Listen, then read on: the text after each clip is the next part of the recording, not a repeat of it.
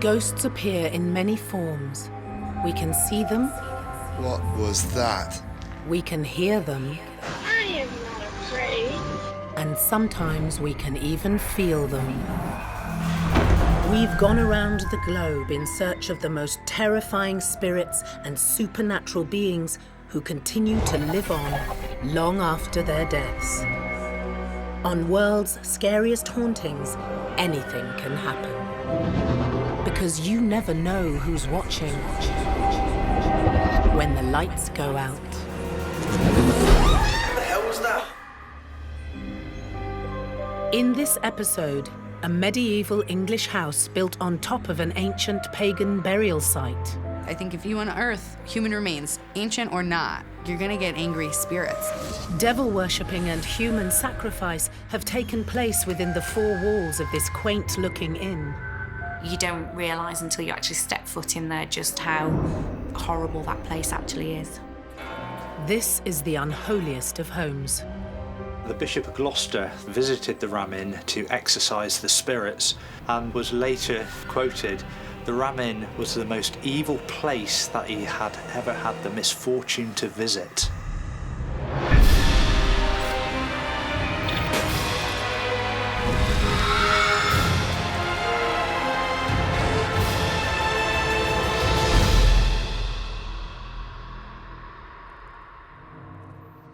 Gloucestershire, Britain. The small village of Wotton-under-Edge lies within the Cotswolds, a scenic part of the country where people often come to enjoy the peace and serenity of the English countryside. But there is one building that looks a little out of the ordinary, an eyesore on the picturesque landscape.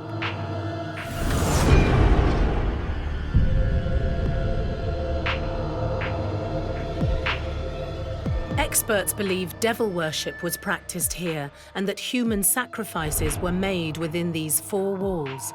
It's unsurprising the ancient Ram is believed to be one of the most haunted buildings in Britain. The medieval inn has been in Caroline Humphrey's family for 50 years. These buildings could tell a story nobody else can. The youngsters today, they don't really know what history is until you walk into a building, you can smell it, you can feel it. It's so totally different to any normal house.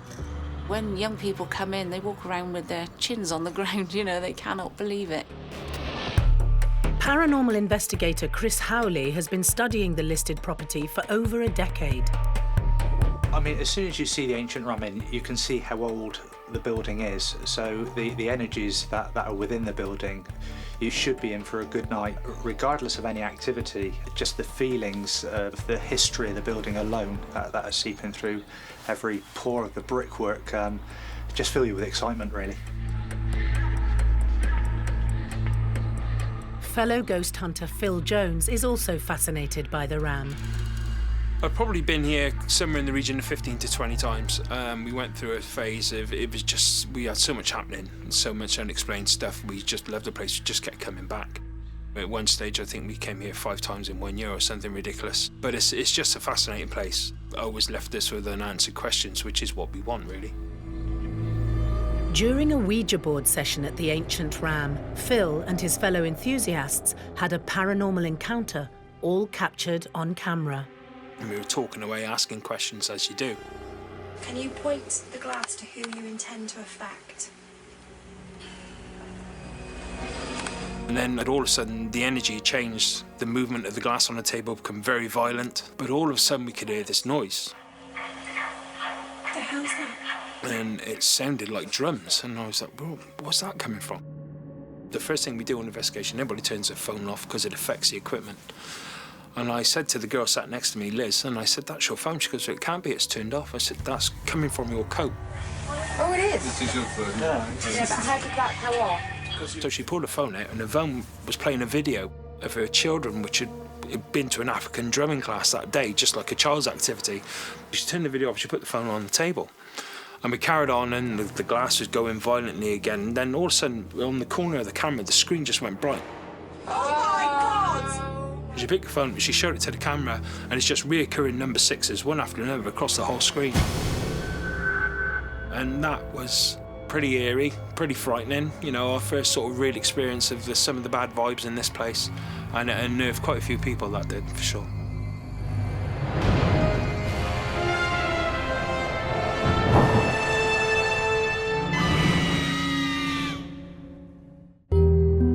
It's widely believed that the ancient ram is built on top of a pagan burial ground, which may explain the paranormal activity within.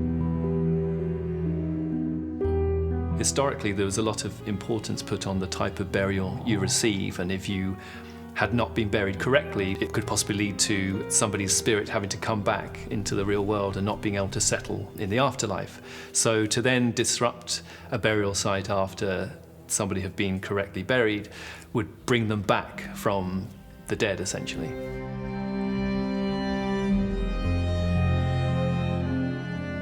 When you lay somebody to rest, whether it's their ashes or their bones, that is a special ritual in itself.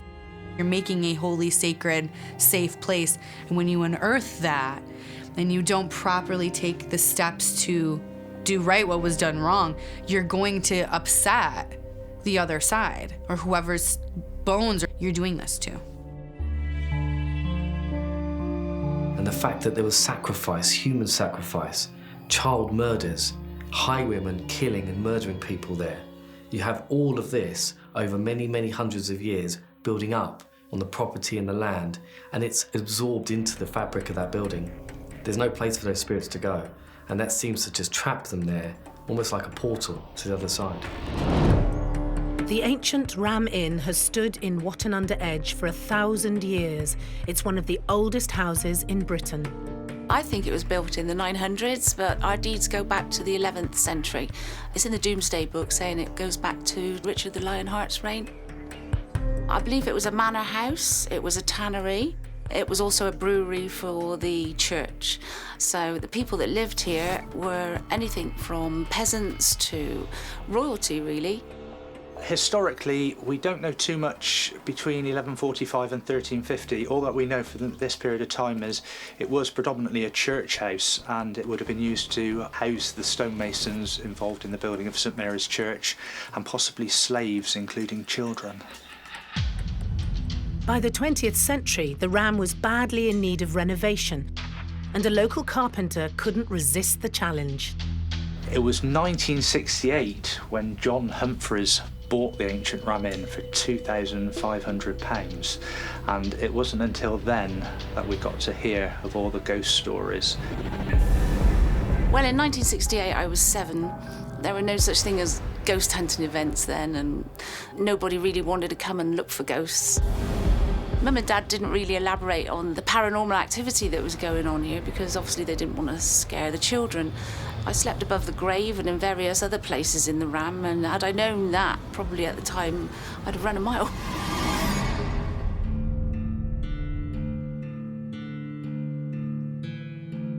John lived amongst the spirits at the Ram for nearly 50 years until he sadly passed away in December 2017. John is a legendary character in the paranormal world. He's had so much dealings with the paranormal, both inside and outside of the ancient Ram. He was a very lovable rogue, very eccentric, very, very knowledgeable about the history of the Ram. John himself feels like the spirits know him, and he has a connection with them. And I believe his spirit is probably still there, looking after the place.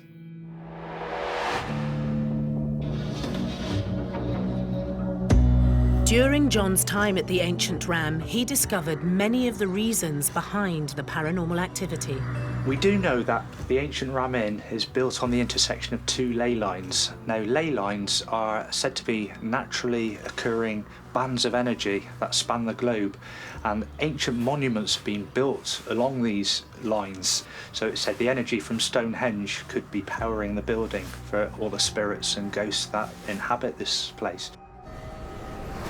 Also, we know that water was redirected from 2 streams during the building of St Mary's Church, and it's also said that a dark portal of negative energy, demonic in nature, was opened up.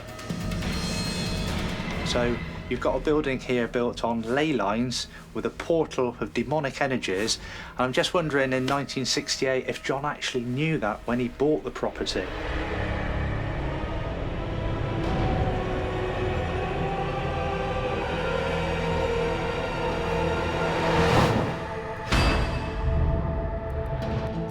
The ancient ram has become infamous amongst the ghost hunting community. The building's been featured on television and it's very well known in the paranormal community, and it is on the bucket list of every paranormal investigator to come and investigate here.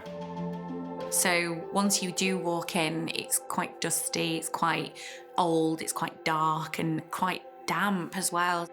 You don't realise until you actually step foot in there just how horrible that place actually is. I first started investigating at the Ancient Ram Inn back in 2005. My first thought when I walked through the door was, this is going to be a good night.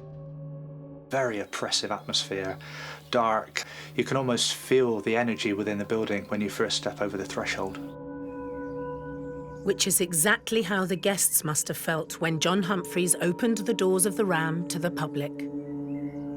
John bought the Ram Inn with his wife and moved in with his family to run the place as a B&B. And John has quite amusing stories when they had guests in. They'd be cooking breakfast and they'd have the bacon and eggs in the kitchen on the side. They'd turn round to grab some toast to put on the plate, and then as they returned to the plate of the bacon and eggs, it had vanished. It's also said that many of their guests who had spent the night in the bishop's room would leave the Ram Inn in the middle of the night, never to return because of what it was that they'd experienced within the building. They were able to get out of the windows, I do believe, because the building's built in a bank, so a bishop's room, I would think, is quite easy to get out of. People used to leave in the middle of the night, never to be seen again. The sheer volume of spirits beneath the thatched roof of the Ram may keep some people away, but for a paranormal investigator, the medieval home is incredibly alluring. So the Ancient Ram Inn, in my opinion, is teeming with spiritual energy. There are so many different levels of energy from different history and points of history. You have intelligent spirits there, and those are able to communicate intelligently with you. They're able to interact with you, move objects, leave messages on voice recorders. Residual energy, however, is more like your ghost. So you might get that impression of something forming in the room and then walking off and disappearing into a door or a wall. So residual energy is like a playback of past events, like echoes of the past. The oppressive atmosphere may make the ancient Ram feel uninhabitable for human life, but the dark, historic building is the perfect home for a whole host of paranormal beings.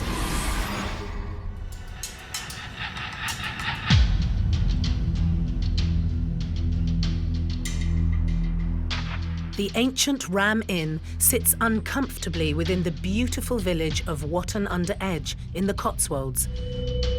The building, believed to be Britain's most haunted property, used to be 3 times larger and was used by various industries until 1820, when it became a pub. The main seating area was christened the men's kitchen. In the men's kitchen, we have reports of baby crying, so you hear that sound coming out of the darkness. The reports of 2 apparitions, 2 men stood either side of the fireplace. But I think the most famous one is the lady in blue, who's the ghost of, the name that we've been given is Elizabeth, and she was apparently murdered by 2 highwaymen, and her ghost still haunts the old kitchen area. Fabrics of a building will always hold on to recordings, so what we would say aren't intelligent beings, but the fabric of the building, the stone actually absorbs the energy, so it's more like a video replay. Energy can't be destroyed or created, so it's got nowhere to go. So if it's good energy, it makes a good imprint. If it's something bad or horrific, the imprint is bad and negative, and it stays there. Ghost hunter Phil Jones was holding a spirit board session in the men's kitchen when one of the team members began to feel unwell. You could see her gradually sinking into the point where we had to carry her out the building. She just couldn't walk. You know, she was just like a rag doll. One of our medium sensitives who was with us at the time picked up on it's quite a negative energy. In the moment, there is a shadow that's kind of over top of you. The room went colder, the feel completely changed, the atmosphere completely changed, people noticed it. Could it be that Phil and his team had contacted one of Elizabeth's murderers? The sensitive said there's a spirit here and he's called Michael, and he isn't a very nice guy. He said some horrible things about some of the things he had done or what he wanted to do, and the whole atmosphere changed. Some of our team become very sort of edgy and aggressive and not very like themselves, I don't believe in demons, but I do believe in a saying, as above, so below. I mean, if you're not a very nice person in life, you're probably not going to be a very nice person in death.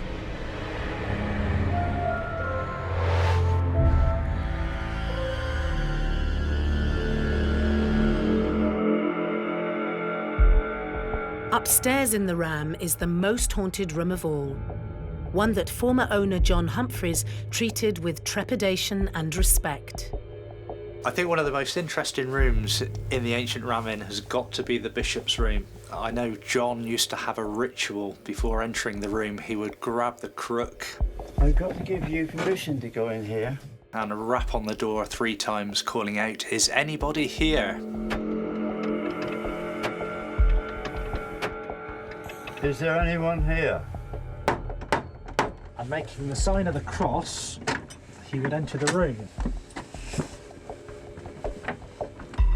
Now, John says he used to do this because countless times when he was in his bed at night, fast asleep, he would be woken by the door of the bishop's room being rattled furiously and making quite a sound which echoed through the building.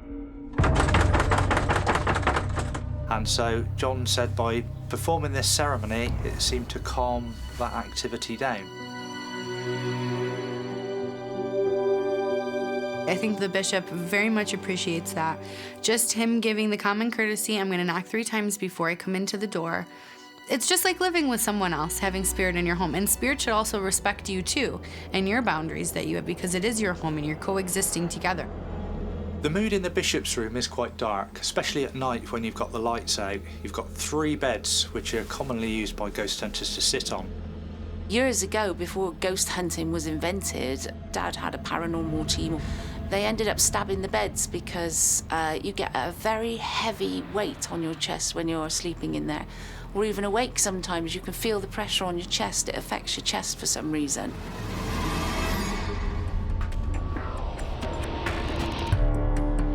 After accommodating thousands of guests, it's no surprise that the bishop's room is bursting with paranormal activity. This would have been the guest room where many guests fled the building in fear of the activity that was going on from the room. I mean, we've got stories of one of the former innkeepers being killed by having his head pushed into the flaming fire. It's quite a horrific way to die, so you can almost hear his screams coming from that fireplace. We've got the cavalier who was witnessed coming through the window on horseback through the room. Phil Jones's paranormal team captured some amazing footage in the bishop's room. 3 of the girls from the team went up into the bishop's room and took the spirit ball with them and placed it on the table. They'd had some experiences there earlier in the evening. They wanted to try and open some sort of communication, get some confirmation, so they decided to use the spirit board. And they were asking the questions, and they just literally placed their fingers on the glass, and the glass slid from under the fingers. It didn't tip, it didn't fly off and smash, it just shot off the board and their fingers are on the glass. Can't explain it. The table was level, the glass and the board were all level, nobody pushed it, they're literally just resting their fingertips. There was definitely some supernaturalness going on with the glass moving itself. That's definitely unexplained evidence right there that I would say is supernatural, for sure.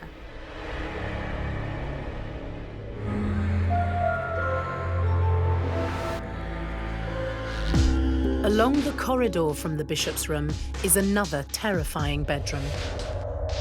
This is known as the Beaufort room, but also the witch's room. Now, it's nicknamed the witch's room because it is alleged that a witch hid out in this room with her familiar, the black cat, prior to being executed at the stake in the village. During the witch trials, anybody deemed to be doing anything against the church would have been deemed a witch. So they would have been hunted down and forcibly dragged off, and they were guilty regardless and executed quite unceremoniously. The murdered woman clearly has unfinished business. She has been cited as a shadow figure that walks across the room. I have witnessed it myself, where I was on the landing just looking in through the doorway, and a shadow passed the door frame coming from this side, across the frame, and appearing to walk towards this side of the room. I came in expecting to find one of the team in here, but the room was empty.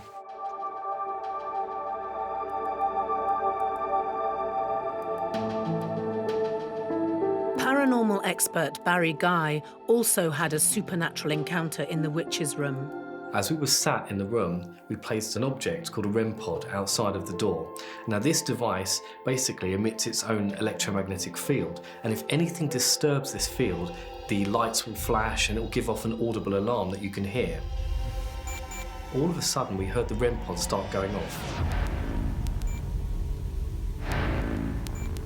So we knew there was something outside interacting with the device or moving towards it. It started getting louder. It got louder and louder and louder. And then it was buzzing, almost as if a spirit was holding on to this device outside of the door. We waited with bated breath, and I decided, as the team leader, should I get up and open this door? And just before I lifted myself off the seat, there was the almighty crash and a bang on the wooden door of the witch's room. It shook. I mean, the whole room vibrated at the same time. We were all petrified. It was like pandemonium. It was such an intense experience because it happened quite quickly, but it was loud, and we knew we were the only people in the building. We had locked up, so who else could it have been? Why was the REM pod going off violently? It was almost as if something was gripping hold of the device to make it shriek and that alarm to go off. And where there's a witch, there's a cat. It was coming to the end of one of our sessions one night. I put the camera down on the floor, actually, put the EVP recorder down on the floor as well, and we were all chatting away, and we all heard it as a disembodied voice, a cat meowing. What was that? That was meowing. We all sort of questioned if did anybody sort of flick a camera switch or anything that could remotely sound like a cat. What was that? And nobody had any equipment in their hands. We just sat down listening and doing the EVP session, and it definitely sounded like a meow. I'm pretty convinced it was a cat. Even the locals are scared of the witch's room. One of the other reports in this room is residents of Wotton-under-Edge passing the ram have reported seeing a little girl, apparently crippled, just smiling at them throughout this window. Now, residents are aware of the legend of the Ram Inn, of all the ghosts here. Many of them will cross the road to avoid the Ram Inn and coming face to face with this soulless little girl just staring at them. On top of all the stories about the witch's room, some remarkable footage was also captured here. One night, a group of ghost hunters were investigating this room, and they actually sent me the footage that they caught. They were sat in this area, just doing normal calling out, is anybody here? And the locked off camera had in sight, on the floor just down here, a camera bag with the strap, which was up. When you watch back the footage, you can see that the strap actually moves quite forcibly downwards on its own.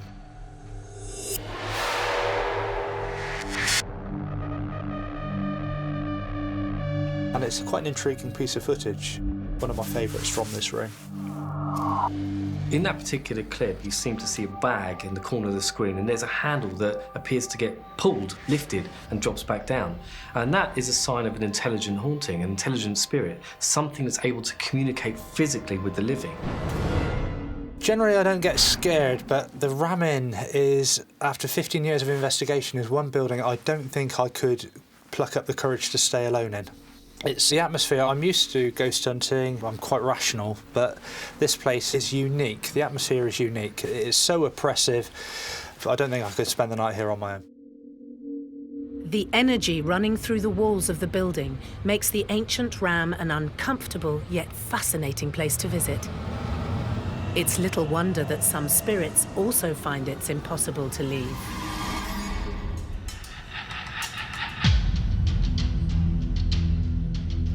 The ancient Ram Inn is a small, unassuming house in the village of Wotton-under-Edge in Gloucestershire that fascinates and excites paranormal investigators worldwide. Ghost hunter Lee Bullock remembers his first visit to the 12th century building. It's just the history, more than anything. I mean, it's next to two ley lines that are intersecting. It's a very, very old building. There's supposed to be sacrifices here, devil worship, witches that were killed here. So with a history like that, you've got to come and try and get something from the paranormal world. Coming through the door and walking through, especially coming up to the stairs, old wooden beams, old brickwork, very eerie, very, very eerie, and you felt creepy. It's the fear of the unknown. Lee has visited twice and both times felt the power of the ram. The first experience when we were in the bishop's room, we heard chains. We were in another room and we could hear some sort of voice, a whiny voice come through on the cameras. Is there anything you'd like to ask? Are you trapped here? Are you trapped here? Intrigued, Lee and his team returned as soon as they could. So the second time we were here, we were investigating all downstairs. We did the bar area, the old barn, and then we got to the living room. Now, in the living room, we decided to do an EVP session using a digital recorder. Okay, so we're here at the Ancient Ram Inn, EVP session 1 in the living room. When we listened to it back, we heard a whistling on there. What was that? None of us whistled. We know that. I've got the cameras to prove it. It couldn't have come from outside, because if it had, we would have heard it as well as the cameras picking it up. So we just can't explain that. What was that? Straight after that, we think we've caught a couple of voices. A female saying something like, "Take this away," followed by a man saying, "Cecil" or "Cecil." We just don't understand where those voices come from. Spirits there like to communicate with you. They like to leave a response or a voice. Sometimes you don't even know that it's happened until you play back the recording afterwards. But on occasion, when you're in a room and you're calling out for spirits to interact with you, you might hear a response, or you hear a sound or word, but only one of you hears it, the rest of you don't. That's what I call a DVP, direct voice phenomena. The mysterious voice scared Lee. It's kind of weird to hear something that you think, well, it doesn't have a body, it doesn't have a voice, it doesn't have lungs, vocal cords, tongue, mouth. How is it doing this? How is it whistling? How is it talking? Was it dead 100 years, 50 years, 500 years? Why is it communicating now?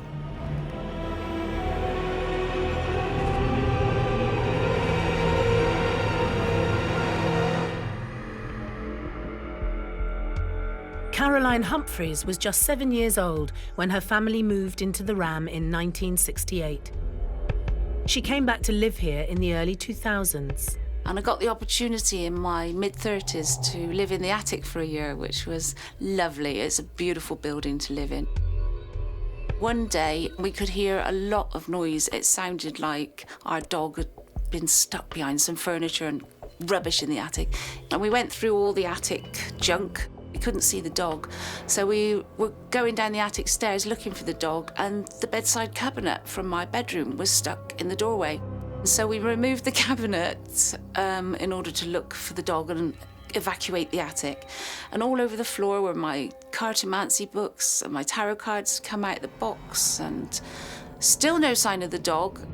And he was downstairs up against Dad's door. He was shaking like a leaf, and Dad was sat down, totally oblivious of any activity that had happened. Something had pushed the cupboard down the attic stairs. Could it be evidence of an active poltergeist in the ancient Ram? Poltergeist is basically a noisy spirit, so that is a spirit that will move things, throw things, potentially touch you. This is a ghost that people would consider to be malicious and threatening to the person that's being attacked by them. And they would be considered to be autonomous and intelligent, and they have their own personality. Spirit manifests and holds energy in many different ways, whether it's taking it from the person or whether it's just able to harness the energy of the universe around it. So that's how I would explain the poltergeist activity. It's the energy that spirit's able to harness and how they're able to move or touch things. Because if they don't have a lot of energy, then they can't really make anything happen. If they have a lot of energy, then they can affect this or that or touch you or make themselves known. It was quite a massive event, really, to have a cupboard go down the stairs. I was in a state of shock as well, but we were clearing up, and I found the 3 of Pentacles and the 3 of Swords. Those 2 cards were really significantly marked and damaged, whereas the rest of the cards were okay. It was the final straw for Caroline. I thought, well, that's all the evidence I need. I really hadn't experienced anything like that before, and Dad had only ever told me about the activity here, and I really didn't know if it was true until I actually experienced it myself, and then I became a firm believer, and when I left here then, I vowed never to come back again, and I've never slept here since. Many ghost hunters head straight to the attic when they visit the Ram. I've been to the Ancient Ram Inn a few times investigating with my team, and both occasions recently we've yielded some amazing results. In one incident, I set up an infrared camera in the attic of the building, and we also placed a motion-activated light in view of this camera, hoping that something would trigger the light off and we might get to see something, and we did. We caught what appears to be a shadow figure sort of emerging itself on the back wall in the attic, and it runs quickly past, but as it does this, the motion light turns itself on, which proves that it was triggered off. Something else was in that attic, and there was nobody around. We were all downstairs at the time. Shadow figures are quite common in the paranormal world. Generally, they're seen as corner-of-the-eye experiences, so you don't actually catch too much detail. It's something that just caught out of the peripheral of your vision, and when you turn your head to look, there's nothing there. Of all the unexplainable happenings that ghost hunter Chris Howley has experienced over his time investigating the Ram, none have been scarier than the close call he had on the stairs. One of the reports of the staircase is of a demonic force that will try and push you down these stairs. On an overnight investigation, we came into the building, we thought we would set a camera up, so we placed a camera in that crevice at the top there, looking down the stairs, and I had a small Newton's cradle, which I thought would be a good idea to place on the shelf. Now, I had one of my team members checking the monitor, so I put the cradle down, radioed through, is it in shot? Said, yeah, all's good. I then turned round to go back down the stairs. The walkie-talkie went off with a load of expletives as he witnessed this come off the shelf, and it flew past my head, down my right-hand side, and lay in a tangled mess at the bottom of the stairs. It was quite a frightening experience, but I was more disappointed that we hadn't managed to press record.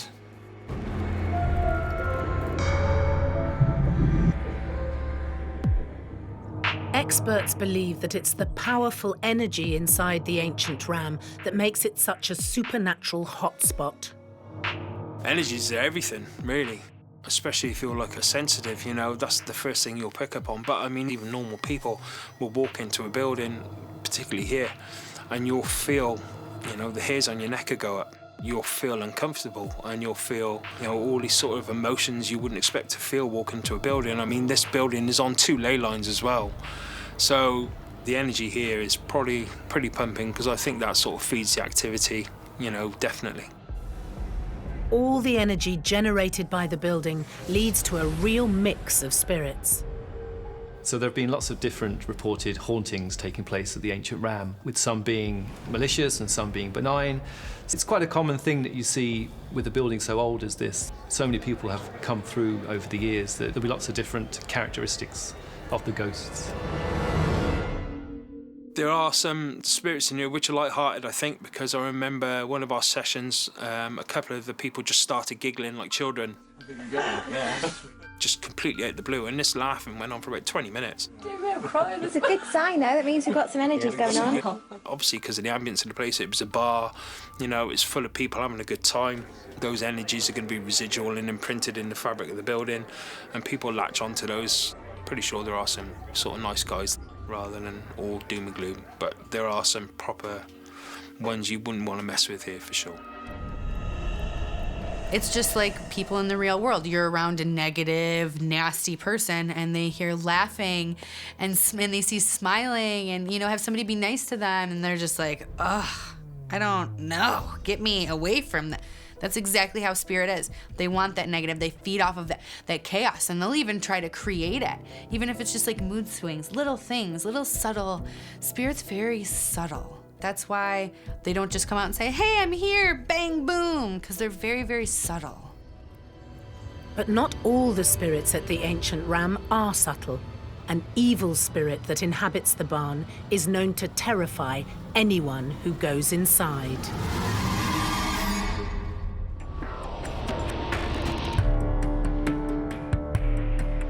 The ancient Ram Inn is reputedly Britain's most haunted building. The medieval house is steeped in history and flooded with paranormal activity. Some of the spirits are good-natured, but in the barn, the ram shows its evil side. We did experience quite a lot of activity whilst we were there. Some of the live streams actually picked that up, but one of the main things that we experienced was inside the barn area. Now, inside the barn area, it is notorious for a dark, tall, brooding figure. Now, he made himself known in a form of a mist that one of my colleagues actually caught on an iPhone. And once we slowed the stills down, we actually found that there was a face on the inside of this mist. So that was quite an extraordinary find for our evidence. Phil Jones has also experienced the malevolent spirit in the barn. The first time I experienced the black mass coming towards you at speed, that was really unnerving because you've got no way of getting out and this thing's just coming towards you. You try to rationalise, is it my eyes playing tricks? Is it because my eyes are focused into the dark or whatever? But you could see this mass changing shape as it was moving. When you actually see that, it is quite exciting, and I think the adrenaline starts to flow then, and you kind of want more things to happen. Two of the other more evil spirits reportedly residing at the ram are the demonic incubus and his female counterpart, the succubus. Traditionally, the incubus and the succubus will attack their victims at night, so they tend to prey on individuals while they're asleep, or they might find themselves waking up and feel like they are being attacked. I don't know how to say it. It sort of is sexual with you in your dreams. And I guess you can hear the succubus, like, sounds like they're high heels, but really it's her hooved feet coming for you. A lot of the spirits that you encounter are quite peaceful in nature. They will just catch your attention and disappear. Incubus and succubus form part of the darker realm, and these are more evil in their intent. Ghost hunter Lee Bullock tried to make contact with the succubus during one of his investigations at the ancient ram. We use an EMF device to pick up electromagnetic fluctuations. It's changes in the environment, electromagnetic forces. So if you've got one, if you have a kettle, for instance, if you put the kettle on and put it next to it, it'll go up. It's picking up on the electricity around the area. During the investigation, we always like to try and split up when we can. On this occasion, we split up and I was up here. I lay down on the bed. I was asking for the succubus spirit to interact with me. If there's anybody in this building with us, if you can come into this room, please. I thought, well, I'll put my laser pen on, see if anything can break the beams. I put it on and the EMF detector went off. So I turned my laser pen off, sat up, asked it to do it again, and it did. That's you. Can you make that device? I asked it to do it again, and it did. Can you make it go off? I can't explain it because it had been there throughout the investigation. not really gone off. So why it went off then, I don't know. Thank God I've never experienced it, because I wouldn't be here sat talking to you now if I'd experienced incubus activity. I'm lucky in a sense that I just get poltergeist activity, and I think almost this building has a sense of respect that it doesn't freak me out too much. It's almost like it likes me. But Caroline's father, John, didn't get away so lightly. He was known to be tormented by the succubus during his time at the Ancient Ram. I think it scared him a little bit because he was trained to be a Baptist minister when he came out of the RAF, and he wasn't interested in ghosts, but his belief in the Holy Ghost meant that he should have some sort of respect for the spirits that are here. But apparently the first night he stayed here, he got dragged out of bed by his wrists. John's first night in the Ancient Ram Inn was quite an eventful one. He was sleeping in the old man's kitchen, and in the middle of the night was forcibly dragged out of bed and thrown across the room. Quite a frightening experience for anybody. The location of John's first experience with the succubus has now been partly dug up. So here we have the spot where John spent his first night in the Ram Inn before being violently dragged out of his bed. As you can see, it's now an open grave. It was the Swindon ghost hunters in 1999 who encouraged John to have this excavated. Bones and the ceremonial daggers were found. These were taken away and analysed. John told me in the past that the police took the bones away. He didn't hear anything else back from that. The daggers were examined by a university in Bristol and were verified as ancient ceremonial daggers. So were they used in some ritualistic occultist sacrifice, or were they just part of the pagan burial ground and whatever went on in those dark days? I don't think we'll ever know. With a grave like this within the walls of the Ram Inn, it's no surprise that the building is so haunted. If we could dig deeper, who knows what we could find here.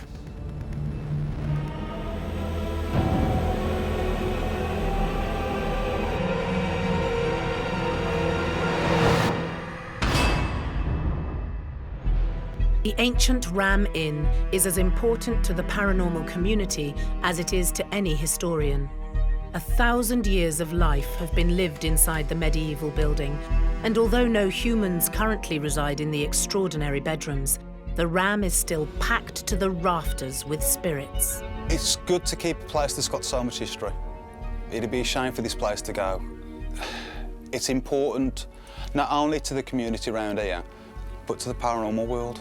You know, so many people have investigated it, so many future generations of investigators are going to want to investigate it. The Ancient Ram Inn is a national treasure. It's a piece of history that needs to be preserved. Not more so for the ghost hunters who keep coming here, but I think historically the building is a fantastic location. You can feel the energy as you walk in. It's a building that's had an awful lot of life, good and bad, over its many, many years of existence, and it's a building that does need looking after. The Ancient Ram remains a listed building, so it won't be disappearing anytime soon. And with a past so dark, the future looks bright. John has left a legacy with the Ancient Ram Inn, and I know Caroline, his daughter, is doing a fantastic job in keeping that legacy going. She's keeping the building open, and we still get ghost hunters coming down here looking for the spirits that inhabit these walls. I love it like my dad did. I feel a bit like Indiana Jones. I'm kind of on a voyage of discovery. I want to find out so much more about it, like my dad did. I'm fascinated by the history and the stories and the things these walls could tell if only they could speak. It would be amazing.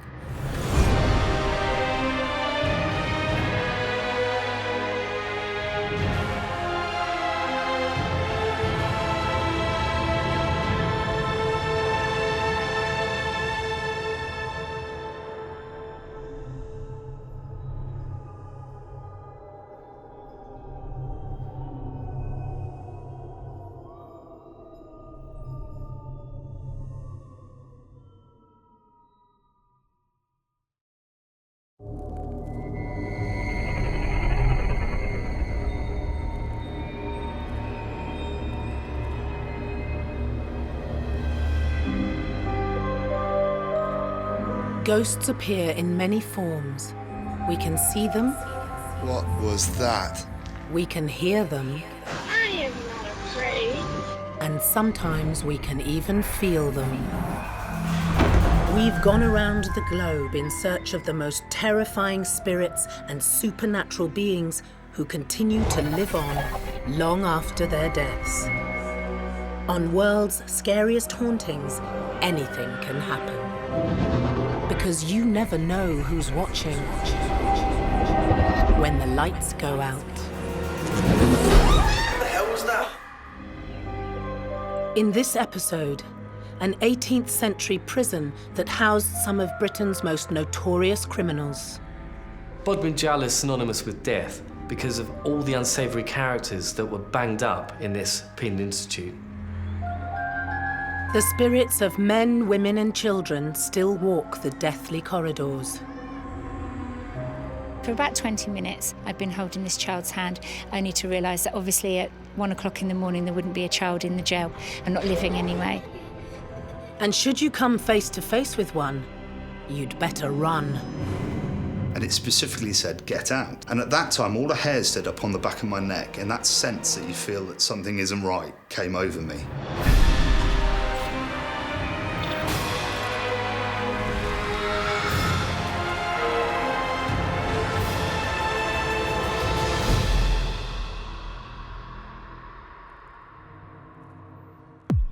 Bodmin Jail in Cornwall is an intimidating structure which overlooks the small town that shares its name. Built in 1779, the prison has housed many notorious criminals, some of whom were put to death right here in the ground.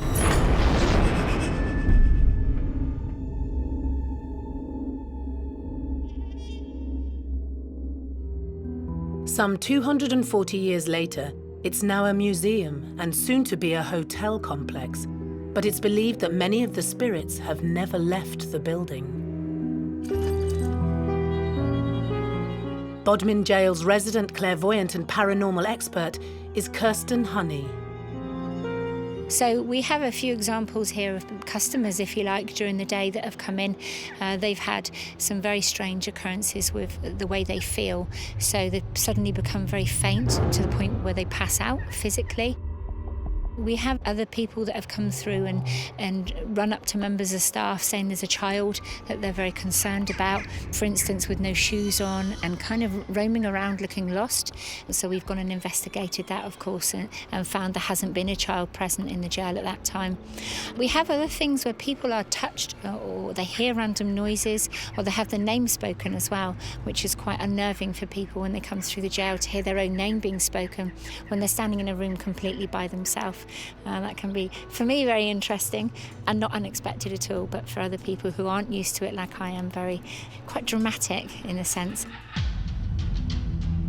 The paranormal manager at the jail, which was famed for its executions, is Mark Rablin. In the old days, they would have been taken to the lower gatehouse. These were the public executions, so prisoners were literally pushed off the wall at the front of the building and drew big crowds of people. But later on, they discovered that that wasn't so much a punishment, it's more of public entertainment it came down to. So they moved away from public sight and what we like to call the execution pit in the front yard. Prisoners were taken from there onto the trapdoors, a hood and a loose, and then dropped. So all over very quickly. £1,000 force across the back of the neck. Mark started working here 13 years ago. When I first came here, I mean, it was literally, I just had my first heart attack. I couldn't drive my articulated lorry anymore. And I saw a night here at the jail and I thought, that'd be fun, I'll go and have a look. Didn't expect much. I experienced 3 different things in one night, and that kind of got me thinking, which literally changed the entire life. I mean, when you see a shadow of somebody run down the wall when there was nobody there, or you get pushed off a wall and then you have a pebble thrown at you across the floor, that kind of focused me a little bit. And I thought, well, I went off and studied up and took over. So I experienced full manifestations walking past me. I witnessed things move, touch sensations being pushed. Loads of stuff over time. The thing that keeps you here, because there's lots more still, I think. This building's got a lot more to give yet. Just inside the prison gates, a spirit has been captured on camera. In this area, we were doing our own after dark event here, and a couple had come out and taken some selfies in this area. What they captured from there was actually a picture of a lady stood behind them. These were once living humans, living people, not something like a non-human entity or just a random energy that would be defined in some areas of the jail. The photograph is a stunning example of the paranormal energy that exists at the jail. Full manifestations, partial manifestations, particularly caught on camera or on photographs, are actually quite a rare phenomena. We're very lucky if we see them with our own eyes, but to actually capture something that amazing is an incredible thing indeed. A full-bodied manifestation of any figure or any entity is rare. You'll often see the person transparently or as clearly as you and I. They can be solid figures, they can also communicate and look at you and interact with you. And they're also deemed as intelligent spirits or intelligent hauntings.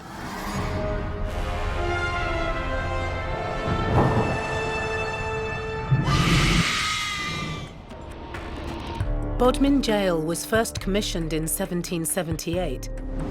It would house 3 separate prisons on the same site. One for minor offenders, a debtor's prison, and one for serious criminals.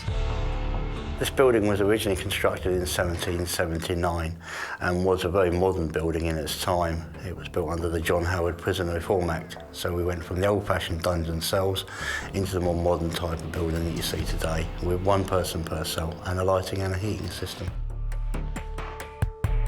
For the time, the prisons were a very modern development and actually one of the first prisons built that were considerate of the prisoners in a way. So they were quite airy. There would be 1 prisoner to a cell. There were programs that enabled prisoners to work and even make money. So comparatively, they were quite well kept. It stayed operational right through until 1932, when it was decommissioned and sold at auction. During its 153-year history, many different prisoners spent time within the jail's imposing walls. We have cattle rustlers, we have potato stealers, right through to murderers. Back in those days, anything connected to the food chain would have been a harsher sentence. So livestock and anything like that could have got you executed back in the day.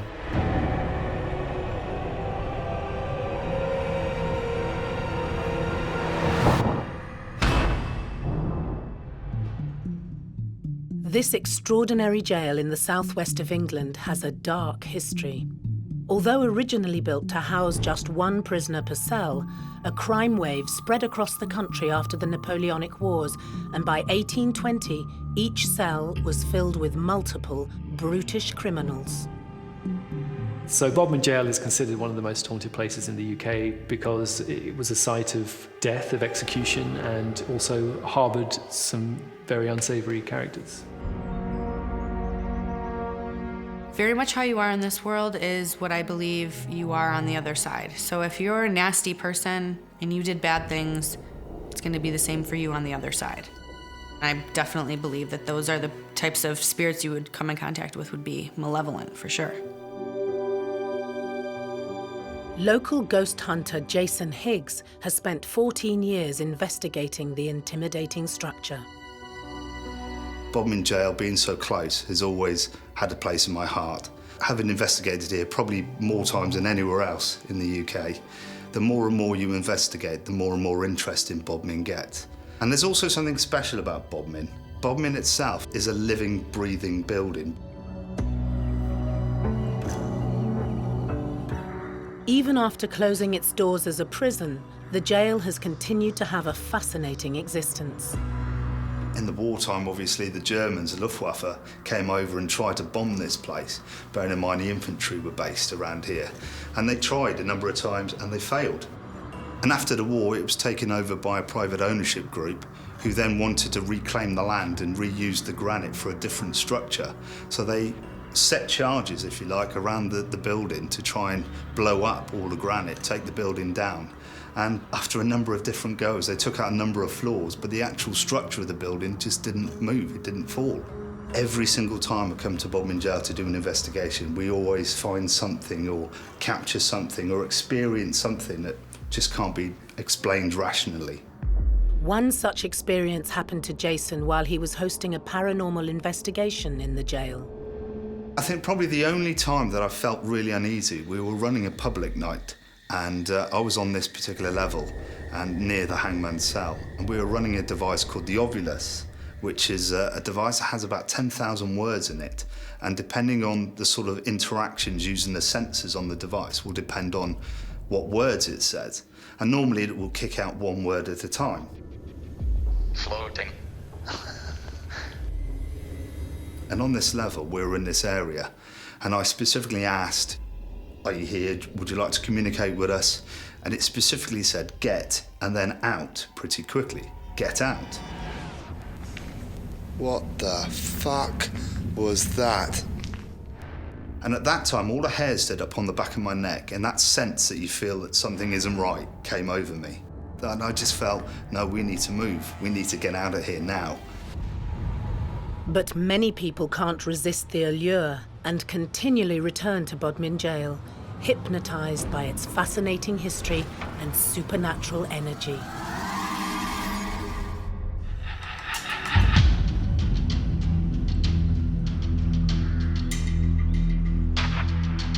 Between 1779 and 1932, Bodmin Jail housed thousands of criminals in its dark and oppressive cells. But not all the prisoners were adults. Many children served time here for petty crimes. And although they've long since passed, their impish spirits have remained. I've been here nearly 3 years, and I have had many, many experiences. Some of the more profound ones for me are one being a child. I stood in what we used to call the long room at the time, and I was listening to Mark doing his energy workshop. And it wasn't until the torches came on and light resumed, as it were, that I actually realised I'd been holding onto a little girl's hand. So for about 20 minutes, I'd been holding this child's hand, only to realise that obviously at 1 o'clock in the morning there wouldn't be a child in the jail present, not living anyway. Paranormal investigator Sally Mason has hosted many ghost hunts at the jail. So many emotions. We have had guests cry, and they don't even know why they're crying, and they get very upset, and they'll say, "I don't understand why I'm crying, I don't feel that I'm upset," and the tears are rolling down their face. And Sally too has felt the presence of the juvenile detainees. There seems to be children here in what we used to call the long room, and they make themselves known in orbs, shadow figures. They will approach people. They play with the equipment that we used to bring, and we used to bring toys and old Victorian dolls, and all of our equipment used to react off it as well. We've done table tipping here and sang nursery rhymes at the same time. When you ask them to do something like turn a torch on or off, they tend to do it on command. And you know it's the children because you can hear sometimes laughing. But these playful young spirits may not be as innocent as they seem. Not all children are children.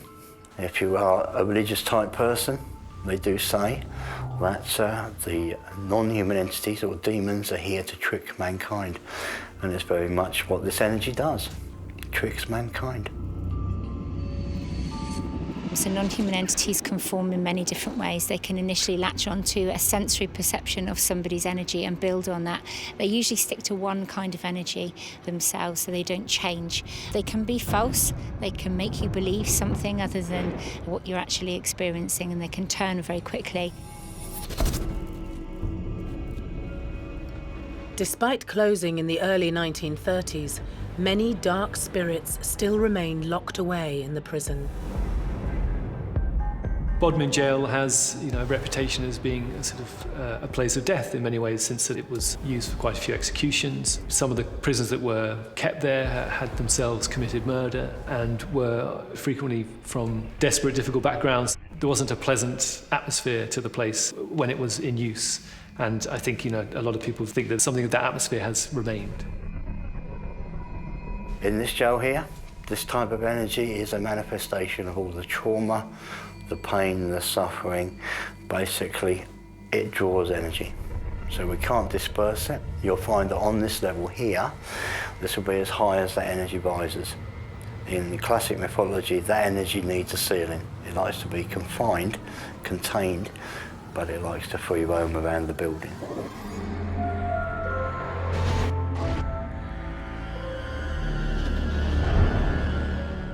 It's no surprise that some of the spirits trapped inside Bodmin jail are known to be malevolent. During its 153-year history, the bricks of the 18th century prison bore witness to 60 executions. Record attendance here at Bodmin was between 20 and 25,000 people turned up on a single day to watch the double execution of the Lightfoot brothers, William and James. They'd murdered a local merchant called Mr. Norway, who was very popular in the town, and he drew a big crowd, that one. It was a double execution as well, so more spectacular than just one person. The last hanging in Britain took place in 1964, and capital punishment remained an option for anyone committing treason, right up until 1998, when it was finally abolished. But back in the 1700s, you didn't have to commit a particularly heinous crime to end up at the gallows. I believe there's something like 120 different crimes that would have got you initially executed. Everything from stealing a headscarf, vagrancy, any kind of theft of shop properties, and depending on the judge as well. Some of our judges were definitely the execution types.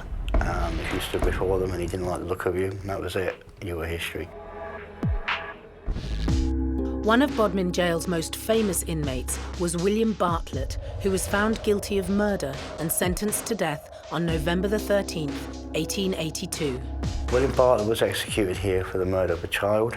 He was a quarry manager and basically had a child out of wedlock. He said he'd look after the child, but in reality, he strangled the child and dropped her down a mine shaft and was later caught. And he came here and he was executed off the side balcony scaffold.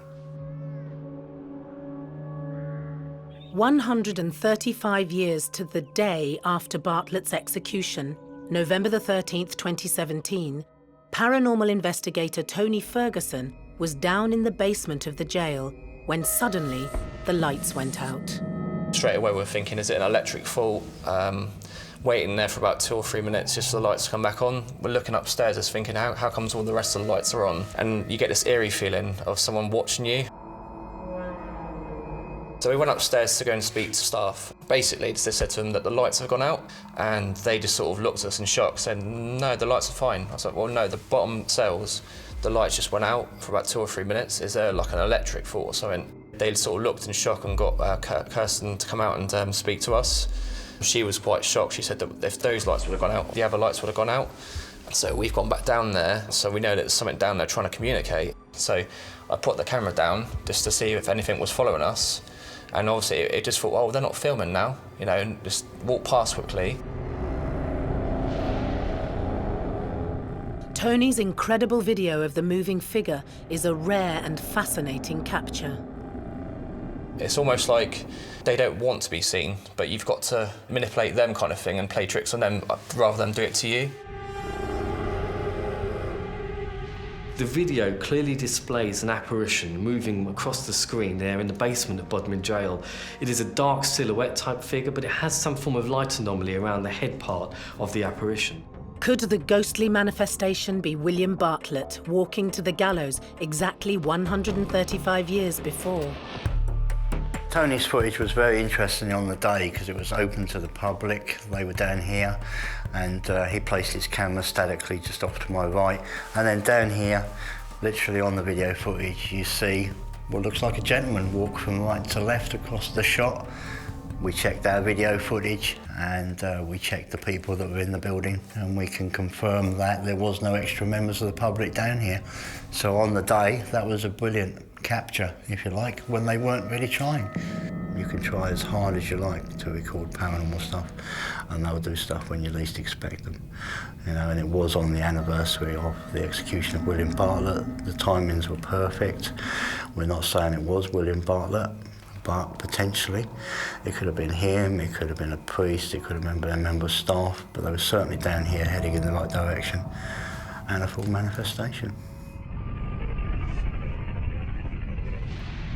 Some experts believe that apparitions like the one Tony captured are echoes of the past.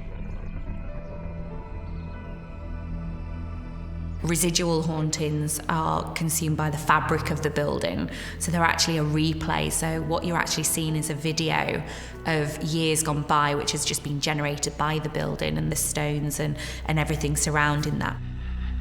It doesn't really frighten me, to be fair, because I've obviously seen so much stuff in the past, and you go into investigations, I go level-headed. But I think for the average person it would be frightening, because if they were there and suddenly the light's gone out and you're seeing things, it makes you question yourself, really. The ghostly apparition was the high point of an exciting day at Bodmin for Tony. So whatever was there that day, or whatever I did, must have stirred something up, because it wasn't one ghost there, there was quite a lot of playing tricks there. Put it this way, I slept the whole night that night. I didn't wake up the next day till late, because it took so much energy out of me. It was amazing. Just the footage itself was amazing. Over 80 years since it was closed, the spirits of Bodmin Jail still remain locked away inside the prison's imposing walls.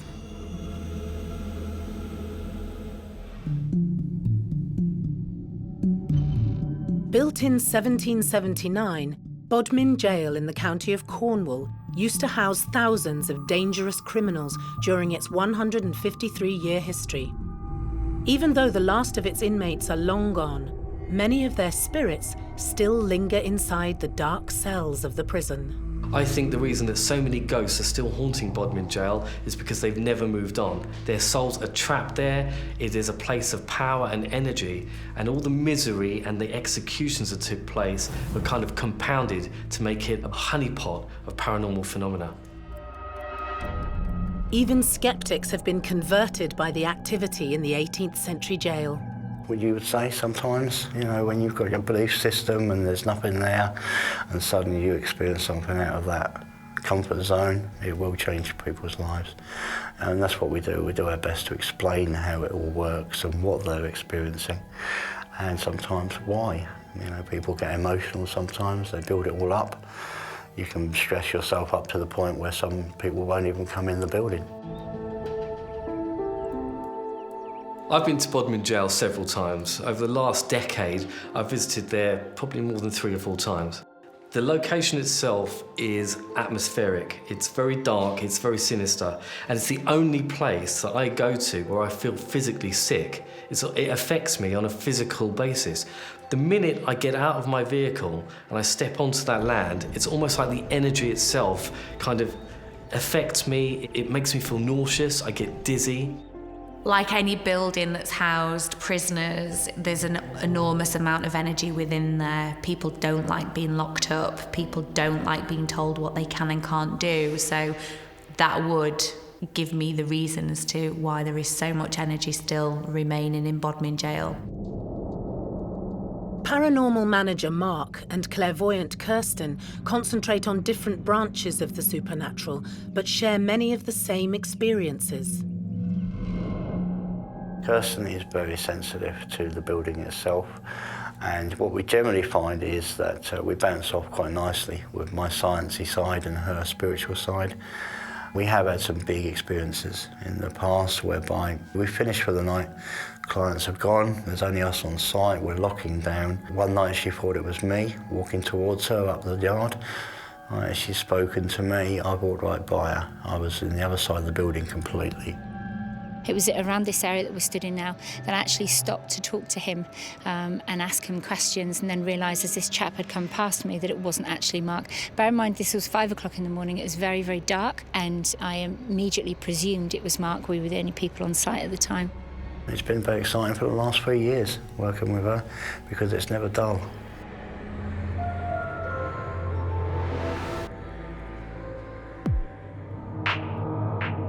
Local ghost hunter Jason Higgs was filming in the jail's naval wing when he captured an unexplainable paranormal experience that shook him to the core. When we were filming down there, a big storm came in, got very windy, it even started hailing, moved all the cameras into an adjoining cell, waited for it to pass, set all the cameras back up again, and the gate hadn't moved an inch, the gate was open. And earlier on that evening, I said, you know, if there's something here, please can you shut the gate? It'd be great if you could walk into this area and maybe shut that door. And while I was setting up for the filming for the second time, I asked a question. I'm talking to camera, just saying about what I was going to do that evening, and realising next door, the camera was capturing the gate shutting on its own. And we've got footage of the gate, and it shuts slightly, stops, shuts slightly again, stops, opens a bit more, and then shuts again. And I don't know to this day what has caused that gate to do that. Because the wind had stopped at this point, the hail had moved on, it was a clear evening, but something had shut that gate.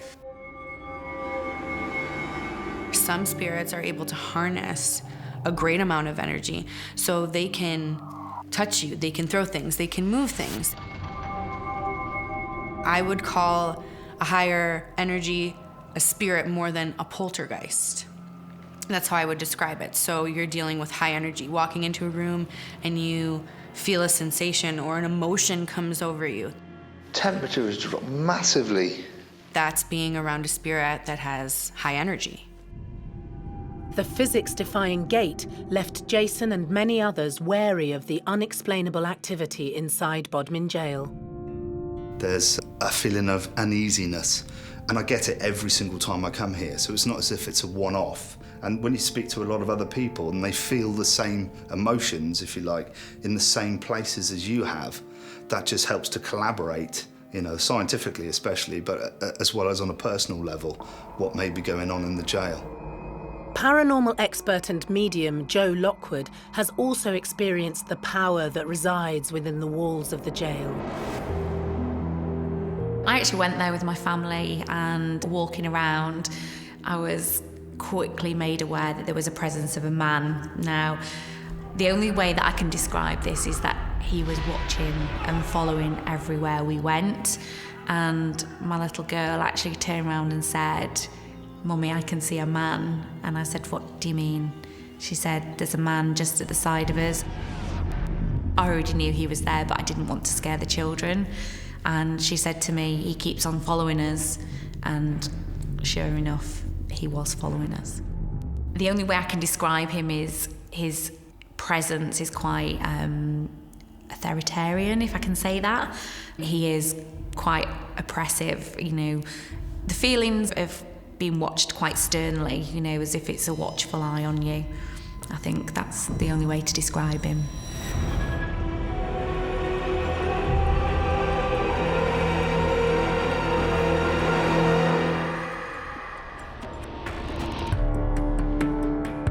During its 153-year history, 60 people were executed in and around Bodmin jail, 8 of whom were women.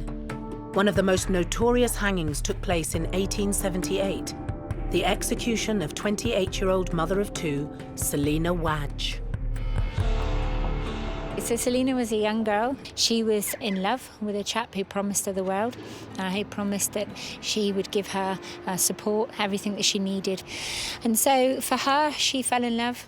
She believed and trusted this man. And he said, "Yes, absolutely fine. I'll give you anything you want, Selina. However, you can bring one child and support one." At that point, she made an awful decision to actually dispose of one of her children. He was disabled, and she actually put him down a well and left him to die. She would have got away with this crime because at the end of the day it was a crime, even though really it was kind of a crime of passion, a crime of the era and the times that she was living in, only for her other child who actually was coerced into giving information about his brother. This ended up and resulted in him telling the truth by literally bursting out with, "You put the baby down the well." She was consequently arrested and handed over to Bodmin jail for execution. Ghost hunter Sally Mason is more than aware of Selina.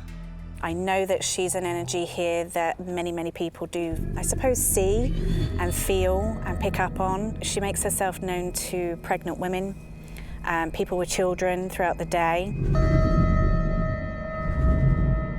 I think the reason that Selina's spirit likes to approach pregnant women whilst at Bodmin jail is because she feels sorrowful and remorseful for the act of murdering her own child. And we've picked up her energy a couple of times throughout the jail. The equipment has reacted to her name. We've had other people say that they've felt a female figure around them and they've seen an image of a woman. Many people visiting the jail have made contact with Selina. From the reports of eyewitnesses, the Selina's spirit is more likely to be an intelligent spirit, an intelligent haunting, a spirit that's able to manifest and interact with the living. She's clearly there, distressed and feeling remorseful about losing her own child, and therefore she interacts with the living to try and get some kind of salvation from all this. My experience personally with her is very different, kind of calmer than most people's would be. She's appeared to me very briefly through her son, not herself. She's been very intimidated by me.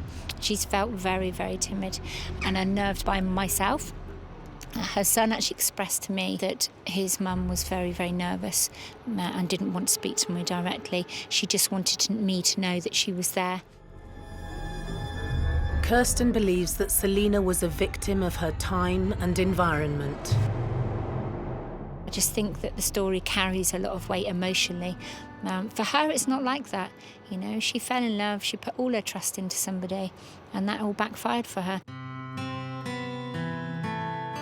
Nowadays, you know, if you look at it, she just had that child. He wasn't very old, postnatal depression maybe. Anxiety and all the other things that stresses that society pushes on you. And I think it was just an accumulation of all those factors and stress and promises and actually being in a position where you have no idea what to do in life. 140 years since her execution, Selina Wadge is still searching for redemption. But many of the spirits at Bodmin jail are unforgiving and will use their full force to express themselves.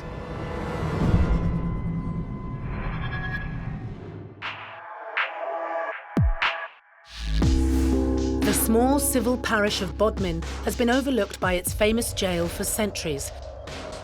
The imposing building that casts a dark shadow over the Cornish town used to imprison the most despicable of criminals, but now a bevy of spirits inhabit the prison, where death was part of life.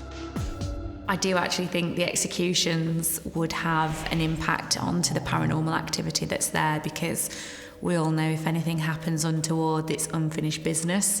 So it would lead me to believe that there are still people hanging around in Bodmin jail. During one of my many investigations at Bodmin jail, we experienced so many different phenomena, from auditory phenomena in terms of EVPs, electronic voice phenomena. We captured what sounded like ghost voices whispering and talking deep within the penal institute. On a separate occasion, myself and my team were investigating in the areas where the cells were, and we captured what appears to be electricity, lightning shooting up one of the wooden railings. And this is a common phenomenon that's been experienced by many different people that have visited this location, and electrical energy seems to be quite prevalent at this location. Paranormal investigator Sally Mason has experienced this energy firsthand. I think it was towards the end of last year, there was an electrical storm here. And just after the storm, there was a new energy that was quite strong and quite frightening for a few of our guests. They had some really profound experiences there. After the storm had passed, Sally and her fellow enthusiasts captured a spectacular light display. We were taking some pictures around the whole of the jail, and we got some amazing images of orbs. So not just one or two here and there, which is your regular. There were so many of them. So there was all sorts of energy moving around the jail, different colours. Some were lighter than others, some were brighter than others. So that was exciting for us. So we spoke about Selena Wage. It was Alex that was my husband that was talking about it. As he was talking about her outside the cell that she was in before she got executed, there is an image of an orb that comes and moves, very, very small, but quite bright, as he's talking about her.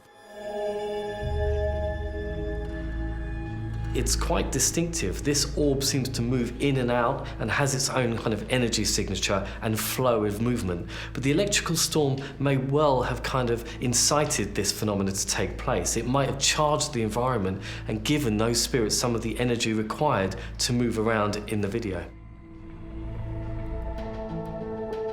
The cool thing that I found about the video was a lot of things that people say when they see orbs is it's dust. It's dust, you're in an old place. Obviously, you're gonna pick up these little things that look like orbs, but they like glowed. You could tell the difference from what you were seeing from dust to an orb, which I thought was really a very, very cool capture. Orbs are believed to be the early manifestations of a spirit. Sally's husband, Alex, was there on the night that they appeared so vividly. I believe it's a way of them trying to show themselves. It's the most basic form to make in nature. You have all planets around, bubbles around. It's just the most basic form of consciousness, I believe. Alex remembers his first visit to the 18th century prison. Bodmin jail is the place that all ghost hunters really want to get into. We heard about the reputation years ago, and Sally knew a friend who came here, and so we decided to jump on and get in here. So we were desperate to get into this old building. It's a dream to be here, really. During one of the team's regular investigations, Alex experienced the full force of Bodmin jail's energy for himself. That was about 1 o'clock in the morning. Everyone was downstairs in the long room, and I just had this exciting feeling to grab a few bits of equipment and head to the top floor on my own. I'd never gone off on my own in this place before, so I thought this would be a good opportunity for me to do it. So I grabbed a few bits of equipment, headed upstairs, and I could hear footsteps coming up the stairwell. I was calling out down the hallway, saying, "Is anybody there? Hello?" And then, without warning, there was a big bang over my shoulder. So in the footage, you'll see me jump before the camera actually falls. I haven't got a clue what hit it, but it absolutely terrified me as I turned around, put my light on, and the camera and the reel, all the wiring was on the floor. This video footage is interesting. It clearly shows somebody responding to auditory phenomena, footsteps seemingly coming up the stairs. Whether or not the spirit was trying to kind of play a trick or show itself, we don't know. But the other phenomena that takes place is, again, light phenomena, spirit orbs that seem to fly past on the video. This could well be dust, and it could just be coincidental that it happened at the time of this unexplained footsteps. But the camera falling off at the exact same time could be significant. Maybe the spirit was in the room and in the area and tried well to get the attention of the investigator by throwing that camera to the floor. I mean, I would definitely jump. I mean, as a paranormal investigator, you try not to get too shaken up because you're going in there to investigate spirits and debunk. But yeah, when you're asking for communication, I mean, spirits aren't a circus act, so they don't just perform when you're like, show me you're here, knock on the door. They're like, okay, no, how about not? So when they do, it scares you and then it's exciting. So I bet you he had a whole bunch of adrenaline surging through his body at that moment. I wouldn't lie, I was actually terrified. On my own, 4 floors above everyone else, I was absolutely terrified. The first thing I did was just straighten up the camera and headed straight back downstairs again.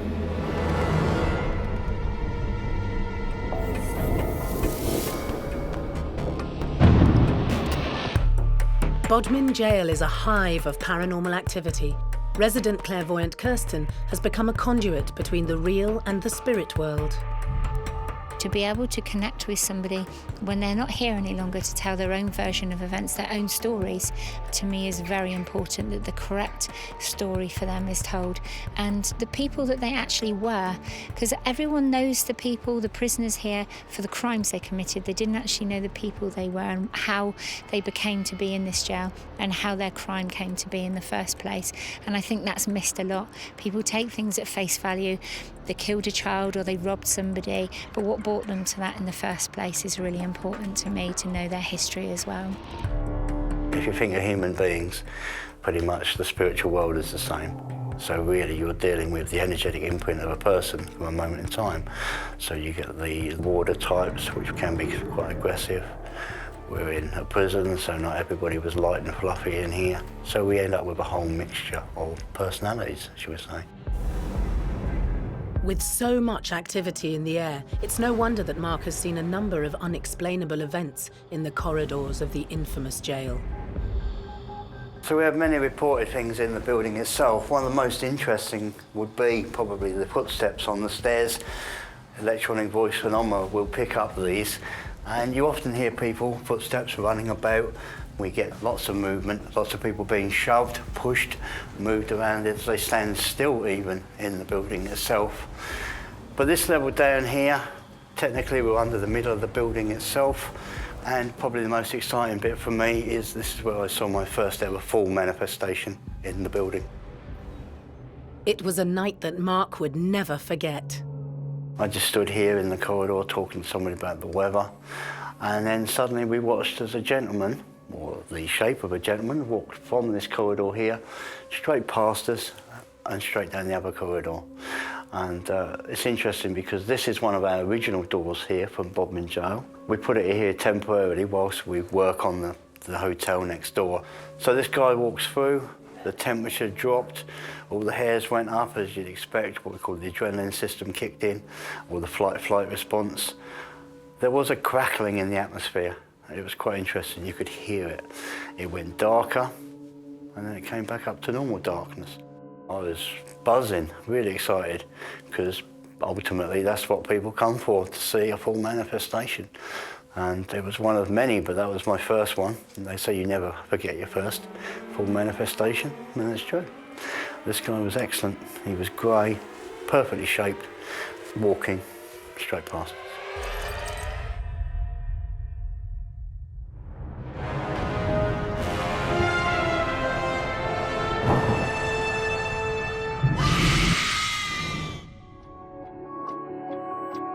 Bodmin Jail is a fascinating insight into a dark part of British history. The deranged criminals that once inhabited these ominous cells have now been replaced with their otherworldly counterparts. If the towering walls of this mighty prison could talk, they would tell tales of unfathomable horror. You can see it from most of Bodmin, and when you look down you realise then that this building was a prison. And the fact that it was built in the 1700s, a sinister structure, its thick granite walls, and people were hung here, so it was a dark place. It's such an imposing building.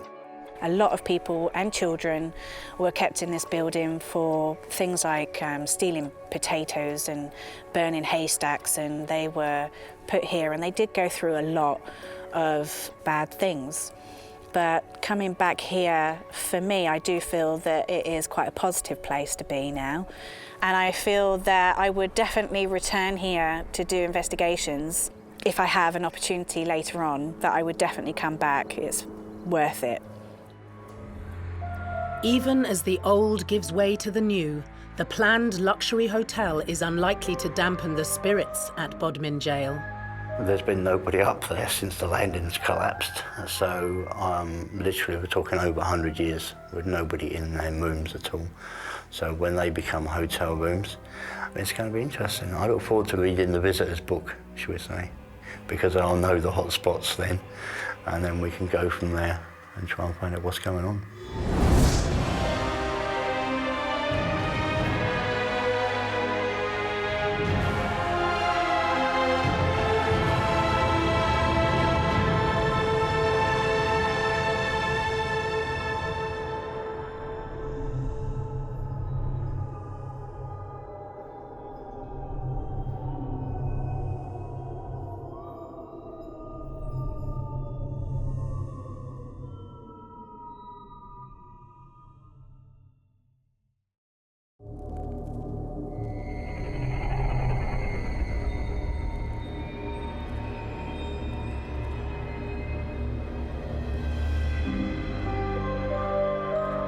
Ghosts appear in many forms. We can see them. What was that? We can hear them. I am not afraid. And sometimes we can even feel them. We've gone around the globe in search of the most terrifying spirits and supernatural beings who continue to live on long after their deaths. On World's Scariest Hauntings, anything can happen. Because you never know who's watching when the lights go out. What the hell was that? In this episode, a medieval castle once home to a bloodthirsty clan. If you've got people being thrown into dungeons, you imagine the actual emotional anxiety that they're going to go through.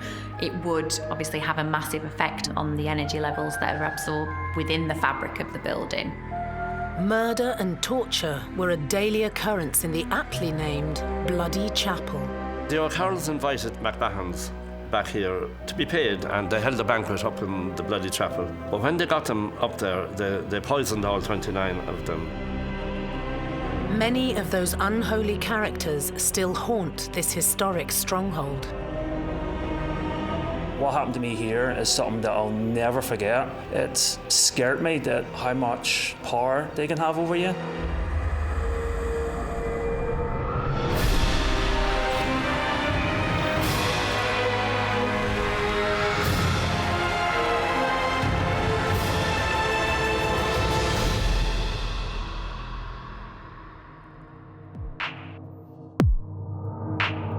In the Irish county of Offaly stands an imperious fortress. Once home to a family of brutal warriors, the building is now inhabited by a bevy of terrifying ghosts.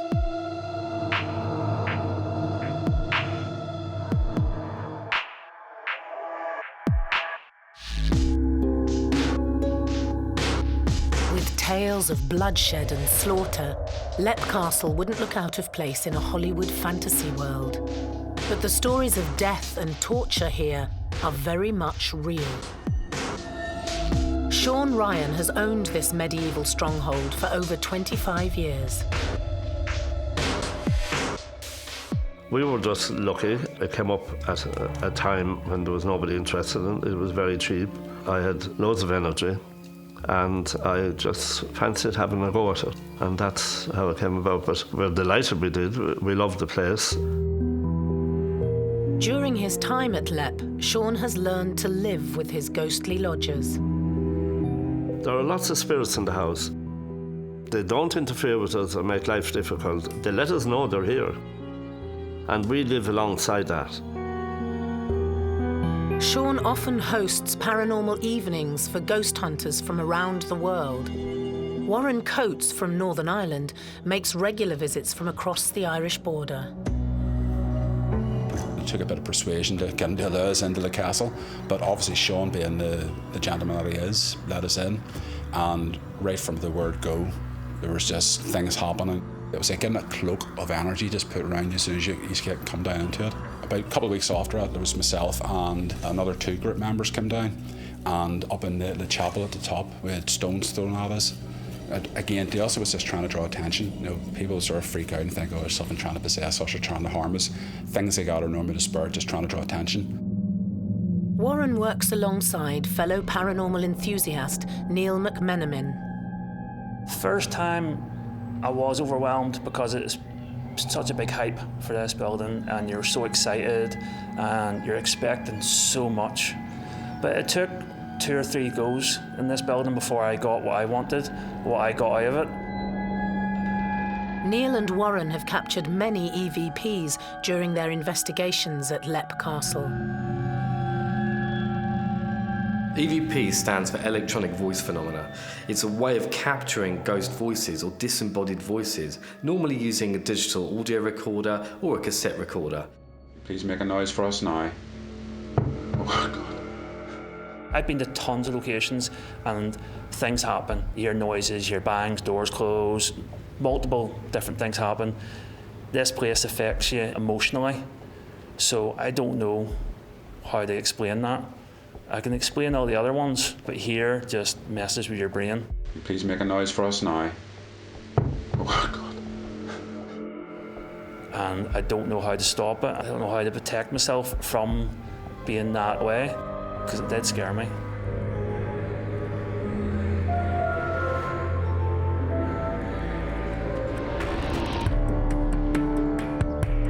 The small stronghold in County Offaly, Ireland, has stood proudly for at least 600 years. Leap Castle is located right in the sort of heart of Ireland, the Irish countryside, and was apparently built sometime between the 13th and the 14th century. And quite early on had come into the ownership of the O'Carroll clan, who were a notorious clan of the area who supposedly had kept a very sort of bloodthirsty reign of power over the castle. They didn't emerge down here really as a clan. They did so up where the border now is with the north. But way back in the 9th century, they were so troublesome, they were driven out and they moved down through Ireland. Eventually came on this country, which was ruled by a clan known as the O'Bannons. But the O'Carrolls very quickly took over, and the O'Bannons became like a sub-tribe of theirs and lived back on the Slieve Mountains. The fearsome O'Carroll clan remained at Leap until 1659. Then at some point it came into the hands of the Derby family sometime in the 1600s. And there's one woman of the Derby family who apparently brought evidence of potential hauntings at the castle to the public attention. The Derbys lived here then until 1922. It was bought and sold then many times during the 1900s until it came up again in 1991. And that's when then we, in probably a little fit of madness, decided we'd buy it. Early 94 then I started the restoration, albeit I've slowed down a good bit now because the madness is over. But we have enough space to live, so that's fine for us. Under Sean's stewardship, Leap Castle has thrived. The history alone, places like this need to be kept and restored, and it's good with the paranormal world because it keeps, see like the money produced like doing events and all here, that brings in a ton of money that we can use to restore. Then we help Sean restore the building and keeps it up to date and stuff and all, and keeps more people visiting from all around the world because this building is known all around the world. It's just an amazing building in general, so it is. It was the history alone that first persuaded paranormal investigator Ray Mullen to visit Leap. The very first time I came here, we actually came on a day trip. You know, we just came to have a look at the castle, and we actually were staying in a near castle, Kinnity Castle, and we were really intrigued by it. There was like a feeling as you walk in that door. And we decided we'd like to stay the night here, you know. So we had the group set up at that stage. So we said, okay, we'll give it a go and see what it's like. And the very first time we stayed here, we were scared because we'd heard so much about the castle. There was a few things happened that we couldn't explain, noises and stuff that we were amazed by. Certainly we have had smells up in the gallery room upstairs where real strong, sort of disgusting smell would have wafted across, and then a split second later, the smell's gone. You know, and you also get that drop in temperature. Many believe that activity like this is all down to an unworldly inhabitant of Leap Castle. Elementals are what I would class as low-level entities, basically. They're not human, they've never been human, they've never walked the earth as a human, hence why the elemental name is given. The elemental that's supposedly in Leap Castle is classed as a figure, but it's also accompanied by the smell of rotting flesh, and people say that this is more of a demonic entity within Leap Castle rather than, obviously, a positive energy. Now, it sounds horrific and all that, and it was written about by eminent people at the time who stayed here and experienced it, and I'd have no cause to doubt them. Stories of the elemental date back centuries. Elementals are very common in folklore, particularly in sort of Irish folkloric mythology. Talk of fairies and the creatures of the country and hidden realms. We sort of see them cross into ghost stories because they have properties that what we think of as traditional ghosts might share, and some people have even suggested that what we take to be a ghost is actually an elemental. That's a whole different thing in itself. I believe that they reside on a different plane than us, within our plane, but not to where we could see them or be a part of their world. And from what I know of elementals, the one in Lepcastle was conjured, was brought through in a negative way to do negative things. One group of ghost hunters decided to fight negativity with negativity at Lepcastle and captured a disembodied voice on camera. I mean, this is your place. You're supposed to be the boss here. Seems like you're getting your face licked here, man. Just like... In this particular audio recording, you can hear a clear no response. Now, the investigator is provoking and trying to get the spirit to interact, communicate, and respond, but the response is quite clear and it's whispered, and there is a definite no there. I've seen it be used as a tactic to try to provoke spirit to get them to communicate with you, but I really just think it pisses off the spirit. I mean, I'm sure you get what you're looking for in terms of provoking the spirit, but I think it's a very dangerous game to play, but I guess it works for some people. Anger and negativity are two strong feelings that run deep at Lepcastle. Years of bloodshed and torture have left a legacy of tyrannical spirits.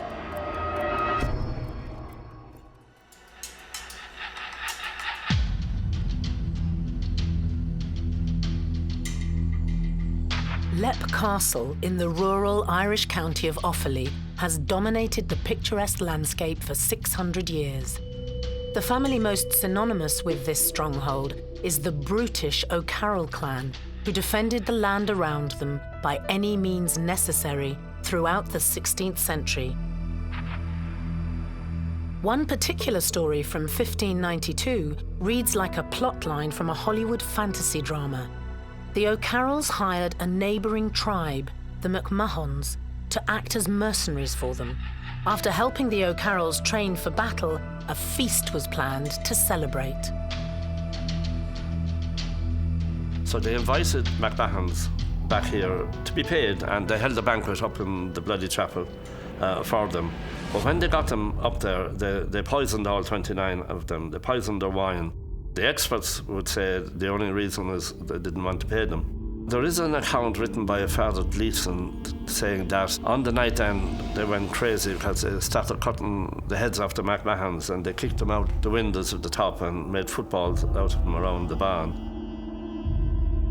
The bloody chapel has been known to leave a lasting impression on visiting ghost hunters. I've been here 4 times, so I have, and it's an amazing location, so it is. It affects your emotions, something shocking. It is a total different feeling. It's hard to explain, but it wipes you, it exhausts you, it's tiring. It's enjoyable, it's an amazing location. It's only when you're here on your own, at night time, when things generally happen. Some people say it's ridiculous. It only happens at night time. It's just I think the reason for that is because you're on your own. There's not many distractions going on. Warren Coates remembers spending the night in the chapel. We walked into the chapel, and over at the far side, just when you turn, you walk into the actual chapel itself. There's a doorway at the left-hand side of it. And I was aware of a figure standing in the doorway, but I thought, I suppose in my naivety, I thought it was like a dummy or something that had Sean had set up just for added sort of fear factor. We walked into the room, sat the stuff down, I looked over and the figure was gone. And I never said anything to one of the other group members. I could have sworn there was somebody standing, there was a man standing over there. And we thought it was Sean's wife or his daughter, and then we found out there was nobody down here. We actually went into that room and there was nobody at all there. But I say, you'll be standing here and you hear the noises, you hear the doors rattling, you hear the chairs rattling on the stone flagons, and you hear the footsteps up above as well. Warren's fellow paranormal team member, Neil McMenamin, had a terrifying experience in the unholy chapel. I don't know why I went off my own, but I just went off for a wee walk. So I just had a wee look around, and I worked my way up the bloody chapel, and everyone's downstairs having fun, eating, all chilling out. And I got upstairs and I came in here, and I remember, I think it was nearly an hour went by and no one came looking for me. Didn't even notice I was gone, and it was just getting dark, so it was. I was just standing and just looking about, and there was black shadows floating about here and there, kept outside my eyes, kept catching them. So I did, and I was calling out. Something overcame me. I sort of worked my way towards the window. Something was telling me, I'll be okay if I jump. I'll be okay. I know it sounds a bit crazy, so it does, but I must have been standing there for a good 20 minutes, looking, thinking I could squeeze through that window and looking down at the forest below. Someone was telling me, you'll be fine. You're not going to get hurt. You're going to jump. It'll be 100% fine. Nothing's going to happen to you. And lucky enough, one of the other staff members came up the stairs and called me, and I just snapped out of it. So I did whatever I was in. And it sort of freaked me out. It's terrified me of this bloody chapel, because I don't really want to down around here on my own. Do you know, if I'm ever up here again, I'll be up here with people. So occasionally we might hear of a ghost sighting or an interaction with a ghost that involves the sensation of having been taken over by the spirit, or, you know, in a way possessed by the apparent spirit. And it's certainly not restricted to Leap Castle. It could be that something in all the history and the sort of the drama and emotion of these stories, and then being at the location, I think can sometimes sort of people can maybe embody something of that through the atmosphere of the building and the history. I think if you're up here on your own, there's a good chance that you could have something that pushes you to do things you don't want to do. Paranormal expert Jo Lockwood was also affected by something in the Bloody Chapel when she paid a visit to Leap Castle. It's a gravel floor. You've got to really be careful where you're standing, because one failed move, you would be out the window. And all of a sudden I felt a wave of emotion come over me, and it was like I was spinning on the inside of what I would perceive to be a vortex or a portal. And I felt like I was spinning round. And as I came to, I was stood right near the window, and one of the people who I was with actually said to me, you need to come away from the window. So that leads me to then think maybe there was something there that was asking me to do something and I wasn't aware of it. It's a strange occurrence. It's not something that I want to repeat again, if I'm honest. Lots of people are susceptible to spirits, and that means that they're able to be taken over by them, especially mediums or those with clairvoyant gifts. So sometimes mediums can channel spirits, but it's very rare for a person that doesn't practice that kind of spirituality to be taken over by a spirit. But when this happens, it's a sometimes scary and very, very dangerous thing. Going into haunted locations, you come into contact with very powerful spirits that can make you feel the way that they're feeling. We're such sad spirits that make you feel the way that they're feeling. And there have been accounts of people being taken over by spirit. It's not a common thing, but I think it's more common to have a spirit project onto you what they're feeling. It makes more sense than being possessed. And being in such a place of such destruction and terror and torment and torture, definitely makes sense that you'd walk in there and you would feel everything that those people felt going through what they did at that building in that location. Neil will never forget the power of the spirit in the Bloody Chapel. It's scary how spirits can actually control you and do stuff to you that you don't think. I thought I was no way in hell. I think I'm stronger than them. Do you know what I mean? I never thought they would have as much power on me.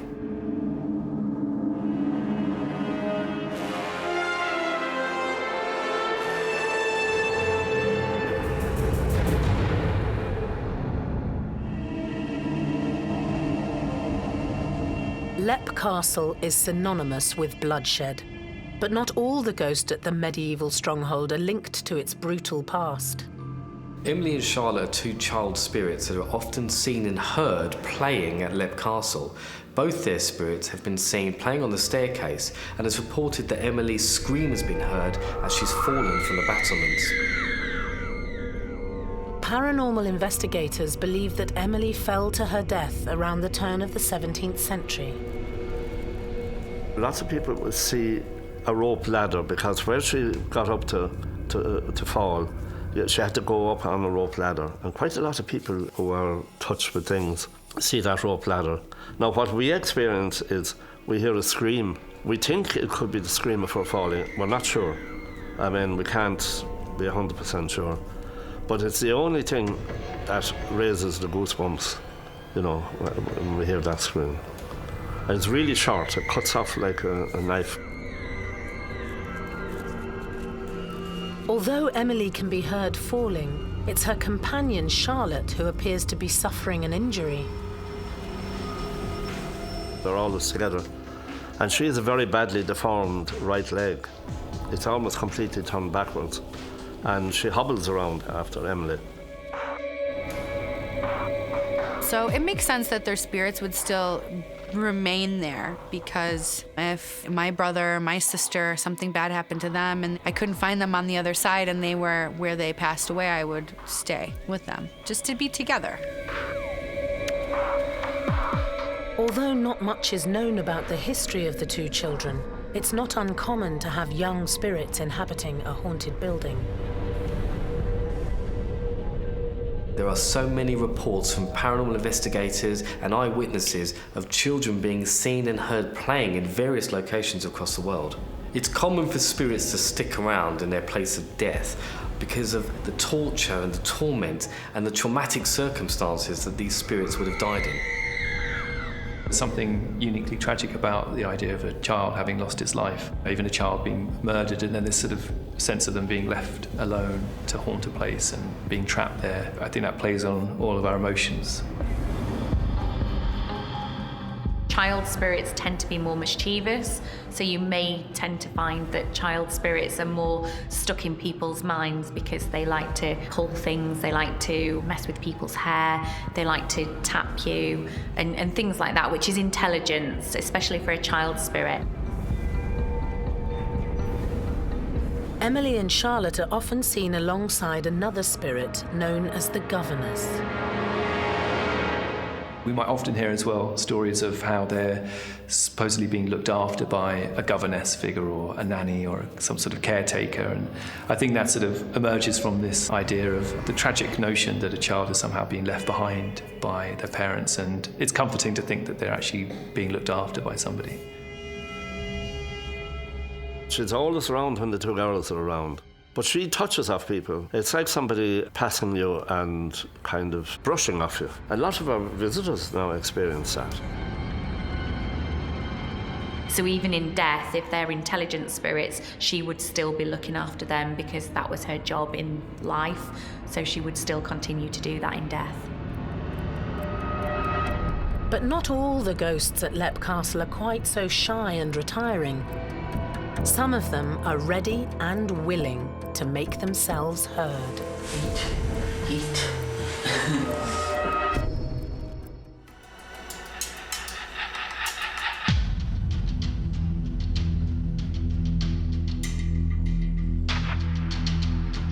County Offaly in Ireland is home to one of the most haunted historic structures in the world, Lepp Castle. Ghost hunters regularly make the journey to this rural location in the hope of experiencing the unexplainable. It's an amazing place. There's definitely something here. Because of the bad past that Lepp would have had, maybe it's because so many people have died in Lepp Castle that maybe that's the reason. But it's hard to really put your finger on it. A lot of stuff's happened here, a lot of history. Nearly every person that's came here has been affected in some sort of way. Ghost hunter Warren Coates has been passionate about the paranormal from a young age. So I've always had the interest, but I went, this is rubbish, you know, there's no such thing. Went out to try and disprove it wrong, and went to a couple of sort of local, supposedly haunted locations, and changed completely. Witnessed stuff that just could not put away as natural occurrences. Looked at all the possibilities and was left with one thing, it was the paranormal. So since that, I've been a believer. Eventually, Warren's curiosity led him to Lepp. The first time I came here was around 20 years ago. Long before Lepp Castle now is known as one of the most haunted castles in Europe. During one of his many visits, Warren captured something out of the ordinary. One of the photographs we have is actually a couple of group members were up in the room with the balconies in where the elementals are supposed to be seen. And one of the group members was actually looking in the mirror, and I was standing at the far side of the table and they took a photograph. A lot of people say that it looks like a face looking back at them. Could this be the face of one of the many men who lost their lives at Lepp Castle? If you've got people being thrown into dungeons who are going to be left there, you imagine the actual emotional anxiety that they're going to go through, it would obviously have a massive effect on the energy levels that are absorbed within the fabric of the building. I would say that it's common for a spirit to stick around where they passed on due to it being so abrupt or so horrific that they don't know they're dead. They feel like they can't move on. It really goes back to the story of the spirit and what happened to them.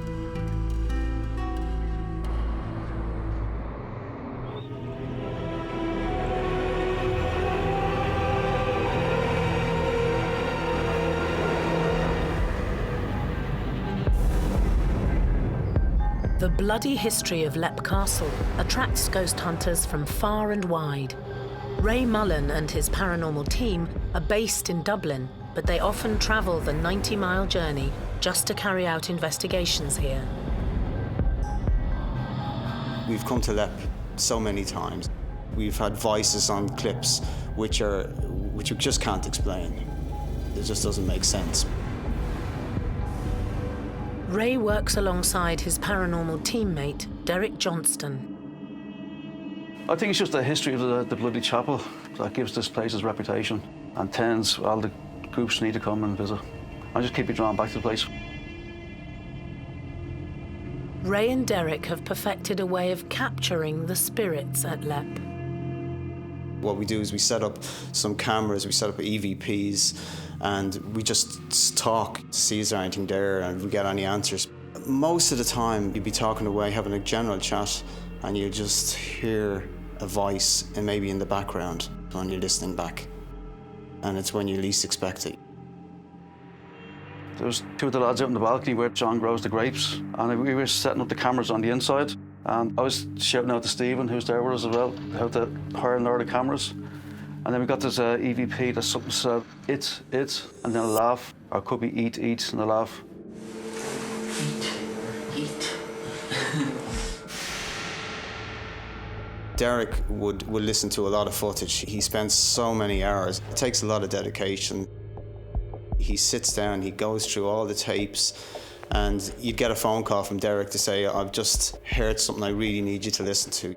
This particular clip, there was no female there that night. We're just setting up equipment, and it's like you can hear a female voice. It's like as if she's been watching or something, you know, in the background while we're setting up the equipment. Eat. It's saying eat, and laughing in like this malevolent, nasty laugh. Sounds like a clear EVP. I would definitely rank that high on the EVP scale. EVPs like this still excite a seasoned investigator like Derek. The hair stand up on your neck, to be honest. Because I'm a skeptic as well, so I don't usually believe in all this stuff, but I can't explain it.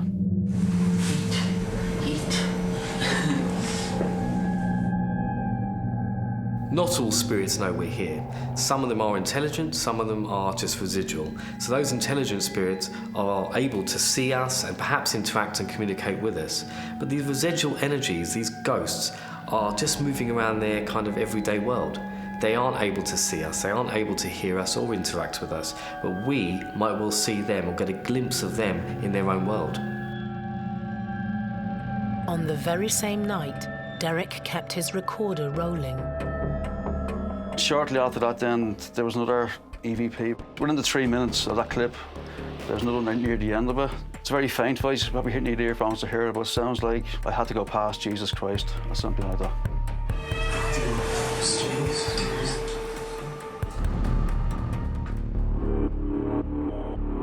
In this audio recording, you can hear what sounds like a male voice, and it says something like, I had to go past Jesus Christ.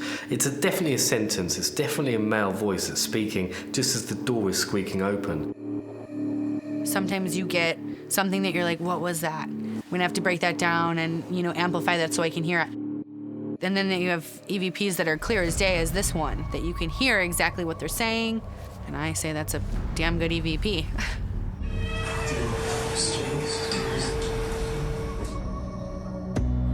It was a fantastic capture for Derek and Ray. It used to scare us, this is really, really strange, But now, you sort of get used to it. We wouldn't have had a huge amount of times it's happened.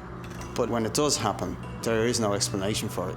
Where did the voice come from? There must be something. So there's something in there that says there is something, Capturing intelligent spirits on tape can be extremely difficult, and often the responses they give are seemingly random. Is it possible that they're not even aware that they're being contacted?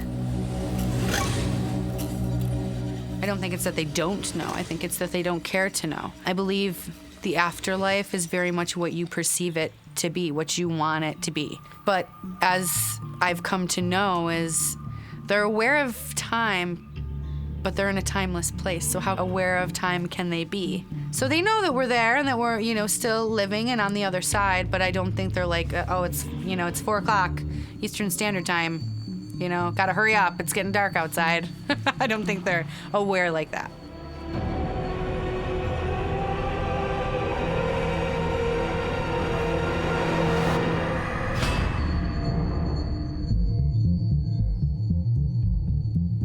Leap Castle has stood in the Irish countryside for almost 600 years, so it's no surprise that there are numerous stories of paranormal occurrences within. There are reports of an old man seen sat in the fireplace at Leap Castle, but only the top portion of his body is seen. Now, he could well be a residual energy, a ghost, but the reason why he's only this part of his body is seen is because the floor might be a different level than it was back in the day. So what you're seeing isn't really there, but the building has changed and the structure of the room has changed so much that we're only seeing this portion of his body. When Jo Lockwood visited Leap, she felt the presence of this mysterious man. I was sat in the fireplace because it was really, really cold when we went there. Leap Castle is situated quite far back and it's quite high up, and once I was in there it was very, very cold because it's all stone, and I was actually drawn to a seat, and I actually asked the gentleman who actually owns the castle, I said, is there a gentleman who sits here? And he said, yeah, you're right. It's hard to pin him down to a time, because we don't know how he's clad or anything. But he doesn't seem to be aware of us. He often sits just here in this corner. He seems to be staring out that window there and doesn't seem to be aware of us at all. There are many theories about why the apparition of the elderly man is not complete. I don't know why only half of his body shows up. I don't know if that's the imprint in time or if he had no legs or that's how spirit comes across. But I would count it as residual energy because he's seen at the same place every time in front of the fireplace. He really doesn't try to communicate with anybody. He really doesn't say anything. He's just seen. So I would say he's residual energy. That was a prominent place, an important place to this gentleman. That was his time in front of his fireplace. When we hear of ghosts that are disembodied and only partially visible, people tend to think of this as representing one of two things, which is either that when they originally existed, the place that they sat on or where they used to walk was sort of below where it is now. You can't sort of see below the floor, so that might be one explanation. Another being that if it's a residual ghost, whatever's keeping it here is starting to wear out over time and it's sort of vanishing. With such a vast treasure trove of spirits, it's no surprise that Leap Castle continues to excite paranormal experts from far and wide.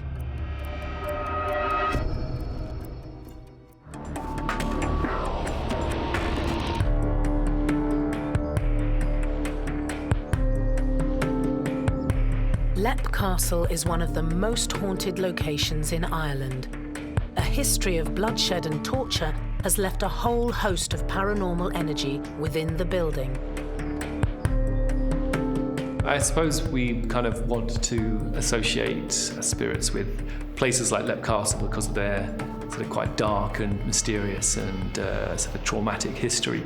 It sort of really captures the imagination of what we associate the haunted place to be. In the castle's most notorious room, the Bloody Chapel, the apparition of Father Thaddeus O'Carroll has been seen on many occasions. It's quite common for the spirit of monks or priests to be seen haunting locations. In this particular case at Leap Castle, the priest was murdered by his own brother in the Bloody Chapel. Thaddeus was one of the members of the barbaric O'Carroll clan who once ruled over Leap Castle. Unlike in so many tribes, the leadership did not pass down to the son of the chieftain. Instead, the elders would select a shortlist of candidates and decide between them. When Mulrooney O'Carroll died in 1592, Thaddeus and his brother Tig were in line to take over. Two of them were up for chieftaincy at the time. And one of them, Thaddeus, was a priest. Tig was the other one. Thaddeus started a mass one Sunday before Tig arrived. And Tig reckoned it was the worst insult ever paid him. And he killed him. But of course he was getting rid of the opposition. And he did, and he became chieftain. Paranormal experts believe that Thaddeus still roams the chapel in search of revenge. As in Japanese folklore, the sort of spirit is known as a reikon, and you can actually get a very specific ghost called a yurei. So a yurei is a ghost made specifically because the spirit was created through a violent act. And so in that moment of violence or heightened emotion, the spirit transforms into a ghost called a yurei, which then will come back to haunt whoever they consider responsible for their death or creating that moment. But with Thaddeus being a holy man, it's possible that he's not out for vengeance and perhaps just wanders through the chapel he once called home. So his ghost still remains there, which makes sense because he might be protecting it. He may be trying to warn people to not go there if it's a bad place, if it's a dark place, because there's just a lot of heavy darkness surrounded around that energy. So maybe the priest is sticking around to bring light and love and to maybe keep the darkness at bay, like a protector, like there to protect and oversee and make sure that there is peace brought to the land. I don't think he's stuck. I think he's there at his own will to do good.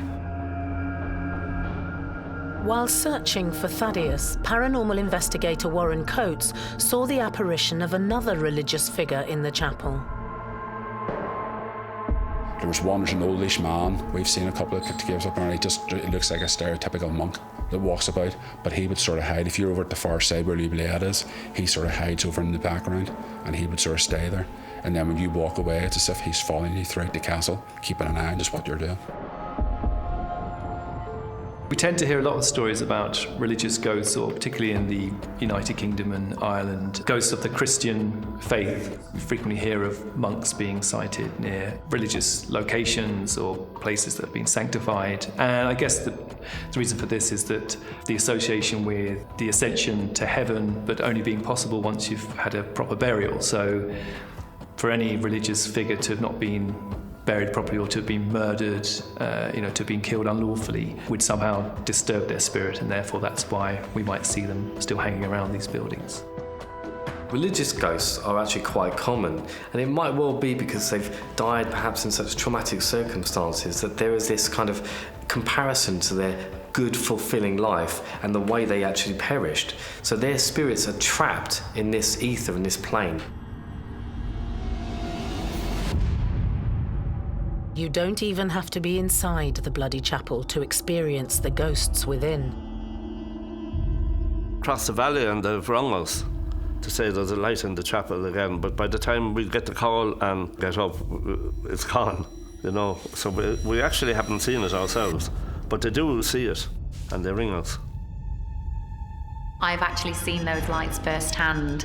I went to Lep Castle back in June of 2016 and went along with 2 other paranormal investigators, and it was a little bit strange, to say the least. Light anomalies have been seen in the bloody chapel quite frequently. Now this is common because spirits use energy, including light energy, to try and manifest and show themselves. There was a massacre that took place in the bloody chapel, that these spirit energies are still residing there, and they are trying to form into something and give themselves some kind of body to show themselves, and that light anomaly is quite a common occurrence. We often hear reports when people talk about strange sightings, particularly possible ghosts or apparitions. You commonly hear stories also of strange lights being seen at the same time, or something glowing. It might happen at night time and there's not a light source around. So, the fact that this is something that happens at Lep Castle apparently would be quite a common occurrence.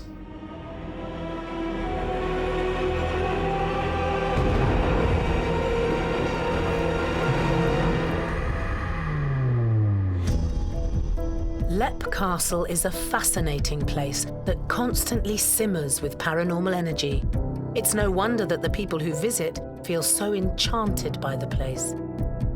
What happened to me here is something that I'll never forget, and it's something that I don't really talk about because it's a bit of a touchy subject sort of thing, and it scared me how much spirits can do, how much power they can have over you.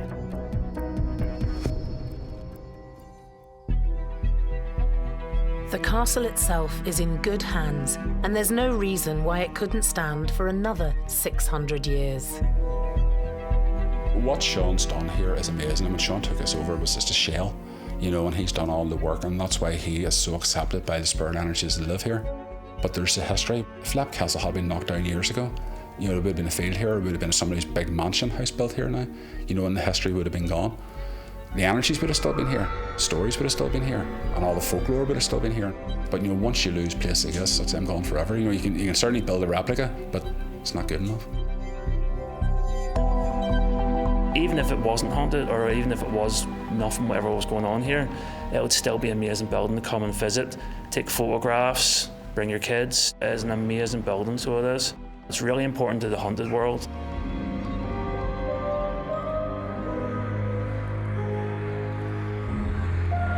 It continues to be a passion project for Sean, who is maintaining the legacy and the legend of Lep Castle.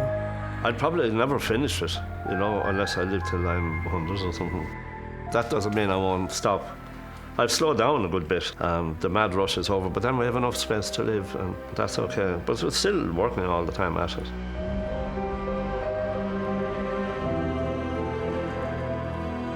Sean has done everything that he possibly could to keep the place going. He keeps the history of it alive.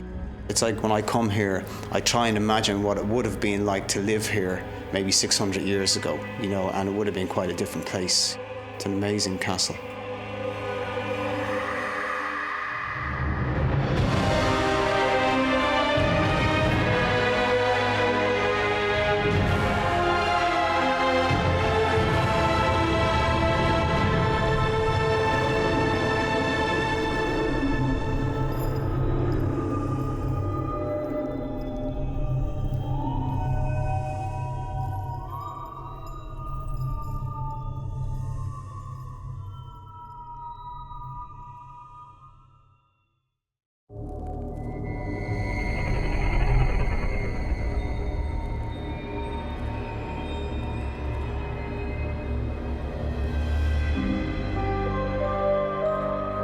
Ghosts appear in many forms.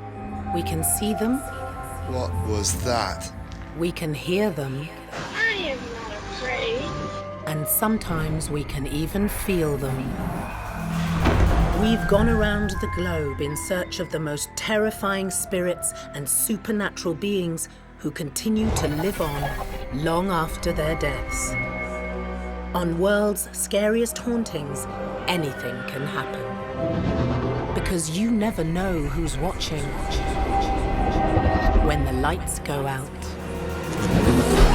the hell was that? In this episode, nestled deep in the Essex countryside, is one of the UK government's best-kept secrets.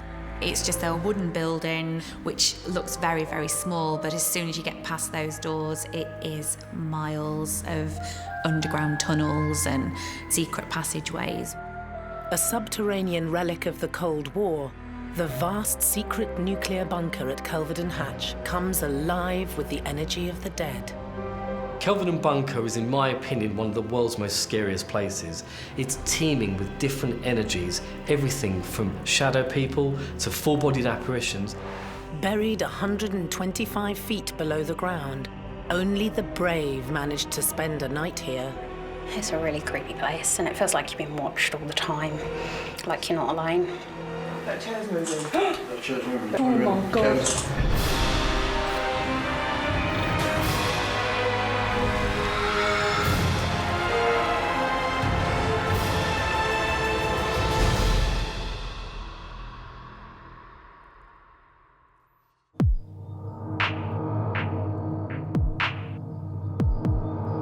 In the small village of Kelvedon Hatch in Essex, a quaint, unassuming cabin sits in the woods.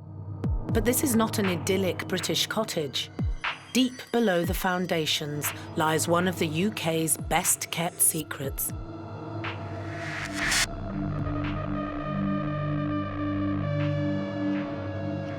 For 40 years, Kelvedon Hatch was the location for the British government's secret nuclear bunker. With the threat of Cold War hanging over the country, there was a real worry that the USSR would launch a missile at any moment aimed straight at the UK. Decommissioned by the Ministry of Defence in 1992, Kelvedon Hatch is now teeming with paranormal energy. The haunted bunker is owned and operated by Mike Parish, who has opened it up to the public as a tourist attraction. Well, obviously, we've got a bunker in the middle of Essex because it's the London bunker. It was where some of central government would have come had there been an atomic war. It was built here because this is the furthest south that the Ice Age came. And so whereas the rest of the land around here is London clay, we've actually got free-draining soil. And so it happened to be nice free-draining soil on a hill, far enough away from London to be safe. Originally built as an RAF defence base in 1952, as the Cold War heated up throughout the 60s, 70s and 80s, it became the unofficial safe house for the British government. It took them a mere 7 months to build it, from start to finish, which was quite remarkable. It would take you that long now to get planning permission. But obviously there was a bit of a panic going on.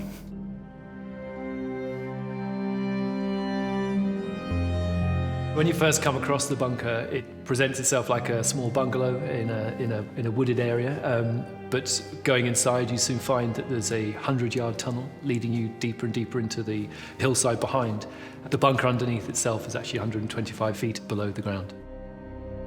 It was built to hold 600 people, but by the mid-80s, they'd whittled that down to 450. The bunker remains frozen in time, still poised and ready to rescue officials and members of the public in its various rooms, including a dormitory and a sick bay. There are so many different rooms in the nuclear bunker. All these rooms house different operational departments. There's also a BBC radio room that would be used in the event of a war to broadcast live from that particular location. Once you're actually on the inside of Kelvedon Hatch, it's just a rabbit warren of tunnels. It is a huge place and it's very easy for somebody to get lost on the inside of there, but The location is amazing for a paranormal investigation.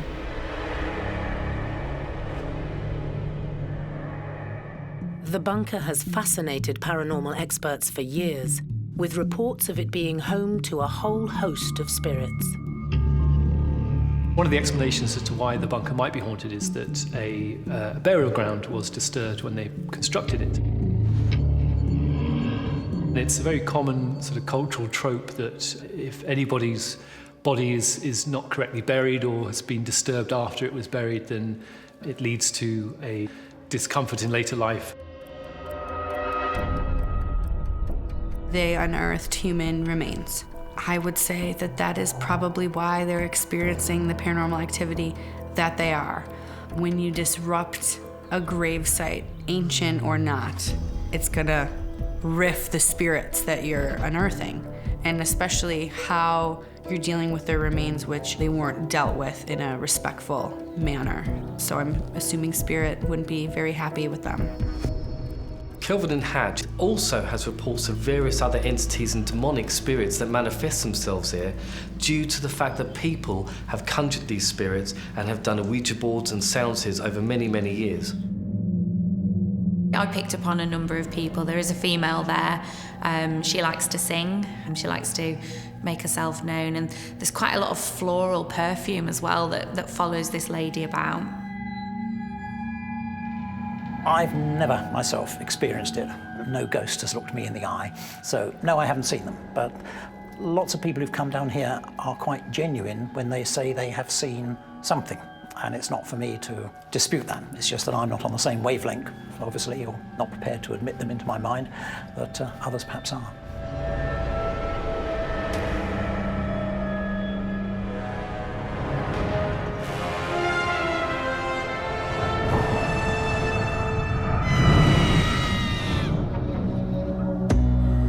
One ghost hunter who has spent more time at Kelvedon Hatch than most is Mickey Gokul.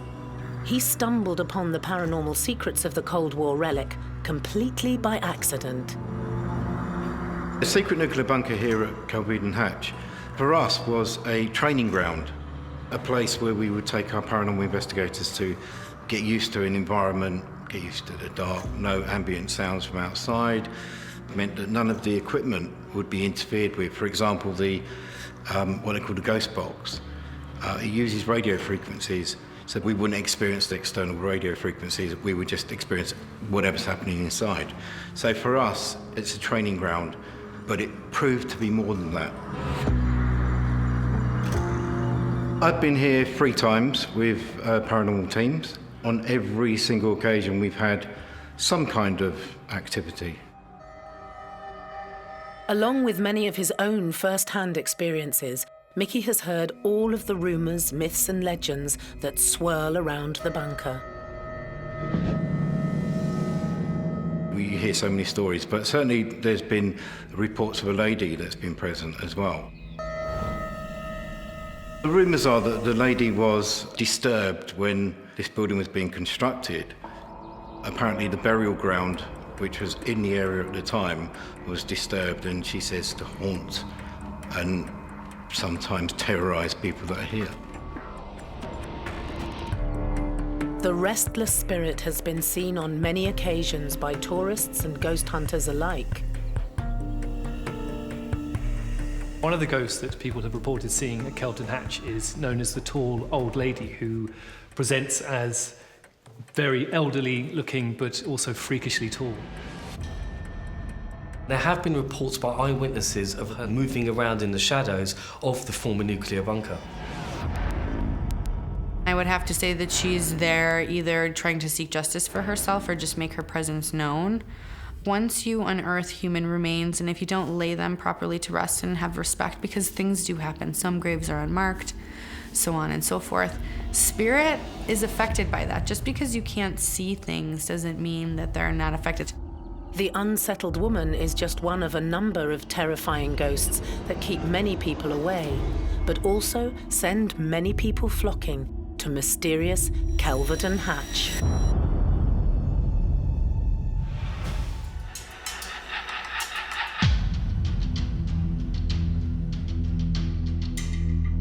In the village of Kelvedon Hatch in Essex, a clandestine bunker is hidden below the ground. The unused atomic fallout shelter now plays host to a bevy of spirits. But you'd never know it by looking at the unassuming entrance. It's just a wooden building which looks very, very small, but as soon as you get past those doors, it is miles of underground tunnels and secret passageways. You will get lost inside there. The entrance tunnel that leads down to the main bunker is haunted by one of the most often seen ghosts of Kelvedon. There have been reports by many visitors to Kelvedon Bunker of seeing a woman in full military uniform, often as real as you and I. This female officer has also allegedly been telling people to get out, and she speaks to these people as clearly as we are now. Many people who visit Kelvedon don't even get as far as the bunker, chased away by this fearsome woman. Keen ghost hunter Sadie Forth has first-hand experience of this. We started off the night's investigation down here in the tunnel, and we walked up to the bottom of the tunnel behind me. It was me and my two lady friends, and we were the only people here in the bunker all night long. I got out my night vision camera to start filming to see if anything was here, and it looked like there was a figure at the other end of the tunnel. There, can you see that? Tall and dark. Yeah. With a face. Yeah. A dark silhouette, a shadow type figure, which was quite frightening to look at. And I zoomed in on the camera to see if it was still there, and it was. I'm not picking anything up on camera. I don't think I am anyway. And it was just really quite frightening, actually, to think that there was something watching us from the other end of the tunnel. We were here on our own. So the sighting of the military woman is quite interesting in a sort of hauntological sense, which is this idea that there are futures that have been lost to us where things took a different path. The idea that maybe in another parallel universe, a Cold War did fully break out, or there was a nuclear war, and perhaps this woman exists in a different sort of space almost. As Sadie and her friends ventured on through the tunnel, their night took another terrifying twist. As we were sort of halfway through the tunnel, sort of near to this end, a lady's voice came through really scarily and told us to get out.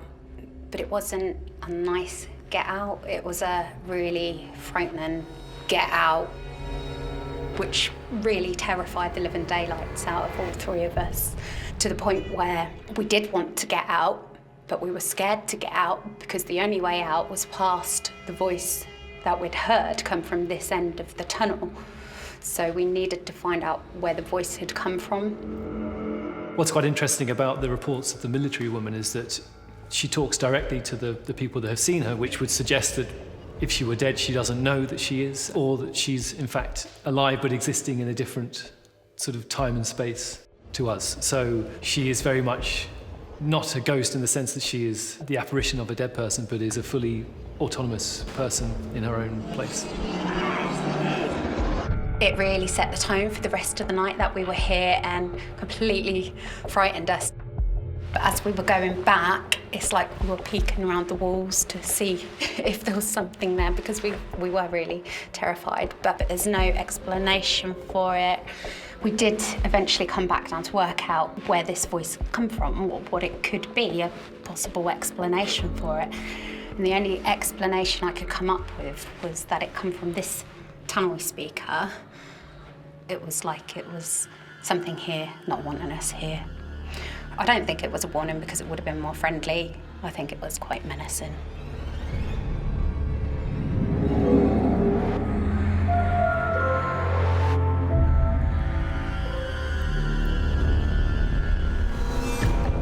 Deep down inside the vast nuclear bunker at Kelvedon Hatch, you'll find some of the most unnerving spirits. So one of the types of apparition that have been reported at Kelvedon Hatch are shadow people, which are frequently occurring dark shadowy shapes that are seen at the periphery of people's vision. Seeing shadow figures at Kelvedon is probably the most common phenomenon reported there. And I think the reason for that is because this place is so very dark and it's underground, and the fact that it might well have been built on a burial site gives rise to the many different spirit forms that may well dwell still at this property. Some say they're time travelers, some say they're evil spirits. I've come into contact with shadow figures that haven't scared me. I believe it's very much when you're investigating or you're in a haunted space, you use your body as a tool.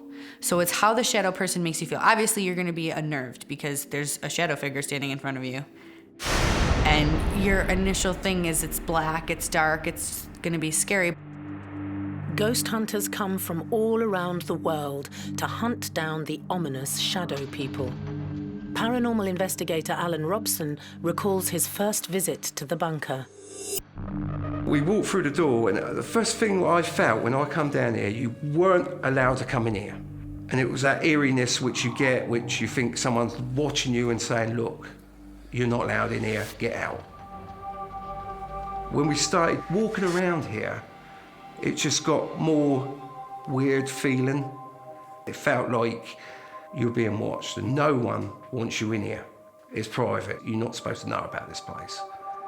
Alan and his fellow paranormal team members focused their search for the shadow people on the communications room. Well, in this room, we came in far end down there. So we decided to set a couple of cameras up down there. We put some detector lights on these tables here. When we were down there with the cameras doing a bit of an investigation, we had these lights go off on these tables here. And we got to this spot, it was like we had all of us got a tingly feeling. So often when people report seeing shadow people, the sightings come with a sense of malignancy. So there's a feeling that these entities or whatever they are out to cause harm. They feel dizzy, they get headaches, they feel tingly. I would say that that's caused from the energy that they're experiencing from being around certain spirits. In this instance, because remains were unearthed, I would say that these spirits aren't happy. I'd say that they're not at rest, and that's why you're getting shadow people. Both scared and excited, Alan and his team lay in wait. All the lights were off, and we waited for anything to happen out here. We started getting noises, things moving out here. We just needed to be really quiet for this to happen. We couldn't come out of that room because we knew it would stop.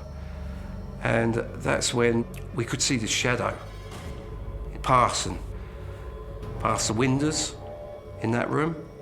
And this happened about 3 or 4 times. We know no one was in this room. We were all in that room together. So whatever the person was that was walking around here, it wasn't alive. Paranormal expert Becca has experienced it too. I've seen shadow pass through solid, like I didn't see face. It looked like a mask to me. Like, you know those old like Chinese masks where it's just like the face for the whole, and it was soft, I knew it was a woman, like full on wispy apparition.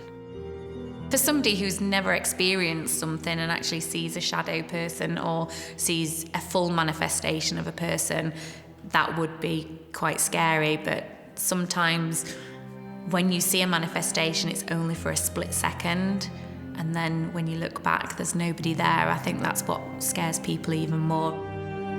Intrigued to see whether the cameras had picked up any of the shadowy figures, Alan and his team pressed play. When we went back on the footage of the camera that was set out here, we had the dark shadow walk past that camera twice, which to me looks like a woman. Military, I don't know, but definitely a woman. Looks like she's got her hair tied up or hat, and it looks like she's carrying something. And she's going from this end, where we felt it cold, to the other side of this room, and then disappearing about there. Twice this happened.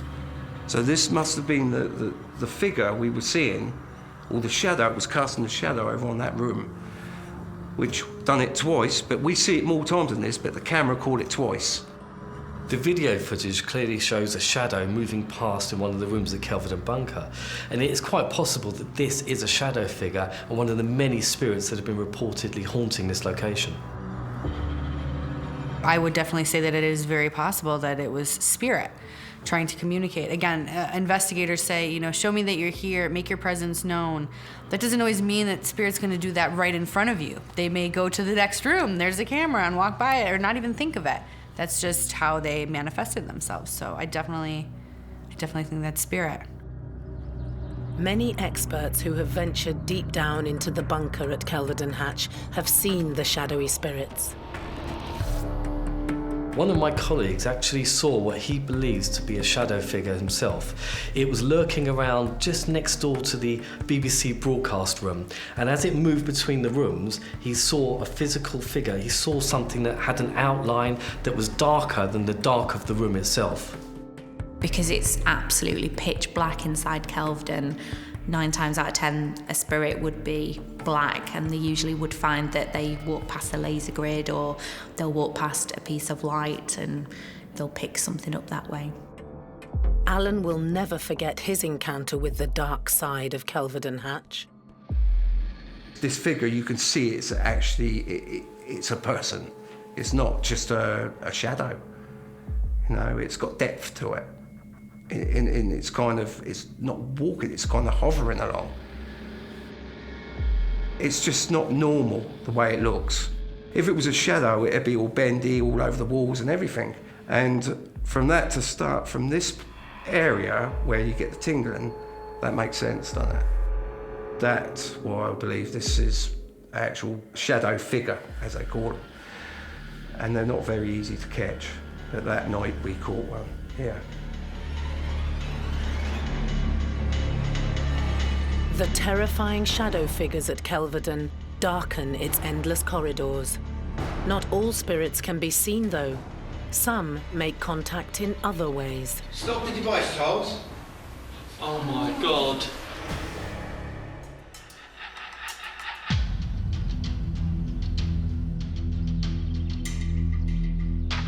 In the woods on the outskirts of a small village in Essex lies a secret nuclear bunker, an unused Cold War base concealed from the British public for 40 years. Kelvedon Hatch is hidden 125 feet below ground. From the front and the outside, it looks like a cottage, but actually, in the depths of this building are caverns of rooms and spiralling staircases that move throughout the vicinity. The seemingly endless corridors below are now home to numerous paranormal beings, one of which is known to defy physics. On my first visit to the bunker, we were very dubious about poltergeist activity. But on the second visit, we witnessed one of the dummies that are on the bunk bed. We witnessed one of those actually coming off, and we were unable to account for it. So yeah, I would say there is some poltergeist activity here. The word poltergeist is the German word for noisy ghost or noisy spirit. There are various different theories on poltergeist. Poltergeist is said to be active, intelligent, and generally mischievous spirit forms. They are able to throw objects, move objects, interact with the living, and will cause mayhem and distress anywhere that they're found. People who claim to have been haunted by poltergeists have reported being hit or scratched or have had things thrown at them. And some reports of poltergeists have been particularly dramatic. You know, they'll have beds or cabinets, quite heavy objects thrown about the house. Some poltergeists can even make a physical connection from the spiritual to the real world. I've known people who are hardened skeptics, have their own personal experiences of being touched, and I've also had people who are very, very open, who've experienced absolutely nothing. So it depends whether that spirit kind of takes a liking to you or not. I've had somebody follow me around a place and touch my leg and give me kisses, and that's quite unnerving when you actually have that, because it's kind of a little bit strange. I would say it would be energy from spirit. I'd say it'd be a spirit that's able to harness or manifest a lot of energy. to be able to move things or touch you. Like I said, that takes a lot of energy. A low-level spirit isn't going to come up to you and you wouldn't feel their poke or that they're even near you. High energy, you're going to feel that dizziness, you're going to feel that tingly, they're going to affect you physically. The poltergeist activity at Kelvedon Hatch is believed to be down to one man in particular. So there is a story about the construction of the bunker which involves one of the workers. Apparently he'd been laying concrete at one of the lower floors. And so it was pumped into the walls, and it was a day and night job so that they didn't get a day break in the concrete that would then make it weak. Rumour has it that one morning they turned up and the foreman was missing, and his gloves were on the side of the wall where the pump was pumping the cement in, and he was never seen again. His hat was seen floating on top of the cement in the morning, and his spirit is said to haunt Kelvedon Hatch to this day. The assumption being that he might be responsible for the poltergeist activity.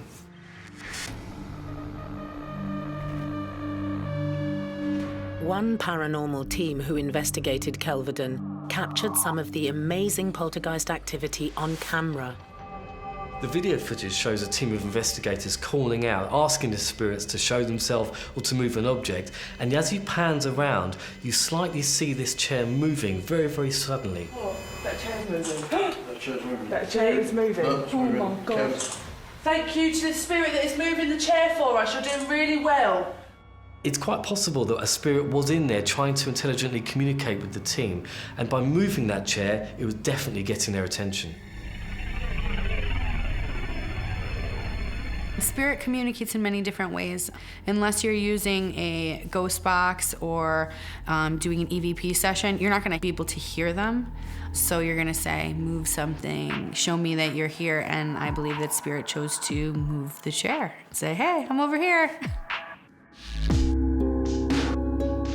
The moving chair at Kelvedon is strong evidence of spirit interaction, but experts remain torn on how to define poltergeist activity. There are sort of two main ideas about what a poltergeist is, and one being that it's a spirit, a malicious spirit that has, for one reason or other, attached itself onto one person, or can often be linked to a specific place. So, for example, a family might move into a home and they find that they are being haunted by a poltergeist because the spirit of the previous owner still considers that place to belong to them. Another idea put forward as to what a poltergeist might be was devised in the mid-19th century, which was that it could be psychokinetic energy that has been projected from an individual. Be it spiritual or psychokinetic energy, also known as telekinesis, the footage is still thrilling for any paranormal enthusiast. That chair is moving. Oh my God. It's very much exciting because usually you ask Spirit, you know, show me that you're here, let me know that you're here, whether it's a knock, whether it's, moving this. And they don't command. Like, you can't command Spirit to do what you want. They're not, a parlor trick. So when they do it, it's scary. And then you get the surge of adrenaline through your body. Like, oh my God, I just witnessed something supernatural.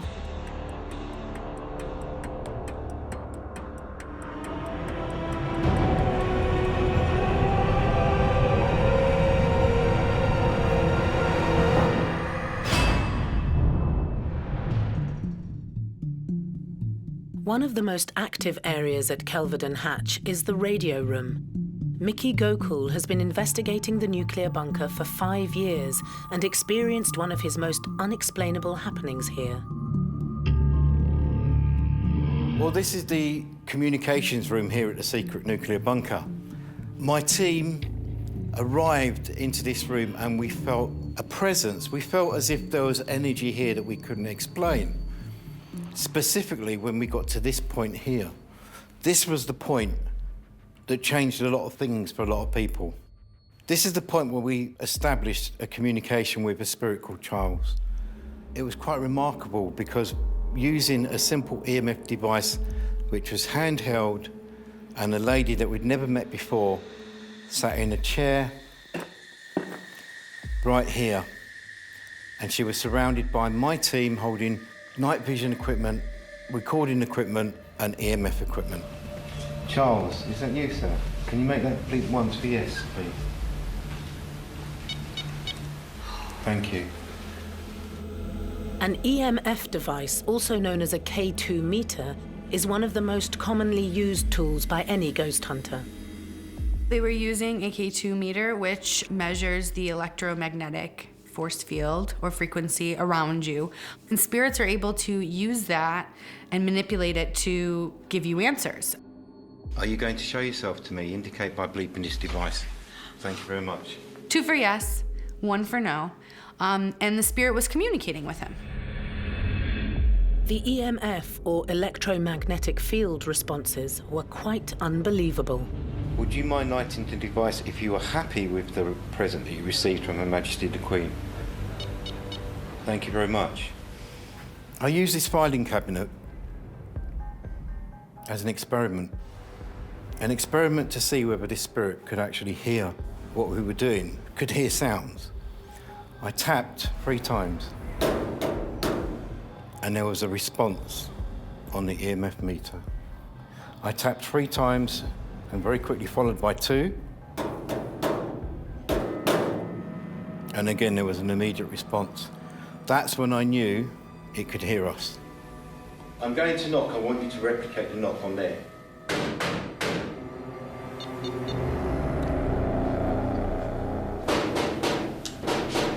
2, 3, 4, 5. Oh, that is good. There was the delay in your knock as well. Yeah, there was. 3. Oh, yeah. And this is where I felt the most energy. I felt, standing in this spot here, there was an energy, but I couldn't tell what type of energy it was. I didn't know if it was a male or female, but then it dawned on me we were making contact with someone or something using the EMF device. So I asked the question, "Are you here?" And the EMF device started bleeping. Is this where you are? I asked, "Would you make the EMF device bleep faster?" And it did.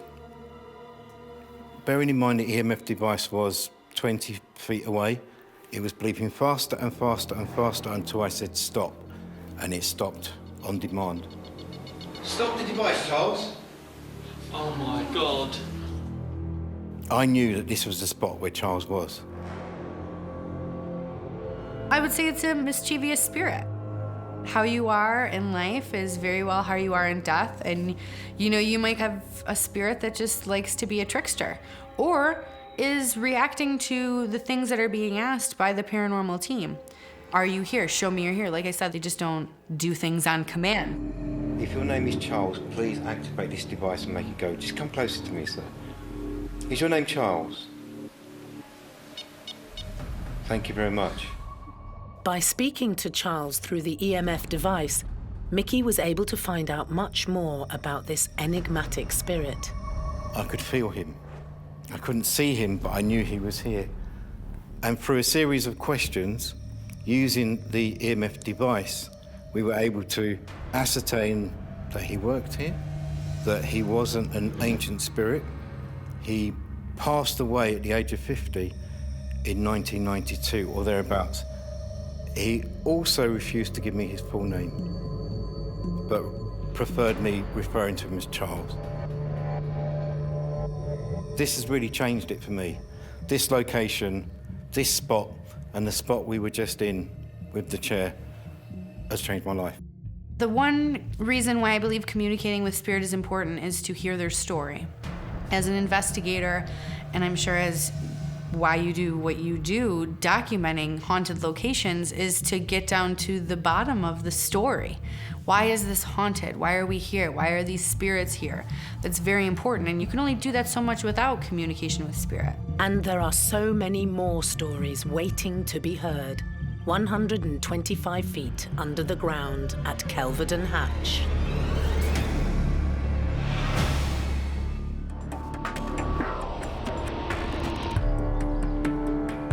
Kelvedon Hatch in Essex is the home of an underground nuclear control base kept secret from the British public for 40 years.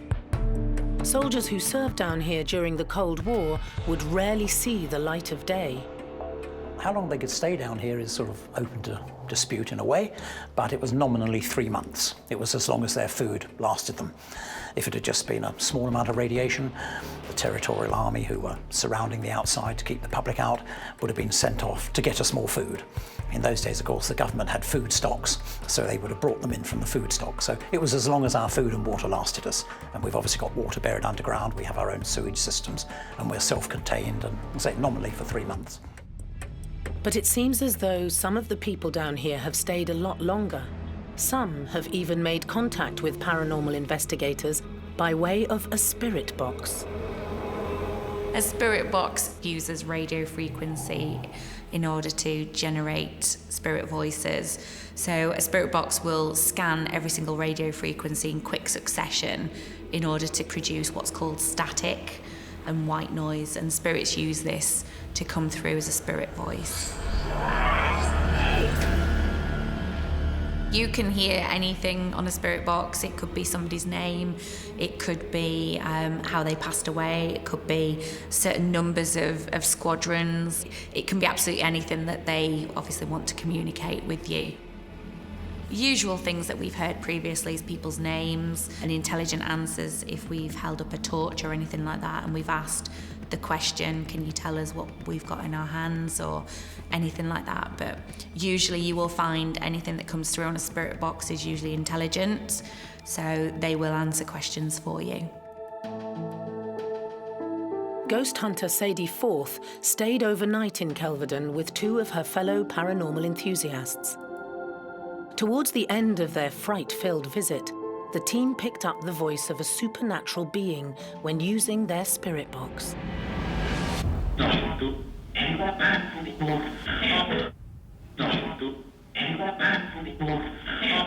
It wasn't anything explicable in our world. It was something just random. It wasn't a recorded voice that was projected to come out at a certain time. It just was there and then, as though it was telling us to get out. It basically terrified the living daylights out of us all. It was me and my 2 lady friends who came here, and we were here all alone all night, and it was really quite frightening.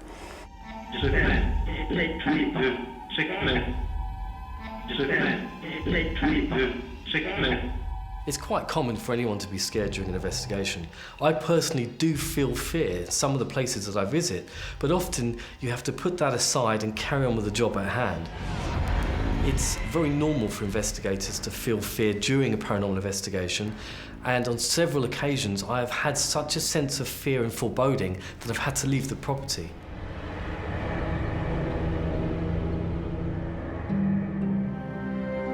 Although some spirits can show themselves as full manifestations, or famously at Kelvedon Hatch as shadow people, others only seem to be able to present as disembodied voices.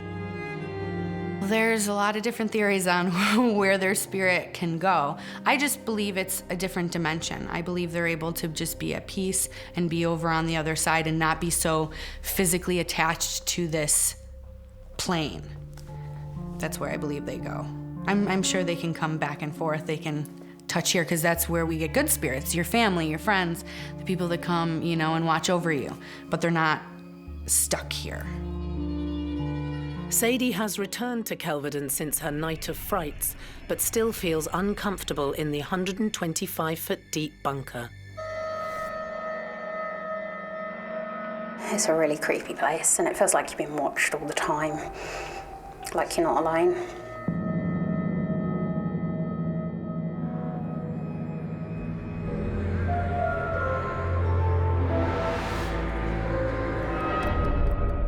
Some experts believe that the ghosts who haunt Kelvedon Hatch may not even be from our own space and time.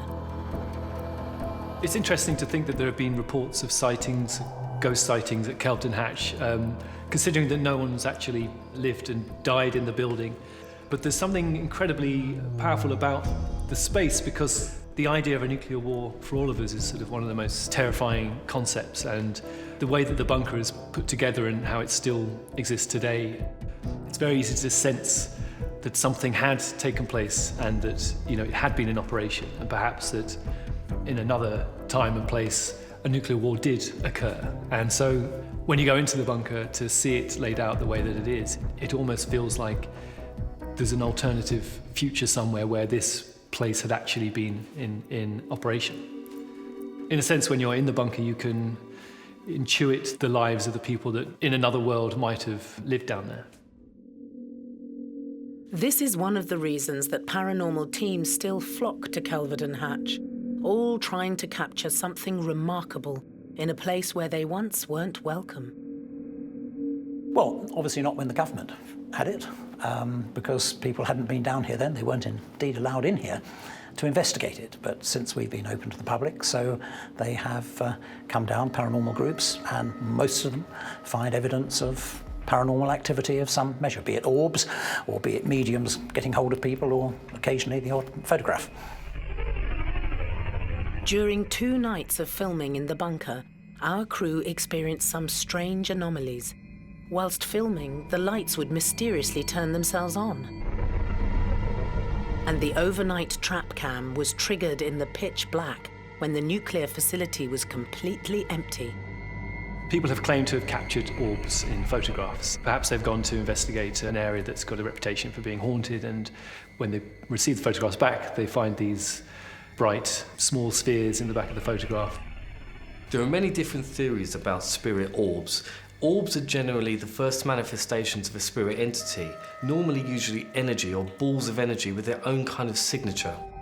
The spirit learns how to manifest in many different ways. There's not one specific way I've seen spirit manifest. So whether it's a little energy ball, whether it's a wispy figure in front of you, whether it's a shadow person, there could be many different reasons.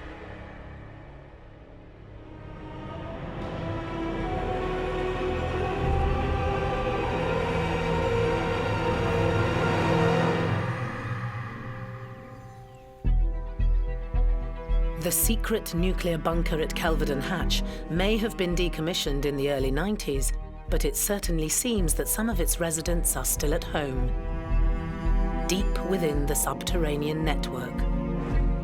Kelvedon Hatch is one of the more interesting haunted locations in the United Kingdom, since it has never officially been lived in.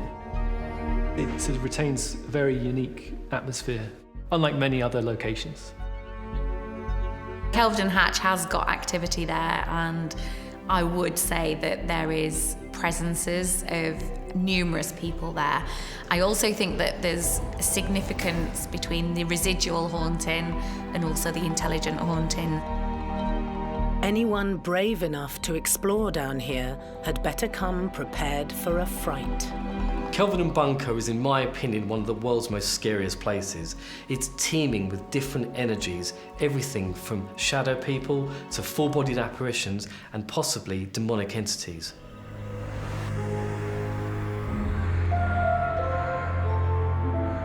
I would say it rates quite highly because there was only the 3 of us here, so there was no contamination from any other sources here. It is definitely one of the creepiest places I've been to. I have been to lots of other creepy places, but I would say this rate's quite high on the scale of paranormal activity.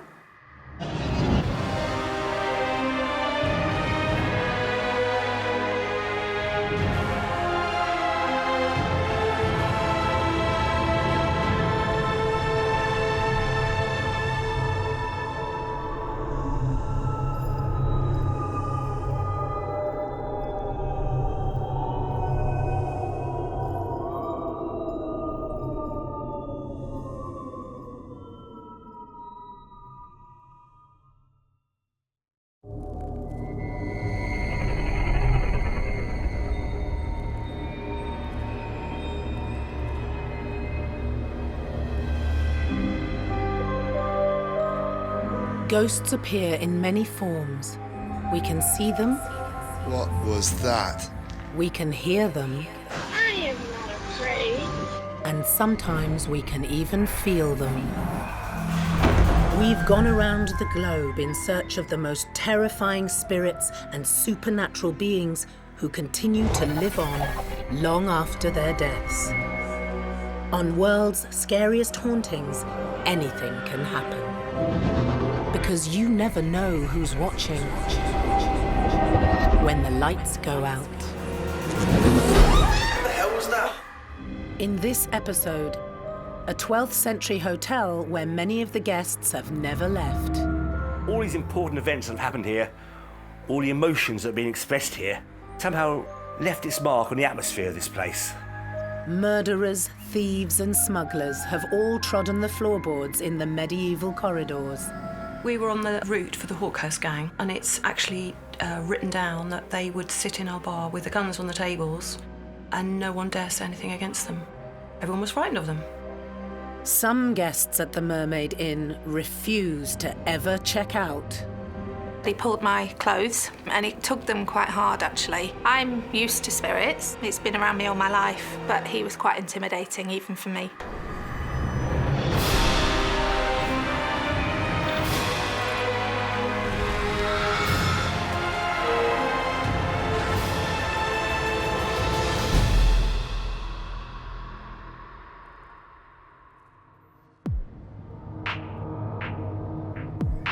Rye in East Sussex is a quiet picture postcard town just 2 miles inland from the south coast of England.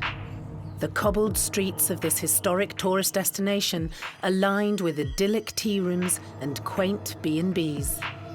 But one medieval hotel stands out from the rest.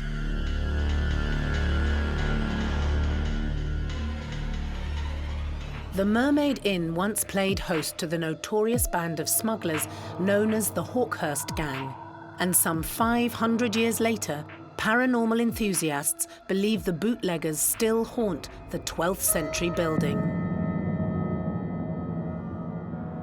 Judith Blincoe has owned the Mermaid Inn for the past 30 years and has learned to live with the supernatural beings inside. It's quite funny because I can go into some buildings and all the hairs will stand up on the back of my neck and I feel quite spooked out, whereas if there's anything here, they've accepted me. I've been the only person here in the entire building when we closed for renovation. I've never had a bad feeling. Sometimes I felt like someone was watching, but never a bad feeling. Although Judith feels comfortable at the hotel, the guests staying here often have frightening experiences. I came on duty on reception one morning and a couple from room 10 had woken up during the night, seen a figure walk through one wall out of another, came downstairs, slept on their couch and they refused to go back upstairs. So I had to go up, take all their clothes, bring them down. They got changed down here. And it's not just room 10 that can leave couples terrified when they check out of the Mermaid Inn. This is room number 1. When guests stay here, sometimes when they go to bed, they put their clothes on this chair, and in the morning, they discovered their clothes have moved to that chair. And they'll argue all the way to the car park with each other, you move the clothes, you move the clothes. It's so funny, it's always the same thing that happens in this room, same things people say, and these chairs are in fact the 3rd set of chairs we've put in this room. It doesn't matter what set of chairs, people have always seen the same thing happen.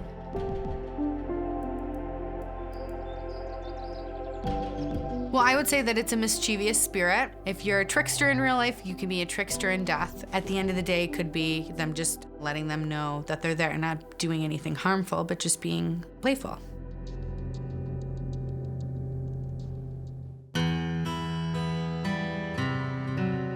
Clearly there's some form of interaction taking place there between the physical world that we know and then something that is not of that physical world. This could be attributed to a poltergeist or an intelligent spirit. So poltergeists are noisy spirits that are able to manipulate their surroundings and interact physically with their environment. So the movement of objects, movement of clothes, physically being touched by a spirit could all be attributed to a poltergeist.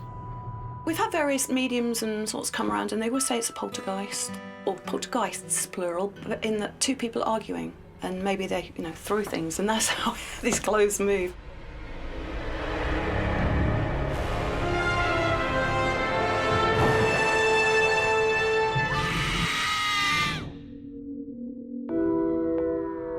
Despite its quiet demeanour, Rye has a torrid past.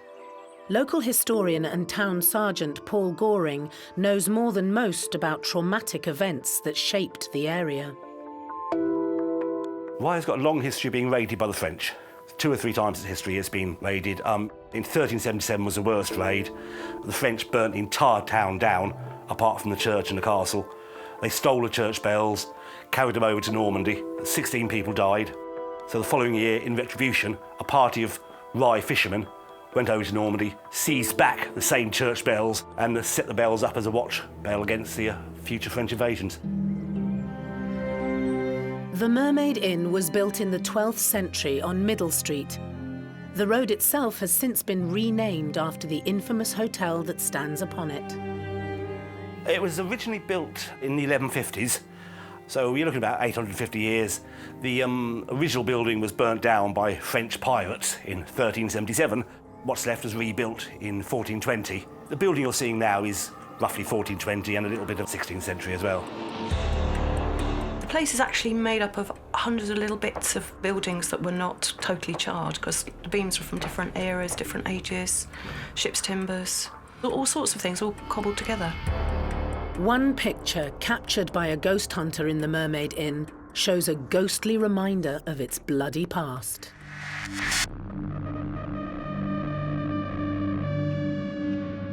In the picture, there's a figure that seems to look like a Saxon soldier, possibly with the shape of a helmet covering the eyes.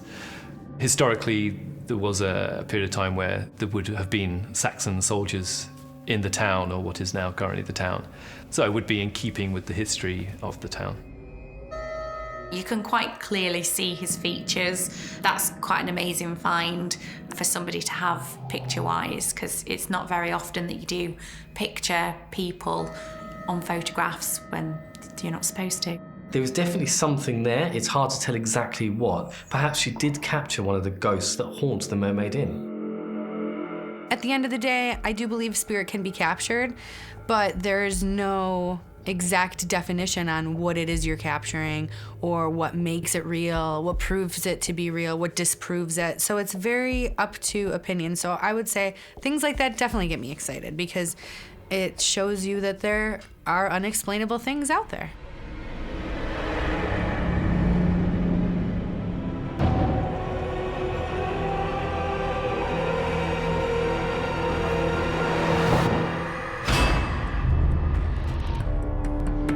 The Mermaid Inn has been welcoming guests for nearly 100 years. It's no surprise that out of the tens of thousands of visitors, some remain in the historic rooms long after checking out. All these emotions that have been expressed here over the years, all these important people that visit here, they've all sort of permeated the atmosphere here, and I think can be picked up by people who are in tune with such things. Charlotte Underwood is a medium and paranormal investigator who has first-hand experience with the spirits who still reside in the hotel. There's a lot of unearthly souls here. There's a lot of people that haven't realised they've passed. Some do realise and want to stay here because it's what they knew, and some can't go because they're trapped. And it's things that happened to them when they were living that stop them passing over. Some of them do want to interact with you, some of them don't. It's an interesting place to come along and investigate.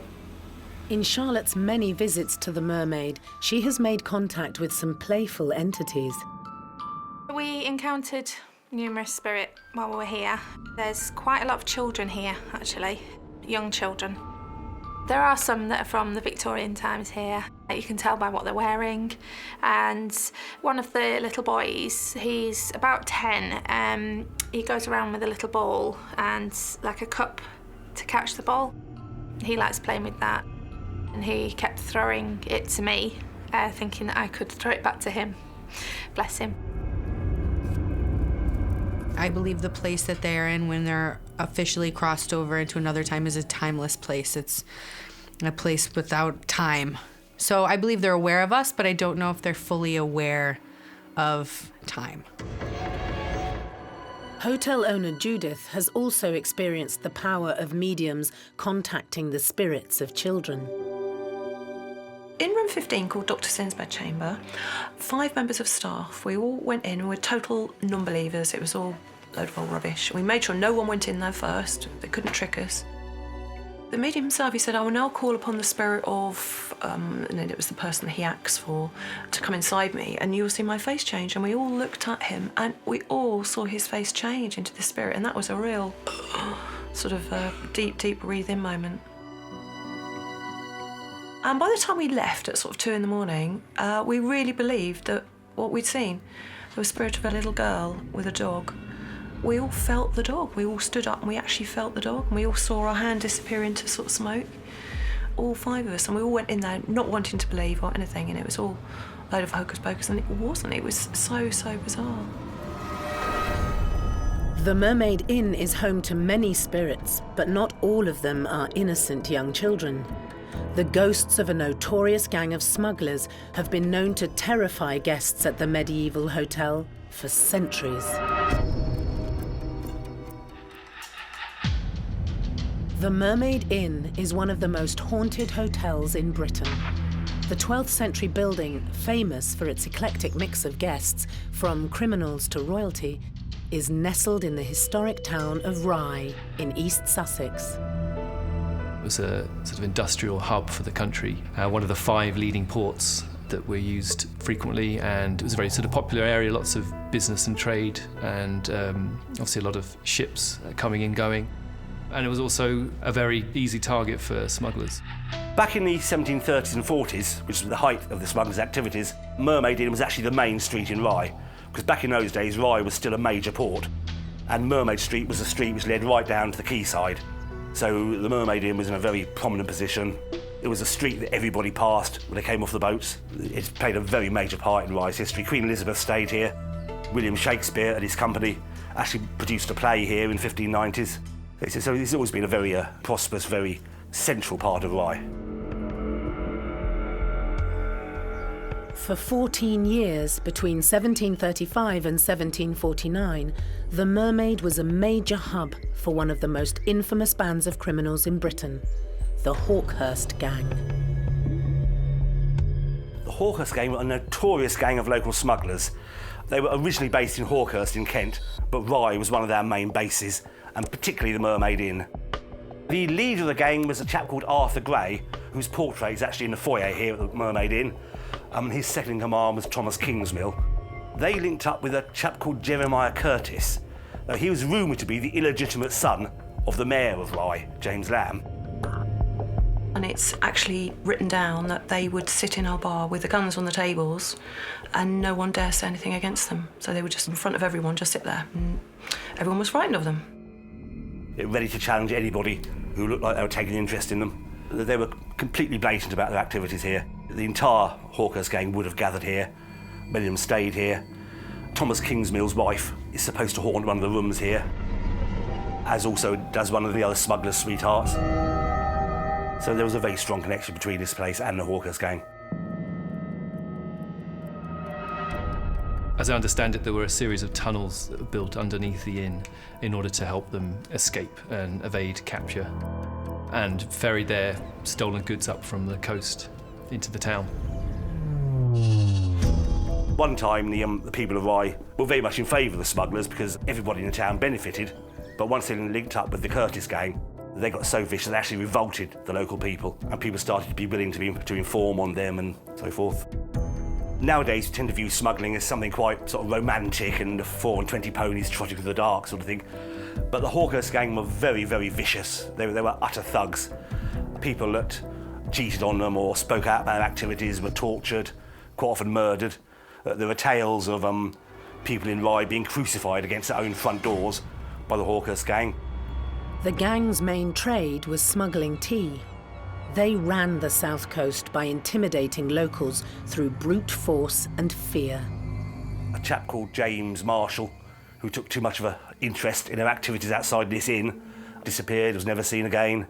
They killed a chap called Richard Hawkins for allegedly stealing some of their tea, then found out afterwards they'd simply miscounted the amount of tea they had. But they were a very, very vicious gang of smugglers.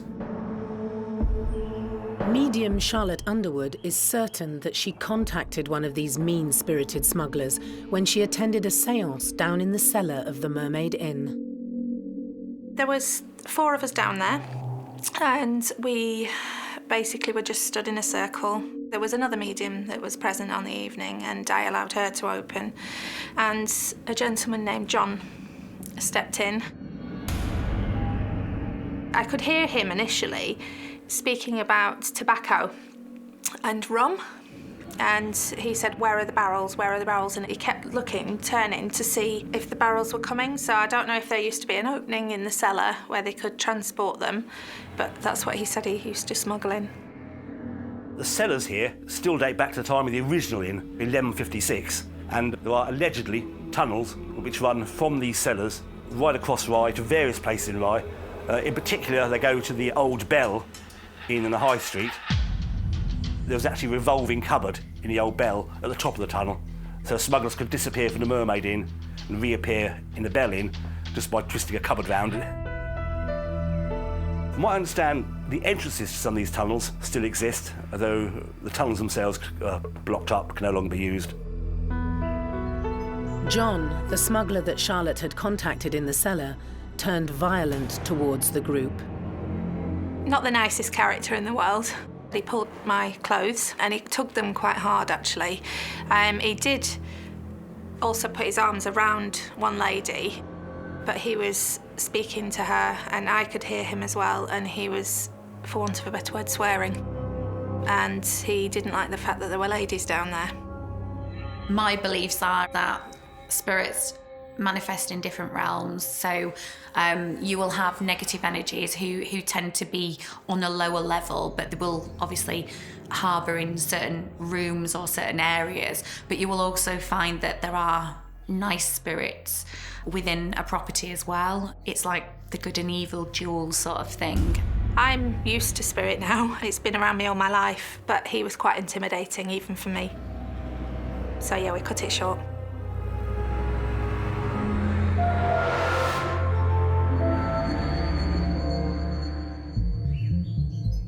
Room 17 of the Mermaid Inn is said to have been the preferred quarters of one of the Hawkhurst gang's leaders, Thomas Kingsmill.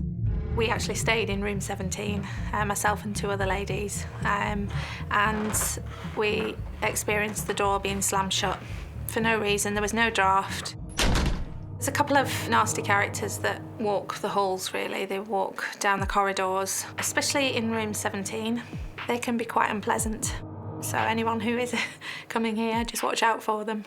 You do tend to smell a cigar smell as you're walking round, and that's linked to one of them. The Mermaid's head porter, Glenn Bailey, remembers his first paranormal encounter in room 17. I was asked to take some champagne, etc., up to the room like we do, and as I took it up there, I put it on the table, which is like right in front of you. And as I was still just in there, make it all nice and tidy. And as I made it nice and tidy, someone just pulled me round sort of thing, as if to say, look, don't see what I was doing sort of thing.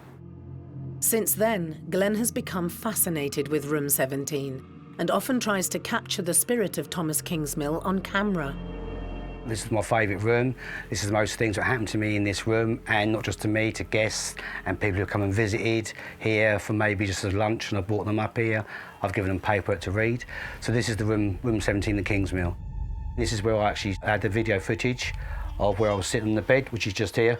And this is where obviously the chair was, and this is where I saw the person, the figure, or whatever you want to call it, standing right here.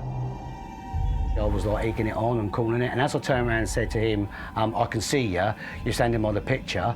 Come on, you're by the chair, I can see you. You saw two orbs come up, and then obviously it was coming closer, and I was egging it on, come on. And as it got closer to me, you see an orb come up here, and my phone was knocked over down on my hand. An orb is believed to be some sort of form of residual energy left over from the dead or a dead person, but it presents as a spot of light rather than the whole human form. It's quite common that when spirits are present, they draw energy from the environment, but they can also draw energy from an individual. And some people are more susceptible than others.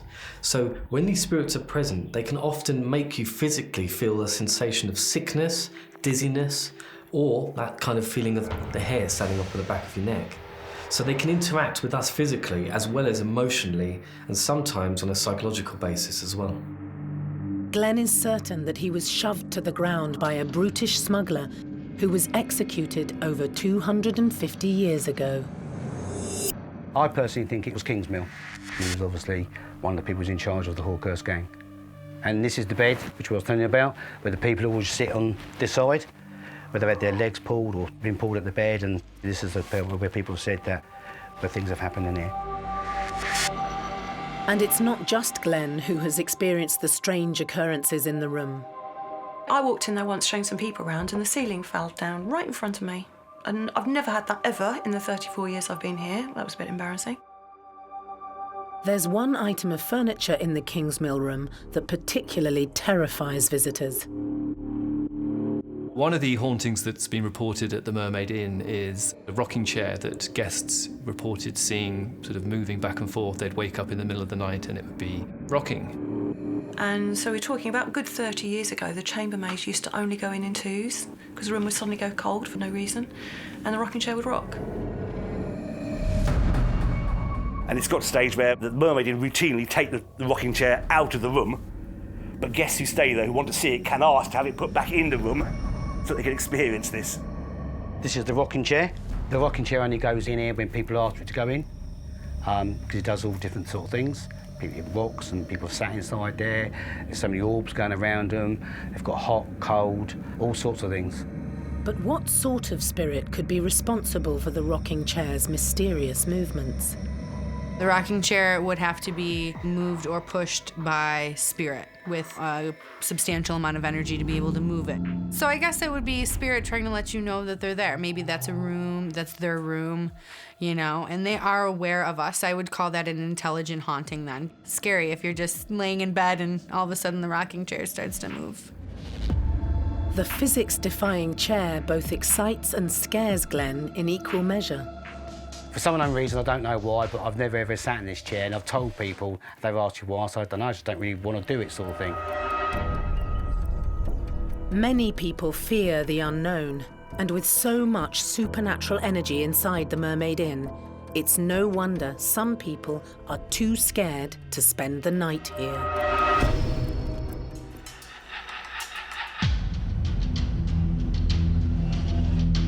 The Mermaid Inn is one of the world's most haunted hotels. Ghosts reside in the rooms of Rye's historic medieval building, and the stories of these spirits have become folklore. The idea of the haunted building is very popular in the kind of stories of hauntings in general, because there's this sort of feeling that if something terrible had happened inside, the building in a way incubates that event and it continues to exist somehow, locked inside the building. And we, of course, will always associate that space with the terrible things that have happened inside. The Mermaid Inn will forever be linked with the illicit activity of smuggling. One person who was killed at the hands of the notorious Hawkhurst gang is still known to roam the corridors to this day. Another reported sighting of a ghost at the Mermaid Inn is that of a maid that's been seen moving around the rooms. And it's thought that she was a girlfriend of one of the smugglers who frequented the Mermaid Inn back in the 18th century. But unfortunately, she gossiped a little bit too much about their activity, so they ended up cutting out her tongue and then killing her. But she still haunts rooms 1 and 5, trying to find her smuggler lover. The hotel's owner, Judith Blinko, knows all too well about the spectral lady in white. So we're in one of the oldest sections of the hotel. I came along here thinking about something completely different. So we're standing outside room 1. There was a lady walking along here, long flowy hair, long flowy dress. And I turned around and she'd gone. And there was nowhere she could have gone. There were no rooms let in that section. There's a door at the far end that makes quite a creaky noise, and she'd have had to be the speediest of all runners to have got through there without me knowing where she'd gone. So many people have seen this lady that's just then vanished. The maid is seen different places, different times. So I would say she's more of an intelligent haunting. I just think she's become familiar with the people that are, you know, running the Mermaid Inn, that she feels comfortable enough to show herself, because spirit will also do that. If they feel comfortable with you, it's easier to communicate. Or if it's somebody that, you know, looks similar to somebody that they loved, they're easier to come to you because of that familiarity. The murdered chambermaid is one of the most documented ghosts at the Mermaid. The whole time I've been working here, I mean, when we first bought the hotel 25 years ago, I went to the local library, got quite a few stories, and there was a story which was of the turn of the century, which was where a couple saw a spirit in one of the rooms, and that was of a lady as well. So all these stories keep creeping up. I I think somebody, when they've had their life cut short when it wasn't supposed to, I think they do actually stay where they are. They're earthbound, basically. But that's because they weren't ready to leave. They usually find it hard to move on. So, yeah, it wouldn't surprise me that she still remains within the inn.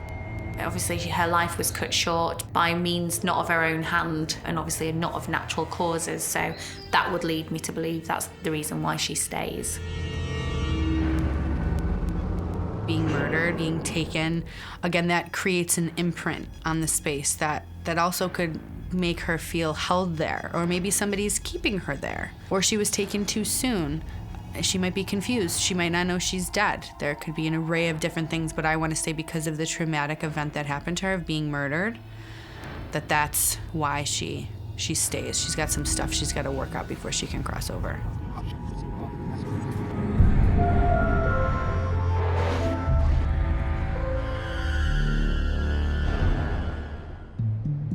Although the focal point of paranormal activity in the area, the Mermaid Inn is not the only mysterious place in the southeast coast town of Rye. There are supposed to be 72 active ghosts within the centre of Rye. It's a very haunted town, possibly because the town has hardly changed since the 18th century. The port declined rapidly from the middle of the 18th century, and from that point onwards there's no money to build new buildings in the town. And so much of what you see today is Rye in the 18th century, and as a result of that, many of its former residents are still living here, still visiting the place. One such spirit is that of John Butcher Breeds, an infamous murderer from 1742 who is part of the local folklore. He attempted to murder the mayor of Rye. Mistaken identity, he murdered the deputy mayor by mistake. He was caught, but the mayor was actually his judge. He ordered him to be hanged, and then his body was kept in a gibbet cage in the marsh for over 50 years, until all that's left of it was the top of his skull, which is still kept in the attic of the town hall to this day. And he is seen in the churchyard. People walking through the churchyard at night have actually seen John Breeds lurking, ready to strike his fatal blow. Somebody who did the ghost walk about 2 years ago, as they passed the spot where John Breeds appeared, they felt a sudden, awful blow in their ribs. And it frightened them so much, they actually came down to Heritage Centre the next morning and said, "John Breeds punched me." Being attacked by a spirit or an unseen force is not common at all.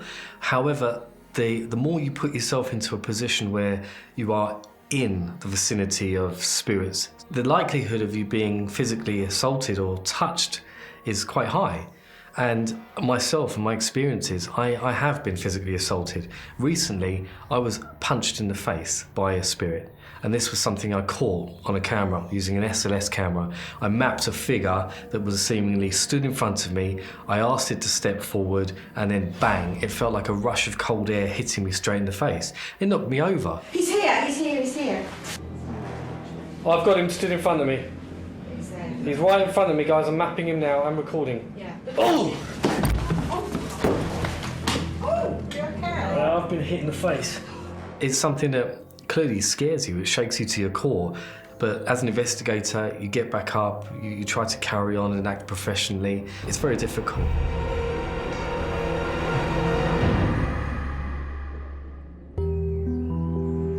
Another of the haunted rooms at the Mermaid Inn is room 16, also known as the Elizabethan bedchamber. People who stayed there have reported waking up in the night to find a duel being fought in the room. Two guys, Tudor clothing, with swords, fighting each other. After a few seconds, one of the guys kills the other guy and throws it down a secret passage, which does actually exist, behind Elizabeth's room before they disappear. The passage originally led into the bar and would have come out above the bar area, and people working behind the bar have actually seen all the bottles and glasses jump off the bar, exactly as if a body had been thrown onto them. Regular guest Kiki Kendrick has been visiting the Mermaid Inn for the past 25 years. I think we've stayed in virtually every room, but we always, when we go at Christmas for our anniversary, because I got married there, we always stay in the same room, the Elizabethan chamber, with the four-poster bed. Kiki is one of the lucky people to have witnessed the ghostly duel when she and her partner were awoken in the dead of night. Robin and I both sat bolt upright, and we heard a commotion in the corner and everything was freezing cold. And I remember it was all this like clashing of knives, and it was a bit sort of misty and slightly out of focus, but we could tell something was in the corner. It sounded like a fight. We figured, well, afterwards, the next day when we were talking, that somebody must have had a fight and one killed the other, because then we heard this, ah, as if they'd fallen down, and then it was silent, but deathly silent, and still stony cold. It was like I was in another time. And I think it was because it was stony cold. We both said it was like we were in a time warp. This kind of phenomena is simply amazing. Imagine waking up to see two people sword fighting in a bedroom and then disappearing out of view.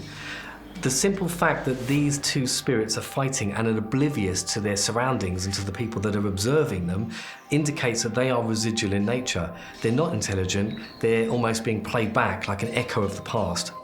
Experts believe there is a scientific theory behind the ghostly projections. Stone tape theory was an idea that became popular in the mid-20th century, and it's this notion that materials can withhold events, much like a tape would retain, audio.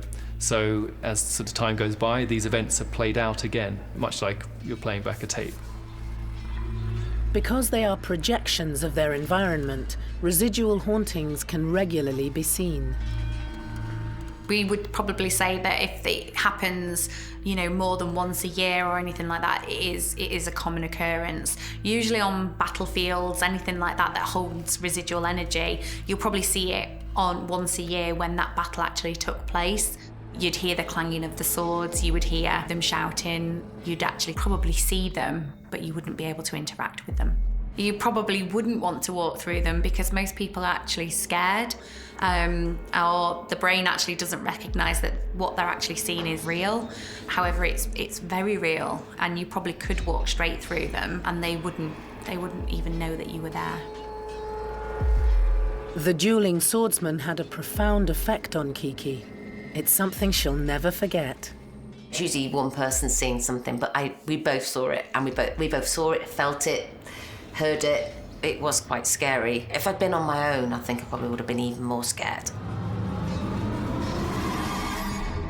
With nearly 1,000 years of history, it's no surprise that spirits within the Mermaid Inn continue to terrify and intrigue guests to this day.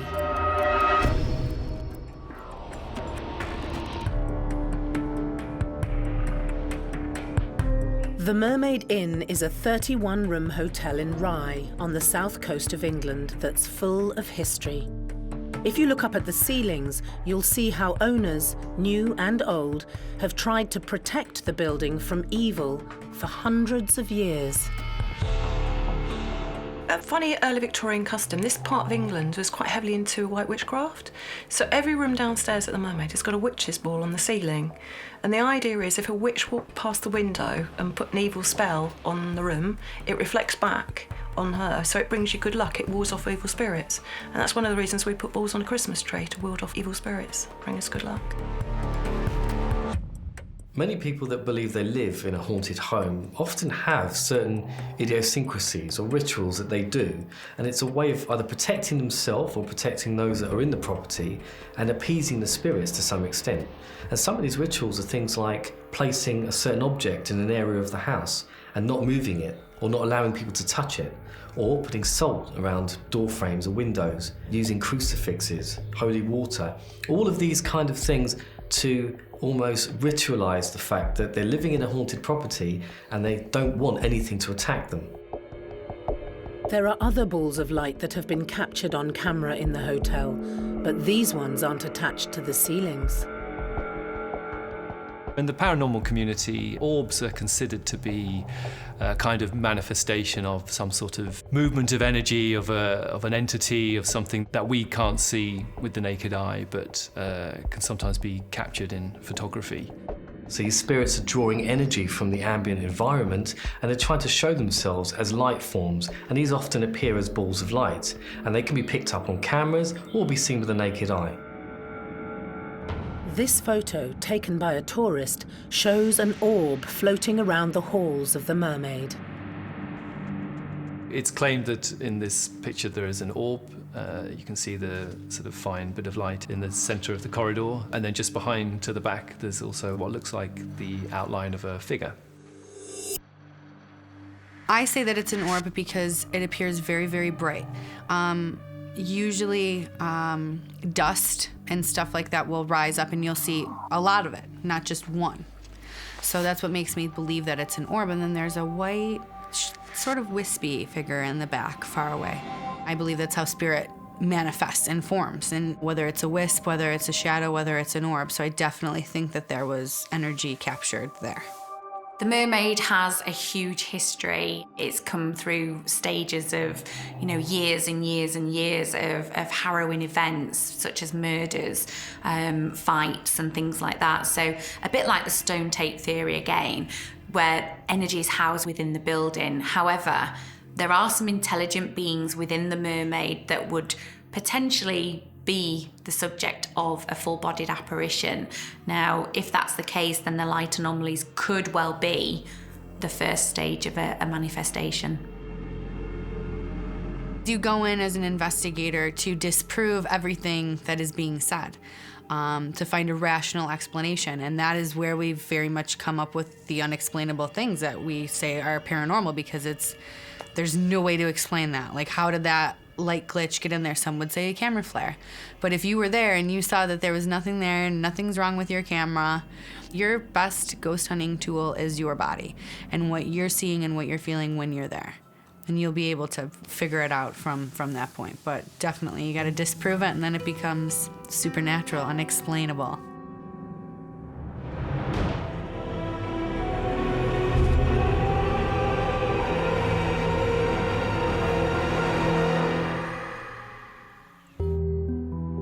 High up in the eaves of the Mermaid Inn is room number 5. Medium Charlotte Underwood has had many supernatural experiences in this extraordinary room, including making contact with a Frenchwoman.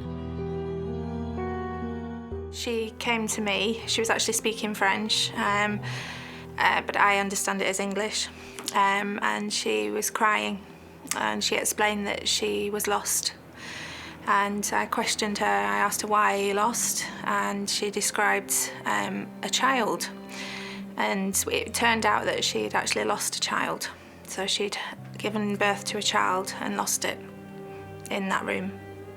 And she was held captive by one of the smuggling gang. Fascinated, Charlotte held a séance in room number 5, using a special tool to try and make contact with any spirits trapped there. The angel board is basically similar to a Ouija board, but it's protected a little bit more. There's a prayer on the underside of the board.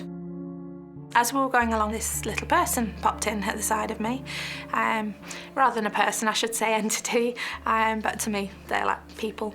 And he, a little boy, can't have been more than 7 or 8. And he had blonde hair, and he just looked so beautiful. The colour around him, it was yellows, it was golds, it was so bright. And he just popped his head in, and he looked round like this, and then in that time he'd gone. So it was very, very quick, but it gave me a sense of peace, actually. It was lovely. Angel boards, spirit boards, anything like that, you're opening a portal to the other side. What you actually get out of that, regardless of whether it's an angel board or a spirit board, is down to what you invite in. With a spirit board, you usually have a glass that's turned upside down. This could be also classed as glass divination. Now, what usually happens is that the energy flows through the finger of every single person that's there and actually generates enough energy that spirit can communicate with us through the board. It's said that our energies are interacting with the spirit world, and this board itself is opening up a portal to the other side. So there's a way of communicating with these spirits intelligently to some extent. However, spirit boards are often perceived as being very, very dangerous, and they do need to be used with caution. It's not a game, and you do in fact open up a doorway to the other side. Spirit boards, also known as Ouija boards, can be dangerous if used incorrectly. One of the things that people worry about often when they're using spirit boards, either at home or with friends, is that they fear the idea that they might have brought something into the world, a darker force that might be threatening them. People are automatically afraid of it because they don't know what to expect. So fear alone is an energy that is quite forceful, and especially if you've got 4 or 5 people around a spirit board who are quite fearful, it warrants quite a lot of energy. They could potentially have enough collective energy that they can summon something that's quite powerful. People don't properly protect themselves, so you're walking away from a Ouija board, but you just opened up a line of communication. You just opened a door to the other side, and you didn't close that. That's just like you leaving your house door open, and the mice can get in, a squirrel can come in. You don't know who's coming through the front door if you leave it open.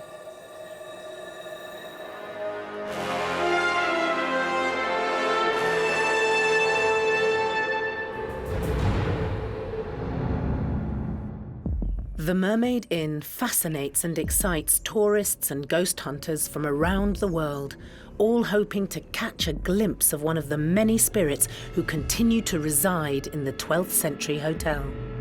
It's a very, very old building. It's got a very, very long history. They are 850 years of there being a building on this spot, and the existing building has been here, sort of 600-700 years.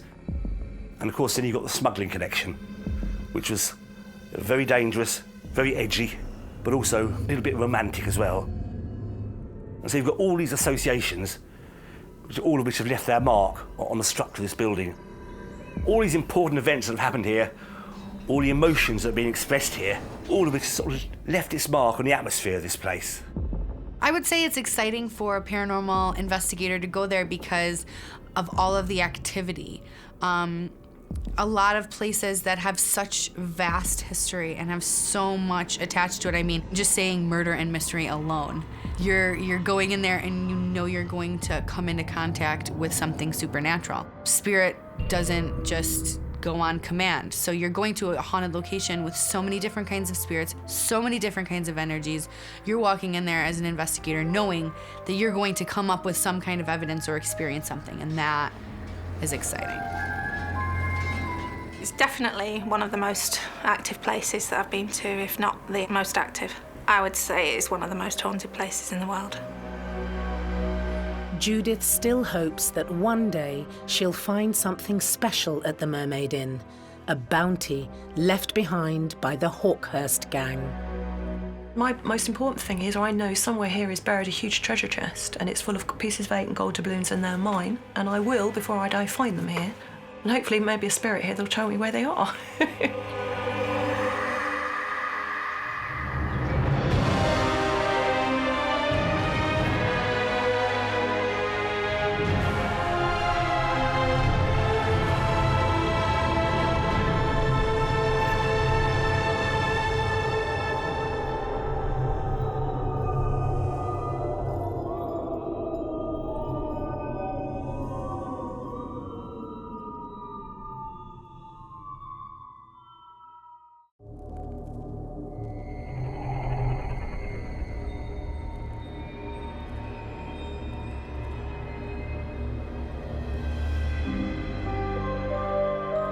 Ghosts appear in many forms. We can see them. What was that? We can hear them. I am not afraid. And sometimes we can even feel them. We've gone around the globe in search of the most terrifying spirits and supernatural beings who continue to live on long after their deaths. On World's Scariest Hauntings, anything can happen. Because you never know who's watching when the lights go out. What the hell was that?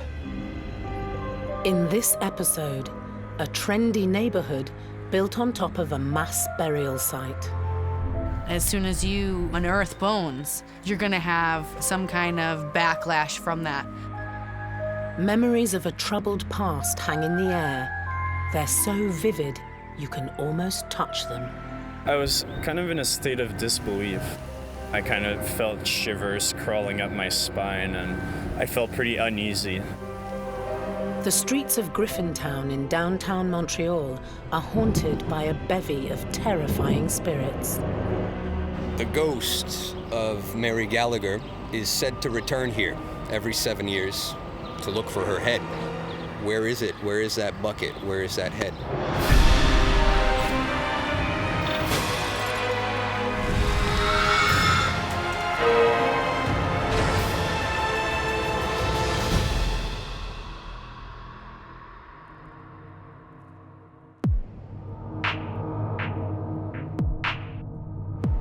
Cosmopolitan Montreal in Quebec, Canada, is an unlikely setting for a series of ghost stories.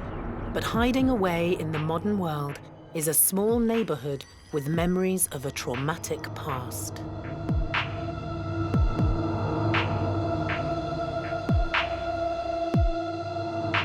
Griffintown may look like a burgeoning metropolis, but the swanky apartment blocks and restaurants can only paper over the cracks of a torrid history where famine, disease, and murder were regular occurrences.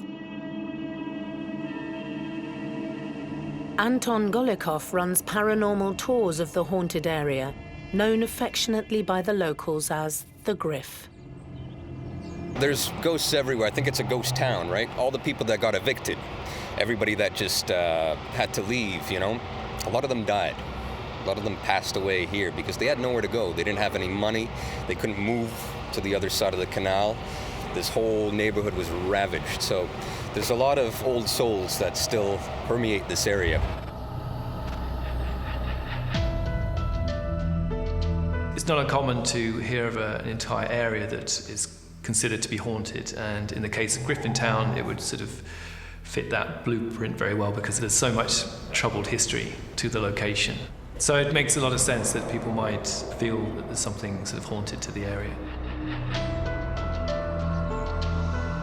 People often report maybe somebody watching them from behind a curtain or looking in through the new windows from outside the street, or sounds coming from the pipes. Just something is there.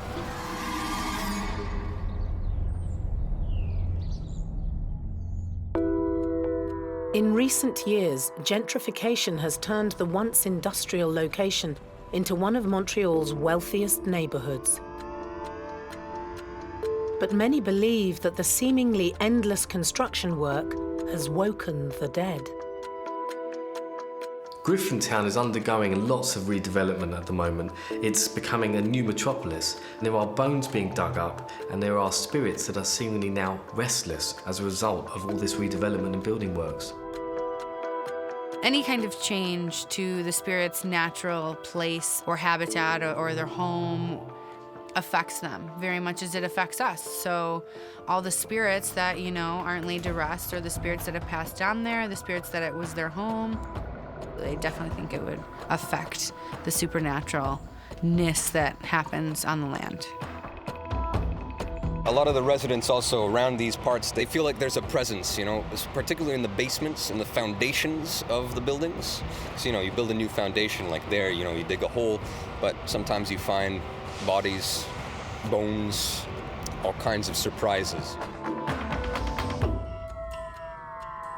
One of the spirits who remains very much alive in the local psyche is Mary Gallagher, a local prostitute who lived in an apartment on the corner of William and Murray Streets in Griffintown.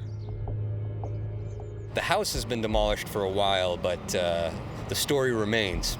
You'd often see people sitting in lawn chairs on the evening of the anniversary of the death of Mary Gallagher. And oftentimes what they will see is a headless corpse walking around, kind of ambling, probably looking for its head. Some spirits like to show themselves on dates of significance, such as anniversaries, birthdays, or even the date they died. It's fairly common, and there are examples of like grey ladies, red ladies, and those kinds of apparitions, historical apparitions, seen at notably haunted locations on exactly the same date every few years. Mary's story dates back to June the 27th, 1879. Mary Gallagher and her friend, Susan Kennedy, went out for a bar hop.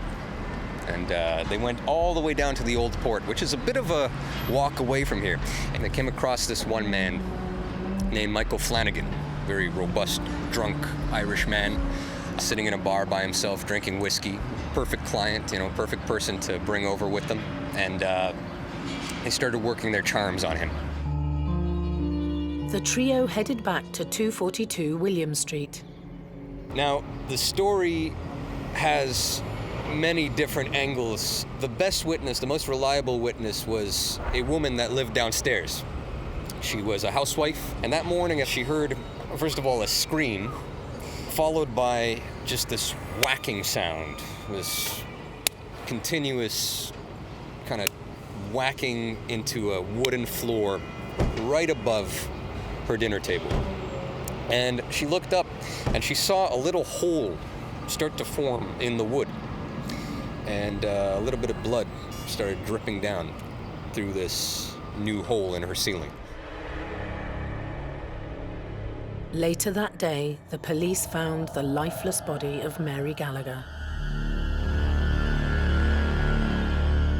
The strangest sight that they saw actually was near the bed. There was a bucket, and in the bucket was her head. So it was a headless corpse bleeding all over the floor. There was axe marks on the wall, axe marks on the floor. So the body had been chopped. And actually that's what caused this hole to form in the lady's ceiling. Despite a lack of evidence, it was Susan Kennedy who was imprisoned for the rest of her life for the murder of Mary Gallagher.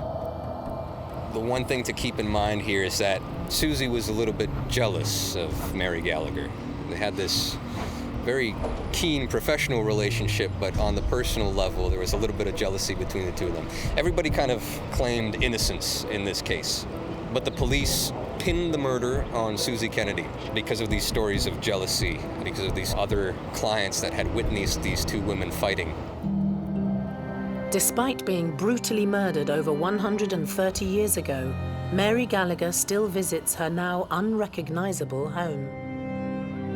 We often hear in ghost stories in general this sort of notion of an angry spirit or a spirit that holds a grudge, and perhaps they'd been murdered or there'd been an event that they felt they'd been wronged, and until the spirit can avenge it, then it's not able to ascend to wherever it's going to go next.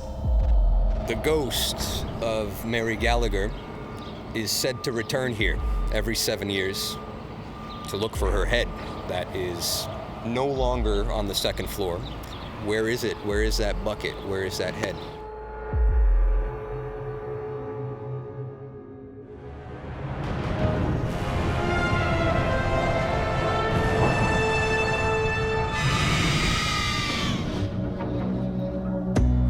Before Griffintown existed, the land was a portage route for Native Americans. After the British arrived in 1760, the area eventually fell into the hands of an Anglo-Irishman named Thomas McCord.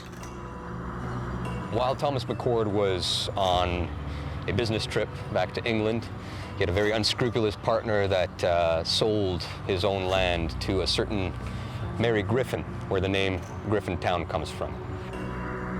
The underhand founding of Griffintown in 1799 is very much in keeping with its history ever since.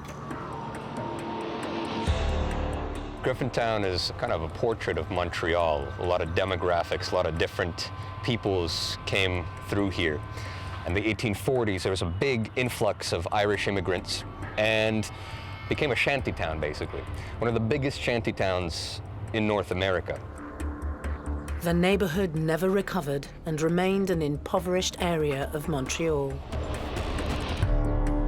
This place was eventually rezoned by the mayor of Montreal in the 60s, and because of that, we saw one of the mass deportations of people from a neighborhood, and from what was a large population of 85,000 people, went right down to about 2,000, 1,000 people.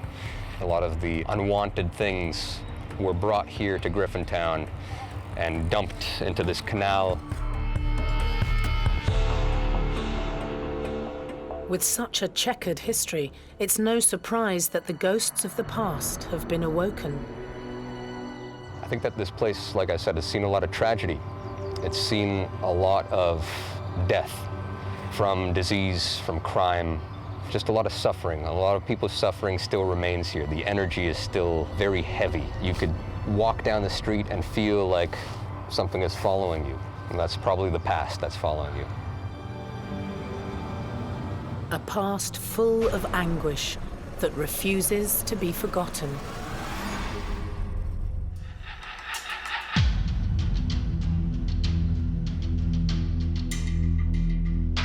In downtown Montreal, you'll find one of Canada's most haunted regions. Founded in 1799, Griffintown sits uncomfortably in the modern world, a neighbourhood with a dark past. The Lachine Canal is the lifeblood of the district known as the Griff. In the 1850s, this whole place expanded. The canal actually grew for bigger shipping, bigger boats that would pass through here. You see this swing bridge, which is behind me over here, and it connected Point St. Charles, which is on the other side, to the Griffintown, which is here. The Wellington Swing Bridge is no stranger to tragedy and supernatural sightings. On the bridge, it's been reported that there's a ghost of a little boy that is walking along the bridge to the very, very edge of it, right on the left over there. He's wearing a suit. He's well-dressed. He's looks like he's returning from church or something like that. And he seems to be in a rush. He seems like he's going somewhere in a rush.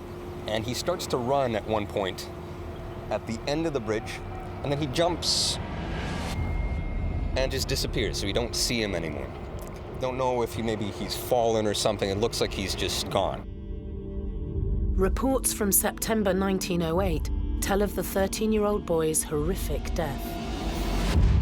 So the operator in this building over here pulled the lever, the bridge went to its position right like that, and the boy was waiting in the middle of the bridge for all the shipping to pass. And then as the bridge started to turn, he started to run, and he wanted to jump onto the embankment over here, and unfortunately he fell, and he got crushed as the bridge came into place.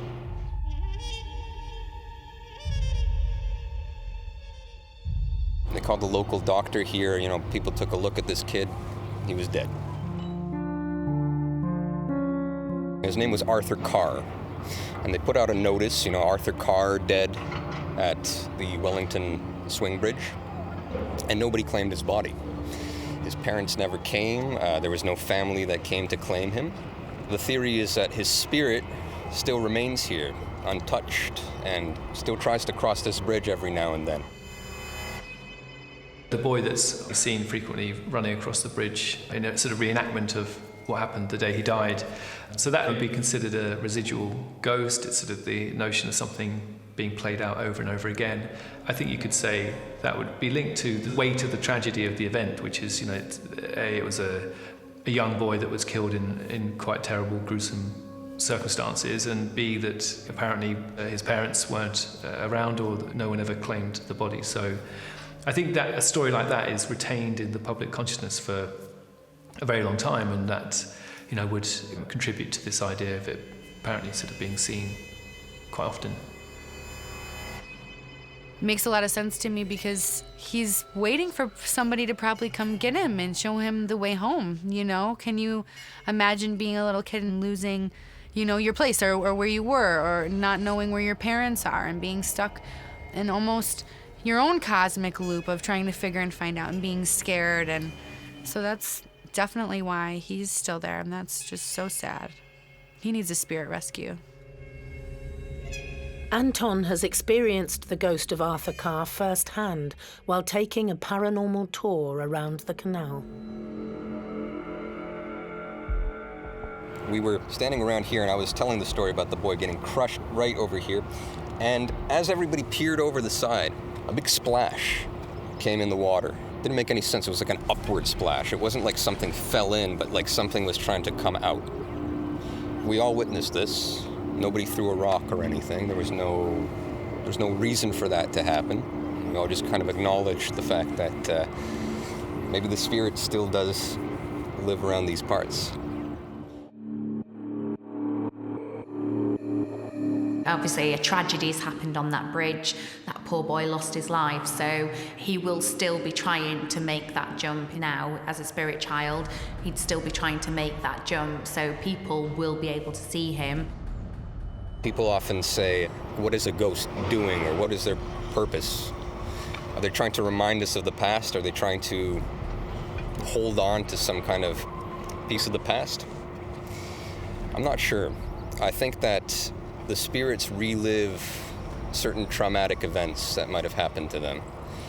And they relive them over and over and over again because there's a certain kind of, disbelief.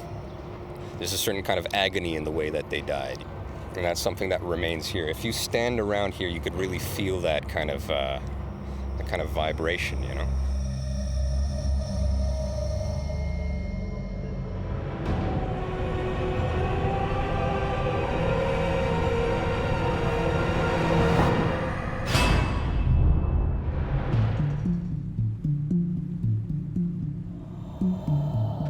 Not all the ghosts of Griffintown are believed to be human.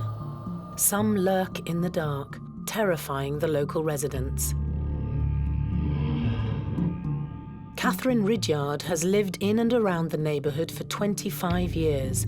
She vividly recalls her supernatural encounter on the streets of the Griff.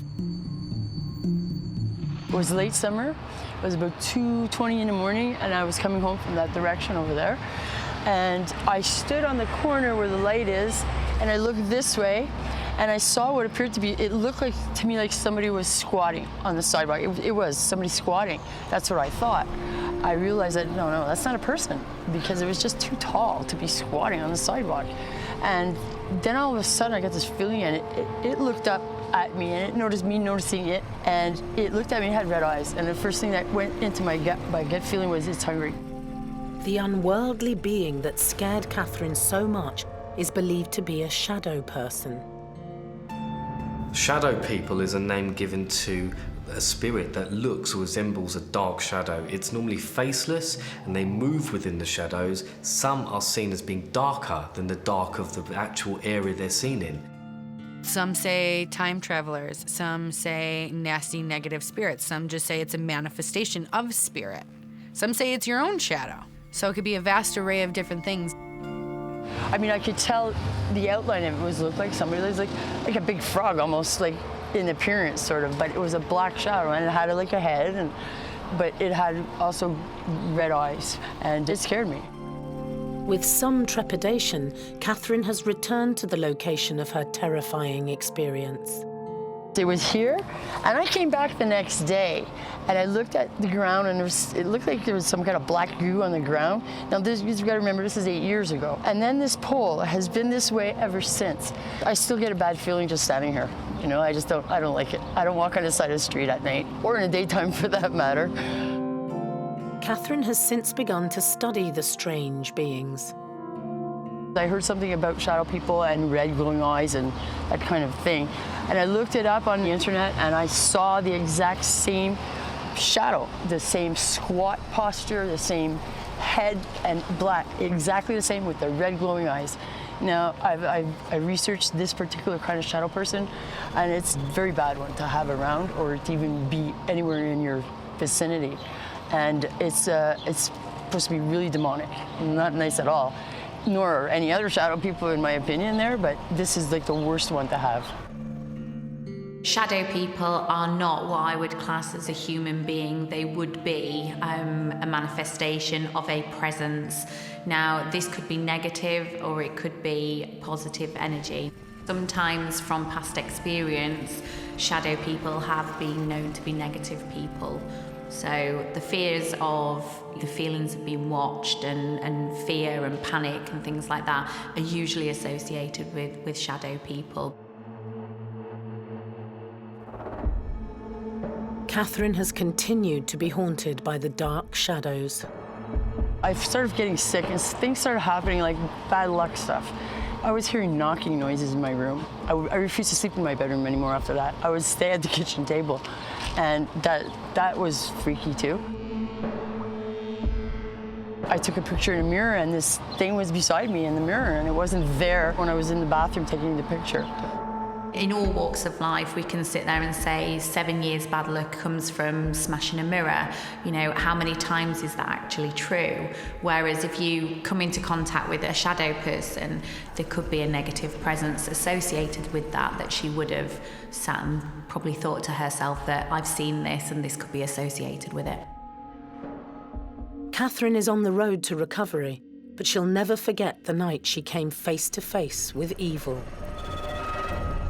If I hadn't noticed it as quickly as I did, it hadn't noticed me before I noticed it. I think I may very well have disappeared, you know, like, because I think in that alley there's something, there's a doorway or something, and like this pole here is still here, and it's still like looks like it's eaten away, and I think it comes out once in a while, and it might just grab somebody.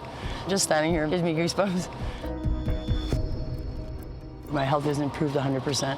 I'm happy about that. But I'm also, you know, I'm very wary of things. I believe that things go bump in the night, and that's the way it is. And in Griffintown, there are many other spirits that go bump in the night.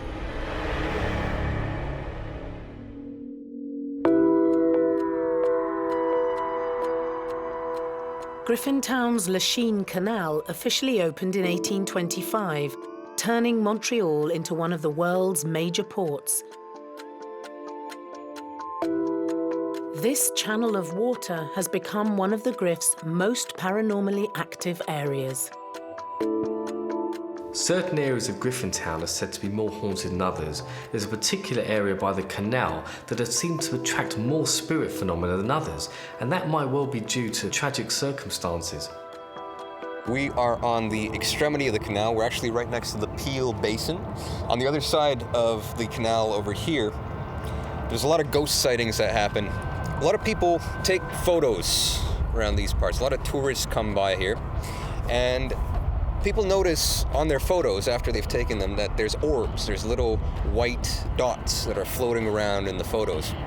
It's a very strange phenomenon, you know? It's kind of indicative of spirits that might be still living around these parts. During the Irish potato famine between 1845 and 1849, many people fled Ireland and headed to North America. Loaded onto cargo ships, they arrived malnourished and carrying diseases like typhus. Many were quarantined in sheds alongside the canal in Griffintown. They were coming to the old port of Montreal, getting off the ships and just dropping like flies.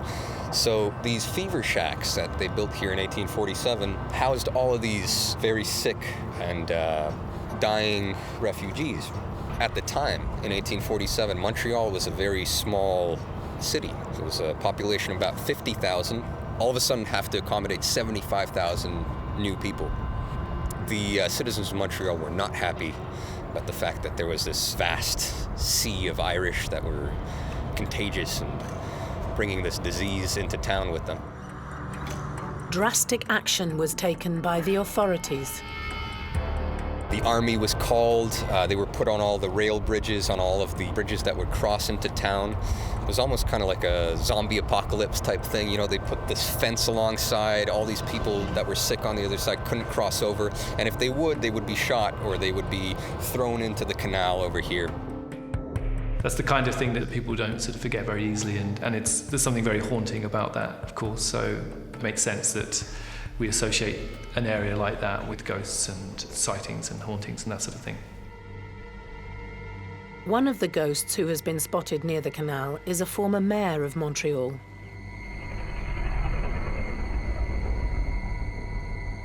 In 1847, there was a certain John Easton Mills. He was actually American, but he was the mayor of Montreal, elected. He was a very generous man. He was aiding the sick. In a way, he himself took it as his responsibility to help the people that were dying on the other side of the river. Inevitably, John Easton Mills succumbed to typhus. The mayor himself, at the age of 54, contracted this disease.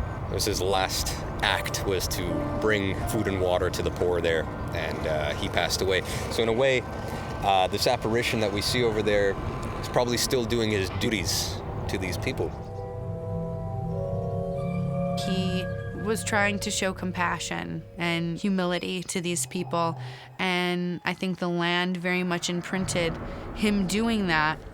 So that's probably why he's still seen to this day doing the same thing, to show that these people weren't, animals. They're humans and they feel. And the mayor saw that. Obviously, he did have that caring nature about him in order to look after those people who were quite ill. And it is not uncommon for people to actually come back and still care for people that they think is still there.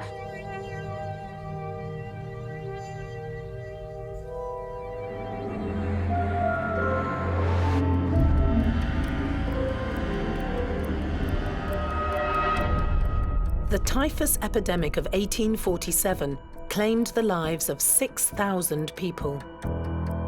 The victims of this tragic event are buried just below the cycle path that runs alongside the Lachine Canal today. There was so much death that they had to build trenches to get rid of the dead. They had to build these huge, huge trenches. They dug these trenches and they would just throw hundreds of bodies at a time and bury them on this site here. Right now it's a bike path, so a lot of people that are biking there, they feel this negative energy. They don't know what it's coming from, but it still remains. And a lot of the excavations that are happening in Griffintown, a lot of the new buildings that are popping up, once the foundations are being dug, once the buildings are starting to be built, they discover remnants of the bodies right underground there. One man who is more than aware of the paranormal energy that crackles in the air of the Griff is Louis Lemontagne. This area is in the process of being gentrified. There's many condos popping up, so a lot of the history is being forgotten, but there's a lot of kind of dark and really interesting history around this neighborhood, Griffintown. Louis remembers exploring the area when he moved to Griffintown. My first time here, I was with a couple of friends, and it was mid-January, pretty cold day, and we were going for a walk. We came upon this bridge, and suddenly we just stopped for about 20 minutes, and I was staring off for what seemed like at least half an hour. After a while, I felt like I was in a bit of a trance-like state. I saw kind of a orb glimmering amidst the grass. It was kind of a translucent orb, letting out kind of a diffuse, milky light, kind of something dancing about that felt superimposed on my vision, almost like holographic. I wasn't sure that if I went up to it, I'd be able to touch it, but I could definitely feel it was tangible. Orbs are thought to be essentially disembodied spirits of, the people who have died and sort of unable to leave or pass on to wherever a spirit would go after death. So they've frequently described as being like sort of balls of electricity floating through the air. It really captured my attention, and I just stared at it for a while. And as soon as I considered walking over to see if it was a trick of the light or what was going on, my friend nudged me and told me to go home. Louis knew he had to come back and explore some more. It was actually a couple of weeks later. I was walking by myself this time at night, around midnight or so, and I could see this conglomeration of white orbs kind of dancing above the mounds. So whereas last time I only saw one, this time it looked like there could have been thousands. But I could hear kind of in the background these voices in my head. So I thought I was having like an auditory hallucination or something like that. All of a sudden, I just kind of closed my eyes to focus in on what I was hearing, and it sounded like the wailing of voices. At first, I thought it sounded maybe like a choir or something like that, but I realized there was an element of pain in the voices as well. I kind of collapsed, like slumped over on the mound, and when I came back to my senses, I could see ships, kind of ghost ships, just floating above me, I guess, paired with the sound of these voices coming again. Spirit shows you things when they're trying to communicate with you and tell you certain things. So whatever they show you from that point on, whether it's in your mind's eye or physically in front of you, I really believe it has to do with the spirits that are there and the story that they're trying to tell the person that they're communicating with. The sheer size of the paranormal event stunned Louis. I was kind of in a state of disbelief. I didn't really trust my senses. I was pretty curious as well, but also pretty frightened. I kind of felt shivers crawling up my spine, and I felt pretty uneasy. If a person's quite open and quite sensitive, to go into a trance-like state, which would enable his subconscious to actually communicate with the orbs and obviously followed them as to what he was supposed to do, then it could be a possibility that they've actually led him to where they wanted him to be.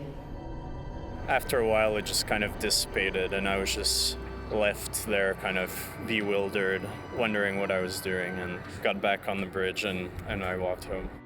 Before his mystical encounter, Louis was unaware of the history of the area. At the time, I had no idea that this was a burial site, so I thought I was going a bit crazy, and I just kind of brushed it off. And it's only when I spoke to my friend a couple of weeks later that he told me that this was actually a mass burial site from the mid-19th century. 1847 was called Black 47 here in Montreal. All these dead and dying, still buried on the other side of the canal. And the orbs are the vestige of that. They still float, these spirits that are forgotten and underground. The renovation of Griffintown may explain why the paranormal activity is so rife. Another sort of trope that we often hear coming out of stories about ghost sightings in Griffintown is this notion that somehow spirits have been disturbed because bodies have been dug up in the process of rebuilding the area. This is quite a commonly held notion in many cultures throughout the world, that the idea that if you disturb a body after it's been laid to rest, then it somehow creates a restlessness in the spirit, or indeed, if a body hasn't been properly laid to rest, the spirit will remain restless until that has been rectified. Unearthing any human remains in general and disrupting the ritual and the laying to restness that has been done will definitely riff the spirit, because again, you're disrupting a holy ground, a holy place, whether ancient or modern. As soon as you unearth bones, you're disrupting that spirit who's laid to rest. You're gonna have something, some kind of backlash from that, whether it's karmic or cosmic. Louis still can't quite believe what he experienced that night. The only way I can justify it in my own mind is that, maybe in certain places where a lot of things happen, it can leave some sort of trace, let's say on electromagnetic level or something, I don't know. It really did feel like time was an illusion at that point, and the spirits of the people who suffered here and arrived here almost 200 years ago felt very much alive. The paranormal energy generated beneath the banks of the Lachine Canal continues to show itself, even in the modern surroundings of 21st century Griffintown.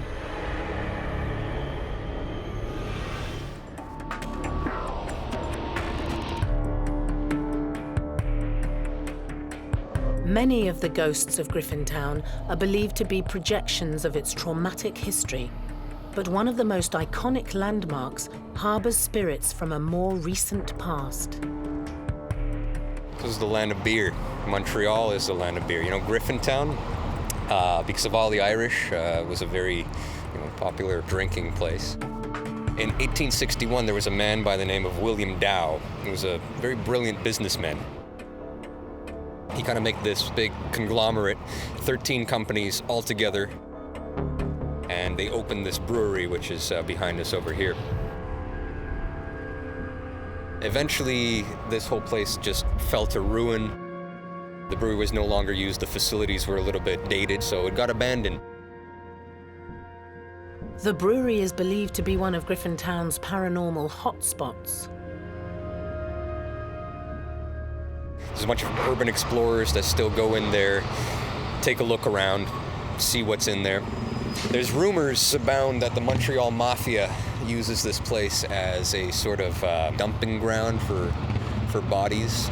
They say that there's a few bodies that are buried in concrete in the big silos that are back there on the other side. In the top floors, there's oftentimes paranormal explorers that go to see what's going on in this building. They say that there's a very intense, horrible ghostly activity up on the top floors. The ghost that's particular to this place kind of doesn't fall in line with the mafia stories or the brewing stories or anything like that. It's actually the ghost of a little girl. Mediums who have investigated inside the Dow Brewery have dated the death of the girl to the late 1990s. Oftentimes people report hearing the crying of this little girl coming from the ground, and when she hears people passing by, she stops crying and she starts calling for help. She starts asking people to pull her out of this hole in the ground. I think obviously the atmosphere tends to absorb any sort of energy. Now, usually with tragedies, murders, anything like that, you would assume that the trauma and the traumatic experiences of those people have been absorbed by the atmosphere. So that would lend itself as to why the voices of people are heard and screams are heard, and obviously it just replays itself over and over again. We have no idea where this girl comes from and how she ended up there. There are some theories. Maybe she was one of the daughters or something of a mafia boss or something like that. She got put into the ground. We're not sure. But she's definitely in there. She's crying for help. And if ever you go in there, you'll feel that energy up on the top floor.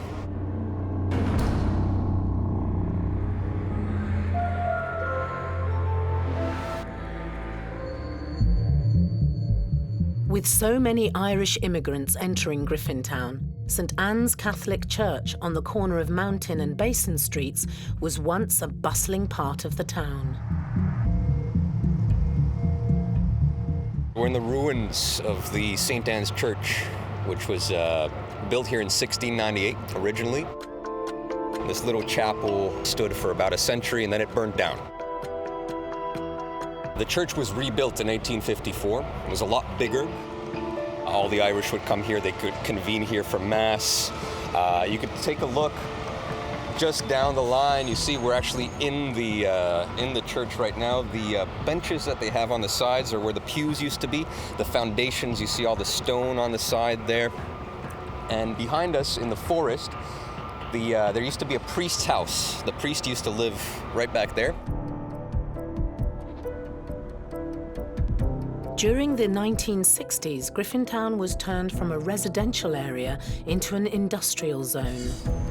A lot of buildings got knocked down, demolished. Population of about 100,000 shrunk right down to about 2,000 people. Everybody got moved to the other side of the river over there.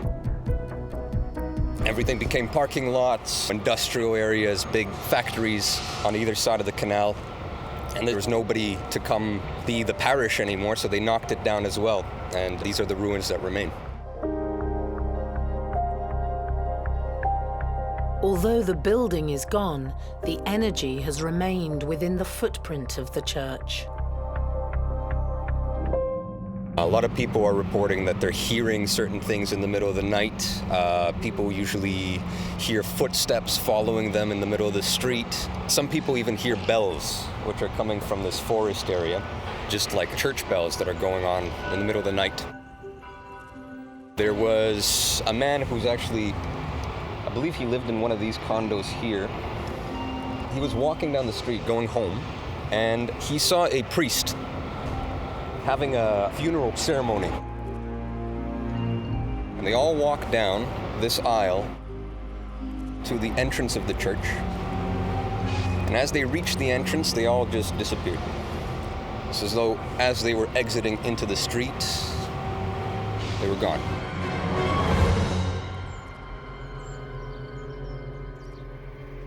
Now, there was no noise, there was no sound, but the person who witnessed this said that the mouths were open, they were singing, and there should have been noise.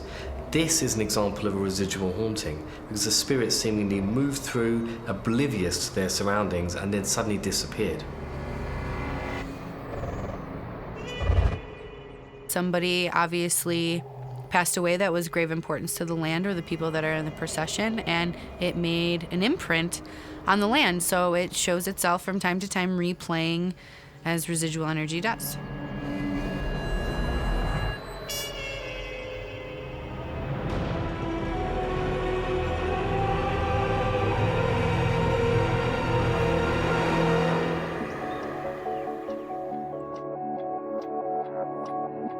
Griffintown remains a mecca for ghost hunters from around the globe, fascinated with searching for old spirits within the new world. I definitely believe that towns can be haunted, especially with the type of history that Griffintown has, with all of the Irish immigrants that fled the potato famine and came over on boats with horrible conditions, and they were sick, and then they died, and then they just threw them in mass graves in the canal. I mean, so the canal is just a mass grave. That would definitely hold a lot and bring a lot of energy, negative energy, because it's not like they were given their own tombstone and laid to rest in the traditional form. They were just thrown together in a hole and buried. I wouldn't be rested if that was me. I think a lot of ghosts remain for diverse reasons, some for more benevolent reasons, others, like the boy that got crushed in the bridge, for the agony that they might have encountered and endured. And there's a lot of anger, there's a lot of suffering, and I think it's within the atmosphere here. Even as the million-dollar apartments rise above the old town, experts believe that the ghosts of the past will continue to be uncovered in the Griff. It's a land of gentrification. You've got all these really expensive apartment blocks which are going up on old factory sites, on old land that has seen a lot of tragedy. So the new residents, the young generation of young professionals that are living here nowadays, report a lot of ghosts and spirits and sightings of paranormal activity around these parts. They're digging up the past and now finding all that old history and all the old secrets of the Griffintown.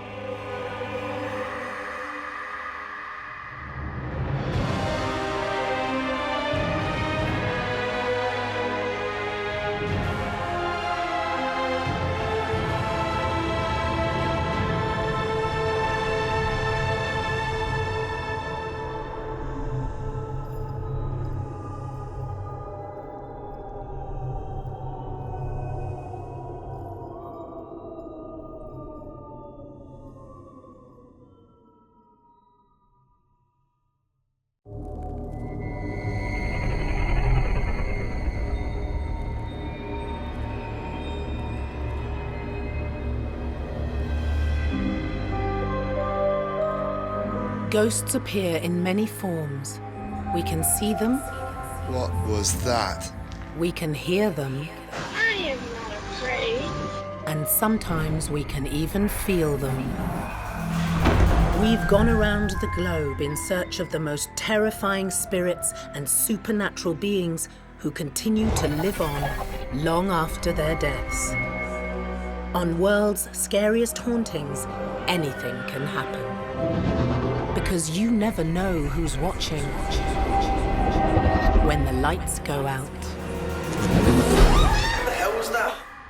In this episode, 18th century vaults hidden within the foundations of one of the most haunted cities in the world. The reputation of Edinburgh vaults was one of murder, was one of mayhem, of mystery, of torture. These subterranean slums housed Edinburgh's poorest and most deprived citizens, most of whom have never left. If I could describe the vaults in one word, I would say intense. Probably the most haunted experience I've ever had as an investigator. Down here, nobody is safe. And one of the ones that does get picked up on, I just saw a shadow. Can I stop? I literally just saw a shadow.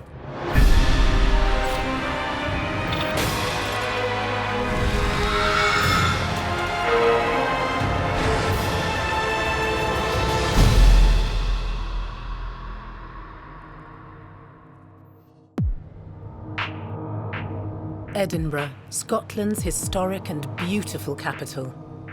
The 7th most populous city in Britain, is a vibrant and exciting place to be.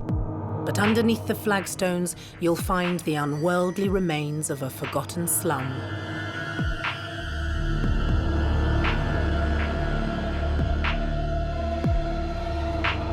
Formed in the foundations of the South Bridge in the 1700s, these vaults originally housed tradesmen.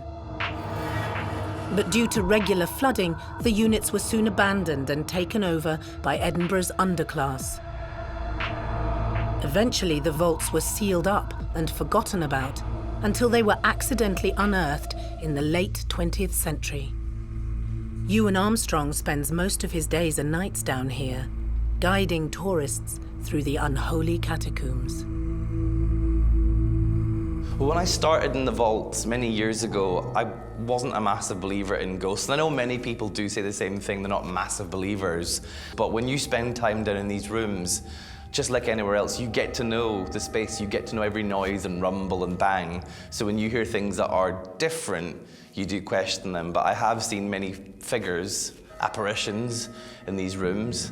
And again, when you're working here, you tend to always rationalize and think it's maybe a customer that's wandered in or somebody, a colleague, and then you realize that there's nobody else with you. The underground world crackles with paranormal activity. Witches, children, and a mean-spirited voyeur haunt the 18th century vaults. The spirits that call these rooms home are now all that is left inside the dark, empty chambers. I believe that the Edinburgh Vaults is such an active, paranormally active location because of the murder that took place there, the crime, the punishment, and the overcrowded conditions that there were in the vaults. The history alone makes it haunted. Whether it's spirits or energies, there's so many things that are going on that you're experiencing when you're down there. I would definitely say it's haunted. With the vaults being used for over 100 years as an underground city, it's thought that over 10,000 people may have passed through these rooms. So I think it's no surprise to find that maybe one or two of them may still be here. Many people have reported a shadowy figure standing on the steps here or following behind them as they make their way down these passageways.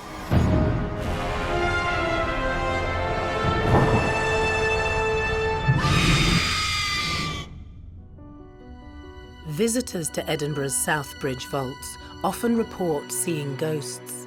One of these spirits is still seeking revenge for her death over 200 years ago. So with so many of these rooms being used for brothels and taverns, it does lead many mediums and clairvoyants to pick up on spirits around the area. And one of the most common ones within our section of vaults is a young female who has been picked up on many times, and actually it's one of the ones that I've witnessed myself in these rooms, and that's outside in our corridor here. Many people have seen a woman standing in this location, and they always report the same thing. They report the long dark hair, but also what looks like blood on her face.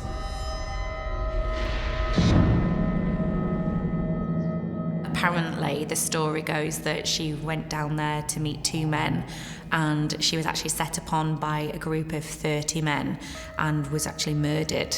Now, because the group of men was so large, nobody was actually prosecuted for her murder, which could be a reason as to why she's still haunting the building.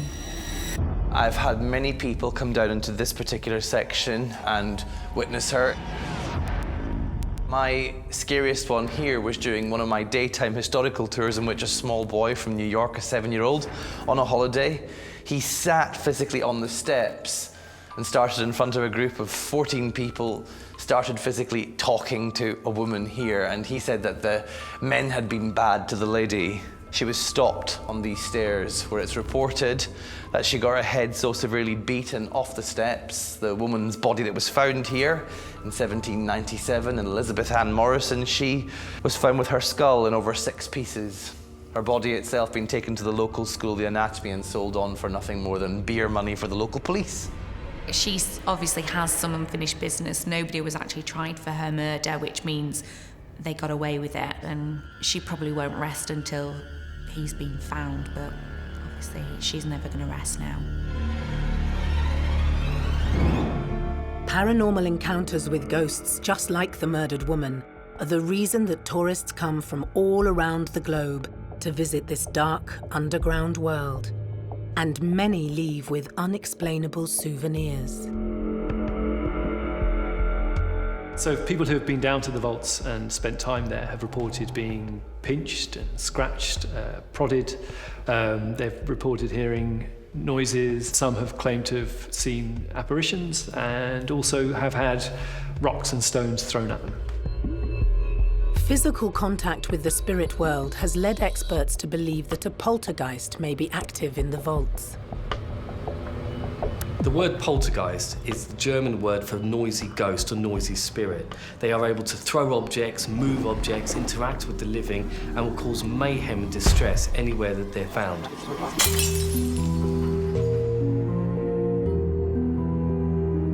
If you are lucky enough to have any sort of physical contact, such as a push or a touch or anything like that, well, it makes people feel wary, wondering who stood behind them, and especially if you're in the dark, it kind of enhances the fear factor.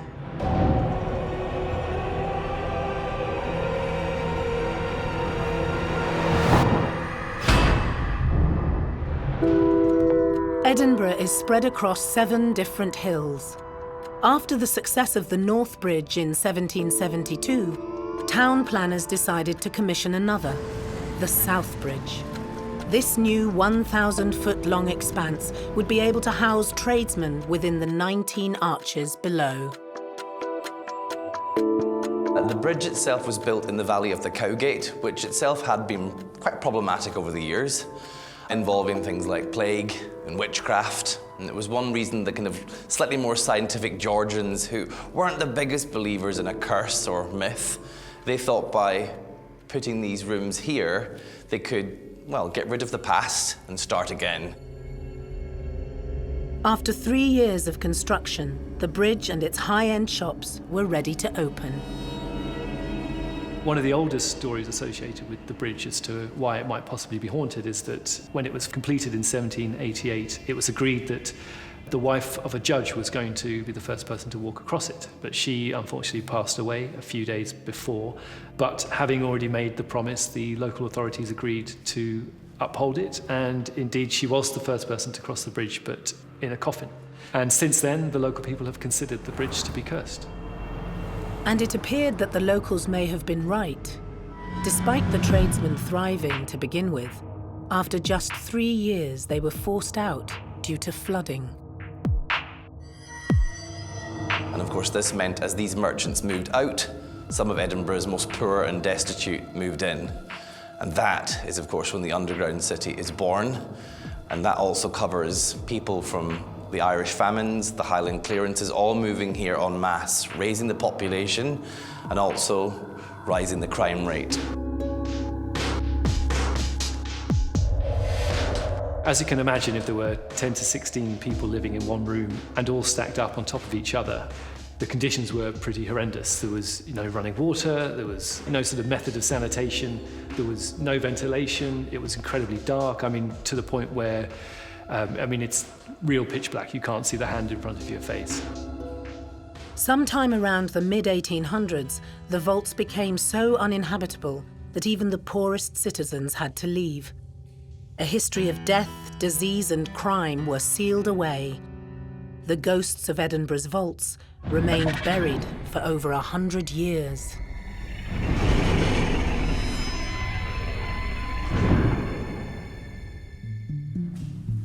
So, back in the 1970s, this particular room became the point of interest for a group of students who were using these rooms. Of course, they were renting a flat connected on here, and naturally, being three young gentlemen, they knocked through one of the plasterboard walls and found all this behind it and used it for many months for parties. But in one evening here in 1979, it said that at a wild drinking party, two young girls who'd been attending, they both at the same time got held against this wall by nothing. They were terrified. If something was holding you against a wall and you wanted to report it to the police, you have to have somebody seen doing the crime, but they never saw anyone. In 1985, the underground chambers were excavated and the world below was once again discovered.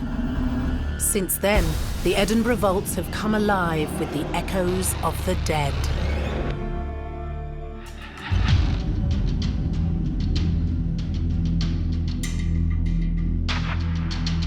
Below the cobbled streets of Edinburgh are a series of vaults, once home to traders before becoming a slum for the underclasses.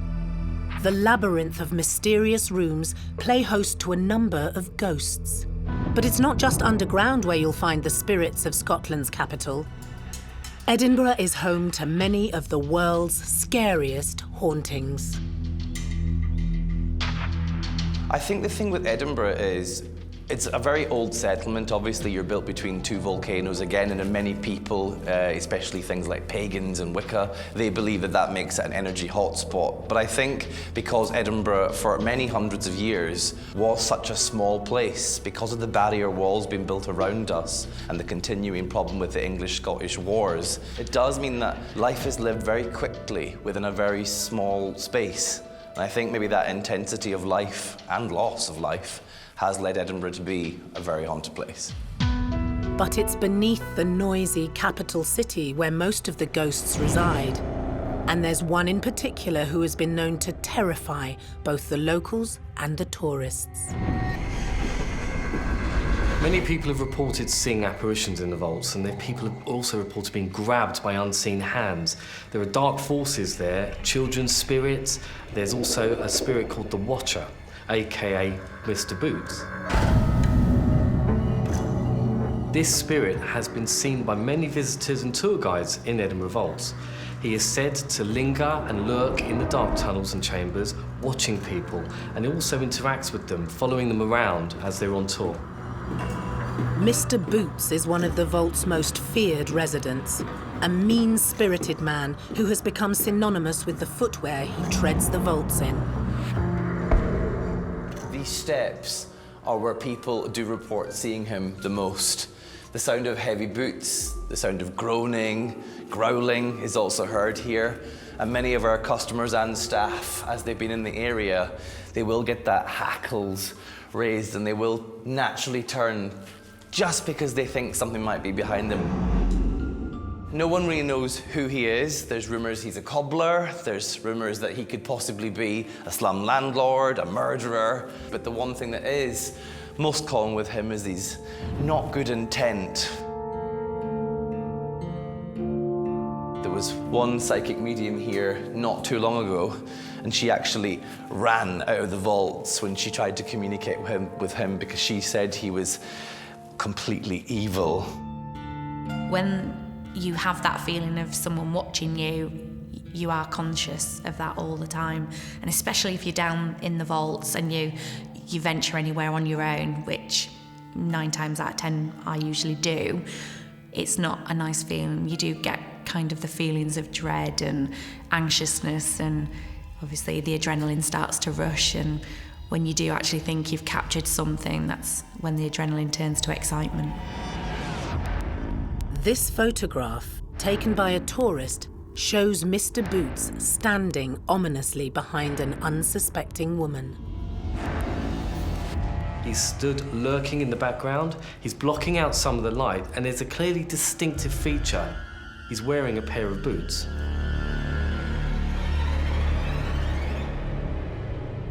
Local paranormal investigator Gordon Peat has been visiting the vaults for years. He has felt the presence of Mr. Boots on numerous occasions. He believes that the vaults are his. We had some of our guests being physically touched. They felt cold, scratched. But there was no pushing or shoving. But there was quite a lot of activity on the human pendulum. You invite a spirit to push that person forward or backwards to answer the questions, yes or no, and that was really active. Nikki Curry was on a ghost hunt in the vaults in January 2018, when she too had a mysterious encounter with Mr. Boots. We did some Ouija boards and stuff and table tipping and stuff like that, and then we went off on our own, and that's when there was just two of us that came up here on our own, and we felt somebody was watching us and there was nobody here because everybody else was down the other end. I couldn't move, I actually froze and said there's somebody staring at us, but it was pitch black, so didn't see anything. So I says, let's take a couple of pictures and then we'll go. So we took our photos on our iPhones and then just left. It wasn't until the following morning that Nikki looked back at the pictures. She couldn't believe what she'd captured. It just looked like a figure. It just looked like somebody was walking down the stairs in front of us. Somebody did a bit of research and said it might be the Watcher, and that's why we obviously felt like we were being watched. It did look like a figure, and it looked like he had long hair, and it looked like he had boots on. So, yeah, it is an amazing photo. I'm just chuffed. The eyewitness that took a photograph of apparently Mr. Boots, he clearly displays an image there of what looks like a long coat, some kind of outfit that's touching the floor. There's no facial features, but the apparition that's manifesting itself is very tall, it's very slender, and it does definitely have a long robe or some form of coat that it's wearing. Experts believe that sightings of Mr. Boots are like action replays of the past. One theory that was proposed in the 19th century to explain possible appearance of apparitions was something known as stone tape theory, which was the idea that material such as stone, or similar to the way a cassette tape might work, can retain sort of impressions of the past. It's almost like time rewinding over and over and over again and constantly replaying the same thing because it was imprinted in the space. So the reason why people might think, for example, that Mr. Boots remains within the vaults is because perhaps he is a projection that has been stored in the sort of stone, and therefore he, in fact, is not looking at anybody. We are just experiencing him from a different time. Nikki has returned to the vaults for the first time to face her fears. It's weird being back here. Like when I look there, I think, yeah, that's weird, because we did feel really scared standing here. It's actually quite scary standing here just now, and it's daylight, it's not even during the night. But what if Nikki had come face to face with Mr. Boots? I think we would have screamed. I think we probably would have been in a huddle. I don't know if we'd been able to move, because there's nothing up that way, so I don't think we would have got it out. I don't know, I might have passed out.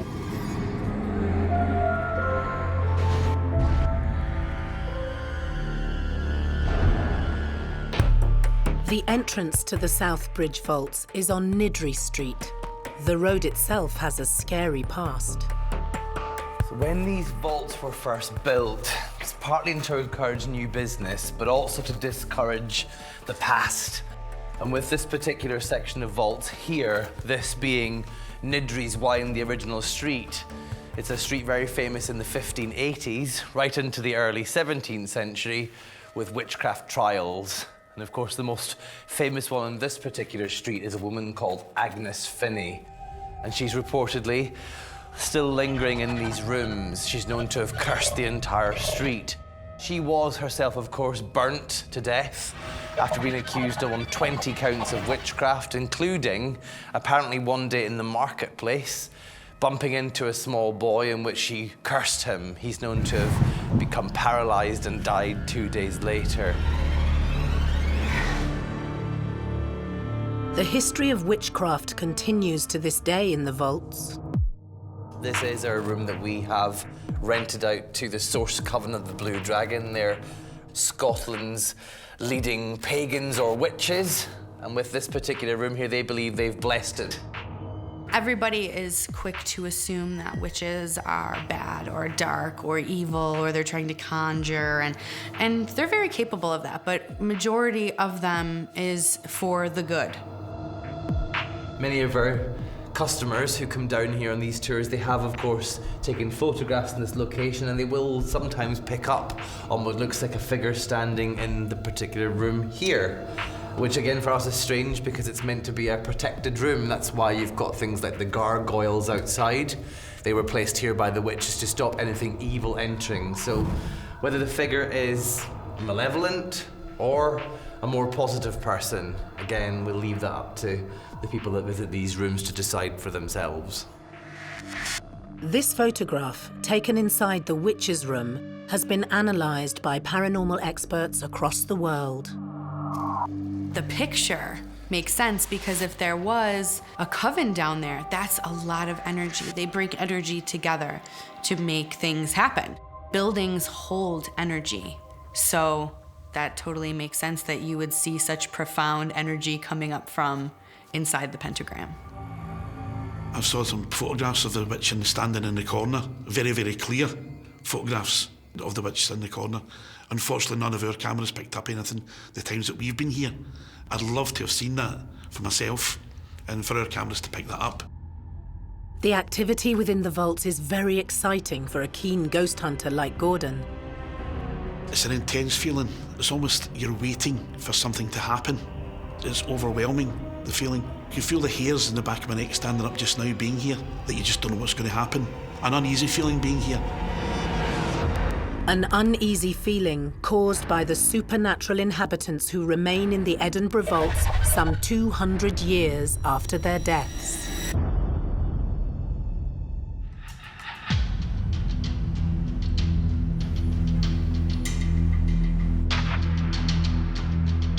Only a few feet below one of Europe's most historic cities, ghosts haunt a maze of vaults that once housed the underclass of Edinburgh. One of the chambers in particular has been rife with paranormal activity of an evil kind. Back in 1995, a group of local Wiccans, they moved into this particular room. The stone circle you can see here, it was placed here by them to be a protective area, an area of safety. On one occasion, a priest who came on a tour here, he believed he picked up on a demonic entity telling us we should simply brick up the door. But people do come in, and those people that pass through the stones are apparently in the greatest of danger because the witches who use our vaults, they believe they shut the circle down in 1995, and they believe they shut it down and offered the space inside to whatever malevolent entity was here. And since that date, customers come in here, again, many people gesturing to each other to walk in, to taunt it, and they will leave with scratches, cuts, bruises, and many people reporting for many weeks afterwards, suffering things like sleep paralysis, seeing shadows and shapes moving around their own homes. Paranormal investigator Tom Buckmaster had a terrifying experience when he tried to cross into the demon's circle. From the moment we sort of walked into that place, we were being followed by shadow figures. We had footsteps following us up the corridors towards the vaults. I mean, it was just a strange, eerie place that you just feel constantly that there's something else there with you. Tom's footage from November 2016 reveals the fear felt by himself and his fellow paranormal investigation team members. I think one of my team members, Kev, he stood in the stone circle. Obviously, there's supposed to be a lot of negativity around that. Apparently, there was a ritual kind of done to keep a demon within the stone circle. If anyone steps in there, people have been attacked, scratched, pushed. I think they've even had ambulances called to people. When he stepped in there, he felt something touching his back. The whole room went ice cold. It's quite cold down there already, but there was just a significant decrease in temperature. And at the same time as he was in there, we turned on the digital recorder and we caught growling and sighs that just weren't there in the moment. What is that? Rewind it quick. There's a growl on that. It was just like a intense fear. Obviously, I'd heard about things that happened in there, but it was just like I was all up for it before the investigation. Even when we first got there and we were setting things up, I kept saying, "I'm going in it. I'm gonna go in it. I don't care. I'm gonna go in." The point when I was about to sort of put my foot over, something was just, I don't know, it's like a feeling, just something stopping me, as if someone's telling me, like, don't go in there. And it was just an instant fear, goosebumps, my whole body was just sort of reacting, and I just couldn't do it. It was just something stopping me. If you feel you don't want to do it, don't do it. In my head, it was just like that feeling of, you just know something's going to go wrong if you do it, if that makes sense. Just that pure fear. That's the only way I can describe it. It's really strange. Still scarred by that night, Tom has yet to return to the vaults. They can be terrifying. Yeah, truly terrifying at some points. I do definitely want to go back. I think there's more to the place, there's more we need to sort of find out. And I think if we do go back, we'll probably get more than what we did before.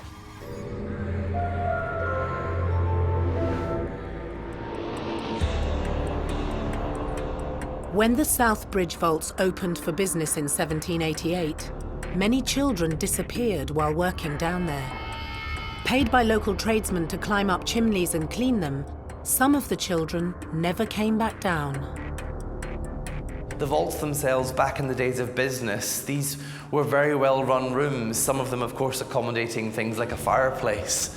And there is, with one of our rooms back in 1992, during making the site safe for the public to come in here, one of the fireplaces was bricked up. And when they, of course, tried to renovate it and get it used for the public, they did actually find small fragments of bone inside it. And when these bones were taken away, it was discussed by the laboratory they were children's bones, apparently a young boy between the age of 7 to 12.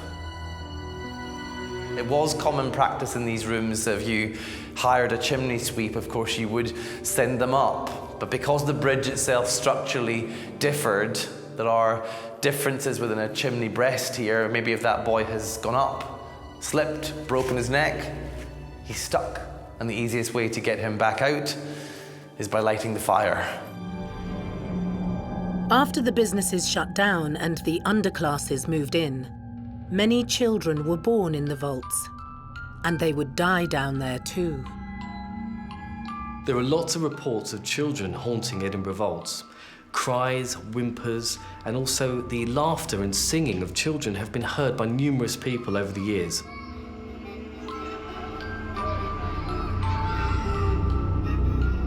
One reason for their spirits being trapped in this location is because they were all living in close living quarters and conditions back in the day. For many, many years, children there perished and died of malnutrition, of disease, and of crime and murder.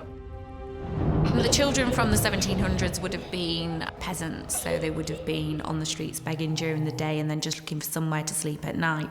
But they are very, very mischievous. They will throw things, they will torment equipment that we've got, drain batteries. We've also had people having their backs of their ankles kicked and things. So when you do have children, they do like to play and mess about. Some spirits don't know they're dead, that's the thing.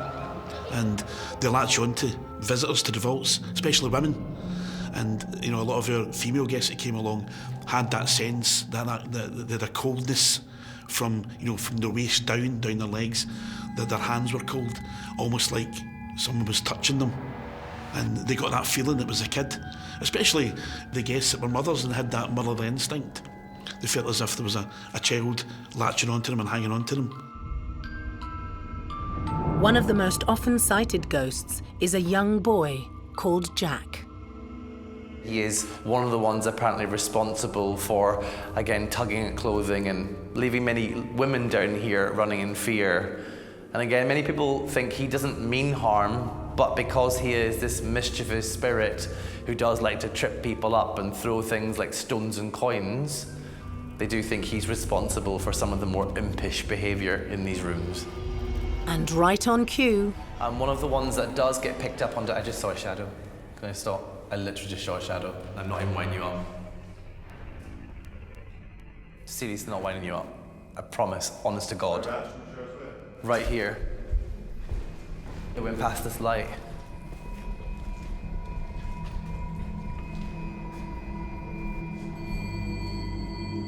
Just as we were talking there, I saw something break that light.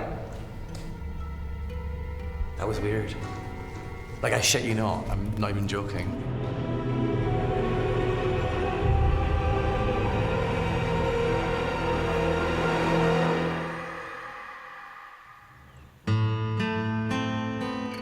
One of the most tragic events in the history of the city was the Great Fire of Edinburgh, which started in an engraver's shop on November the 15th, 1824.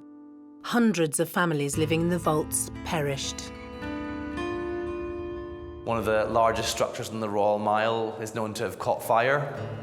With the wind picking up, that fire spreads, and of course they can't control it. This is, of course, just in the early days of the fire service. But the vaults, they're not deemed to be an important enough area to take care of, and many of the police are known to have locked the original entrance into the vaults, leaving many people in these rooms to fend for themselves. And there are many reports down here that 2-3 weeks after the fire had been extinguished and the doors were unlocked, people came down to find quite a tragic scene in these rooms. There is, in this particular section here, the story that the walls themselves, well, they conduct. And that heat raging above your head meant that many people would have died of asphyxiation or smoke inhalation, and that may have led them to take their own lives. So again, many people do walk into what is a room you can see your own breath in, and they feel the opposite. They feel very hot, very warm, they can't breathe. We've actually had to, in this particular room, end our tour for some customers that do begin to feel their skin burning in these rooms. It was said that there was a bad fire there at one point, and that parents had to slit their children's throats to spare them from being burned. And that act alone, I believe, causes an imprint on the space. You know, something so tragic and horrific. So I definitely would think that you would see some child spirits there. Maybe they don't know they can cross over, or they're lost, or they're waiting for someone. But I definitely would understand why you would see child ghosts there. But not all the spirits living in the Edinburgh vaults are quite so innocent. Much of the paranormal activity that has been experienced in the unhallowed chambers can be directly linked to murder.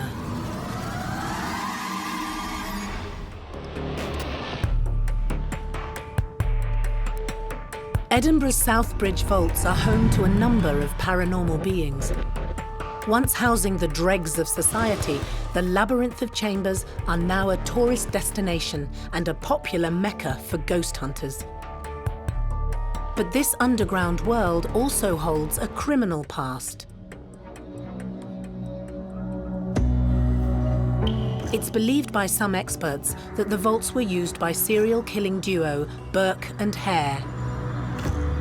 The pair murdered 16 people between 1827 and 1828 so that they could sell the bodies to a local doctor who would pay them good money. This is an underground. This was really like, you know, Edinburgh's underbelly, if you like, back in those days. Rumours have it, various different reports of the history of Edinburgh reported that this is where, you know, the infamous grave robbers Burke and Hare plied their trade, because people were dying every day. The mortality rate was so high, so it was ideal for them. William Burke and William Hare were two Irish labourers who lived together in Edinburgh. In November 1827, their lodger, a man named Donald, died of dropsy. Short on money, the pair hatched a morbid plan. It was Burke's idea to try and sell the body of the dead lodger to the local Royal College of Surgeons.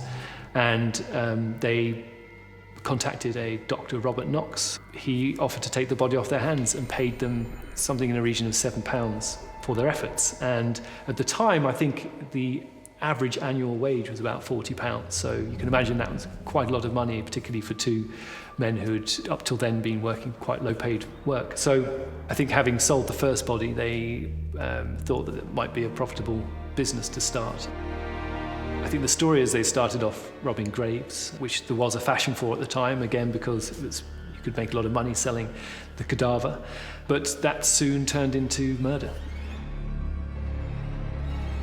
And it's kind of one of the worst kept secrets, and it is to do with this hastily bricked up doorway. Behind the corridor here lies one of Edinburgh's biggest mysteries, and it's that of William Burke and William Hare, the infamous body snatchers. There is a network of rooms behind us which does run all the way from the Southbridge vaults into the medical school, the basement of Surgeons' Hall, the School of the Anatomy.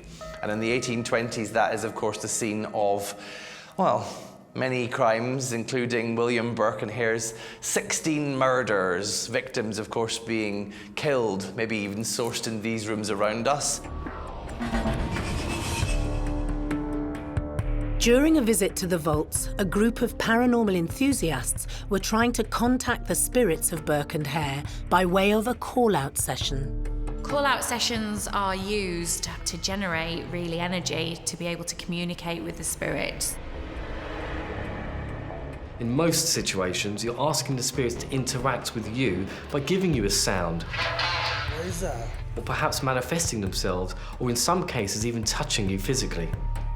It's more or less an instruction to the spirit.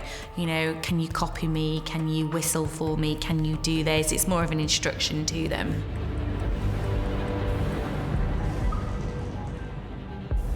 Zoe White was playing the part of a sacrificial victim on the night of the call-out session. Well, I was lying down.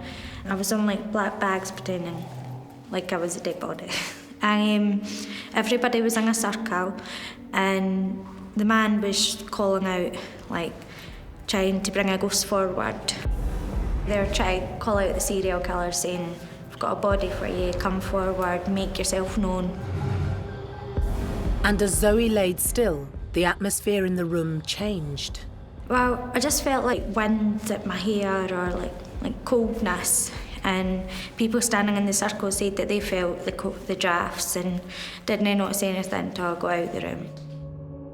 Once finished, Zoe sat down. It was then that her mother noticed something. I was sitting down and I was going to like brush my legs off, and then my mum shouted, "Don't touch your legs." And then I looked down and I realised I had a handprint on my calf.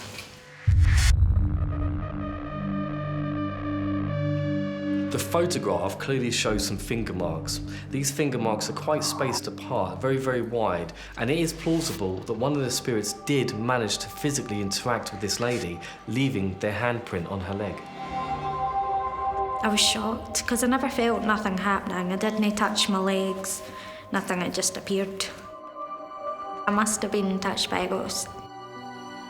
As the night continued, Zoe again was chosen as the subject during a scrying session.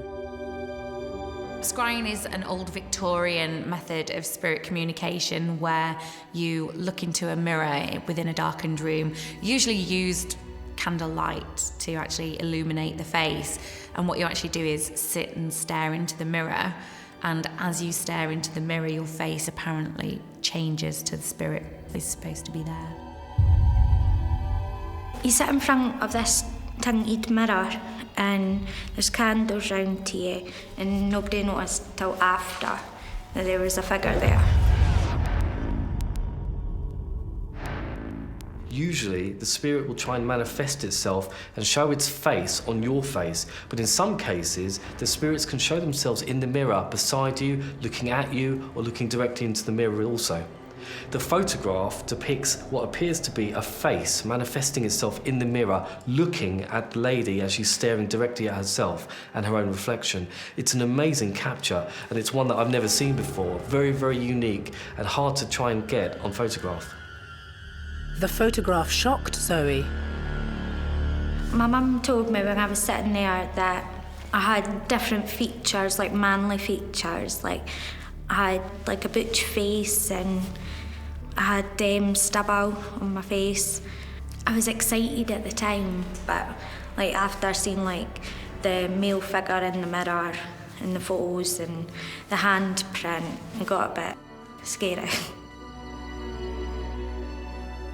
Some people are more in tune than others. They're connected to the spirit world. And if spirits can kind of find that tune and they pick up on it, they might well want to show themselves or interact with that specific person. In this situation, the woman clearly was a focal point and was the attention of the spirits that were there. They may well have been trying to show themselves to her, to communicate with her, to give her a message, or she may well have had links to that place or to the spirit itself. Zoe returned to the vaults months later, but had an entirely different experience. The second time I came, I was all excited, thinking something else will happen. But as soon as I entered, I felt sick. I needed to sit down. I felt like I was going to be sick. I needed to leave the building a few times. This was horrible.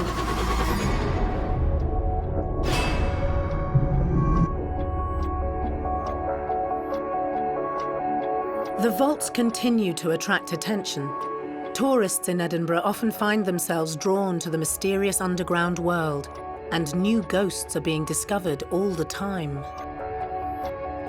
The idea that so many people had likely passed away while living in there, and the fact that they're incredibly dark and atmospheric, all lends itself to, the perfect location for a haunting.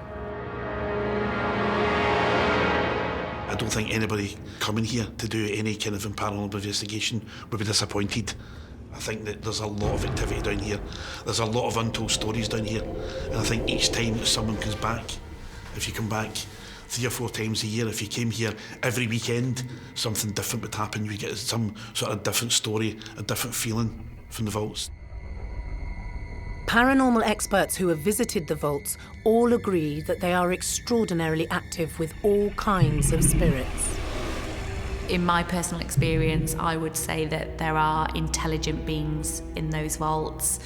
I do actually think there is some residual energy in there as well that kind of makes it feel as oppressive as it does. But my personal experience says yes, it is haunted. If I could describe the vaults in one word, I would say intense. If you wanted me to give you in a paragraph, probably the most haunted experience I've ever had as an investigator. If you're into all things paranormal, you have to come to the vaults. It is an intense experience. The future of the vaults looks to be just as fascinating and mysterious as the past. I think the thing with the vaults is we'll never truly know all their secrets. The amount of people that have lived in these rooms, and we are talking about most of them who didn't have a chance to write things down. Many people are illiterate, and their experiences maybe go untold. So we never know whether they're here. But I think for these rooms, as we uncover more, and there are more vaults around us which haven't even been emptied yet, maybe when they get opened up, we will discover a lot more activity in these particular rooms. And again, if there was murders happening down in these rooms, there may still be somebody lying, waiting to get discovered inside them.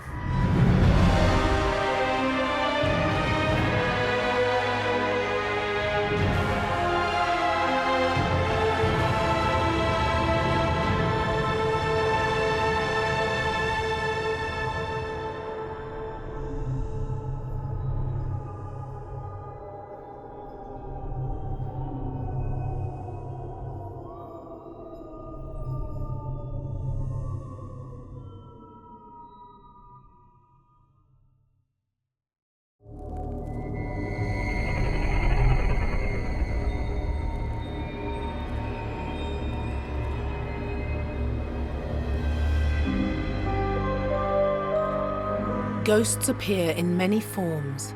We can see them. What was that? We can hear them. I am not afraid. And sometimes we can even feel them. We've gone around the globe in search of the most terrifying spirits and supernatural beings who continue to live on long after their deaths. On World's Scariest Hauntings, anything can happen. Because you never know who's watching when the lights go out. What the hell was that? In this episode, a 17th century house in the woods that gives many visitors the creeps.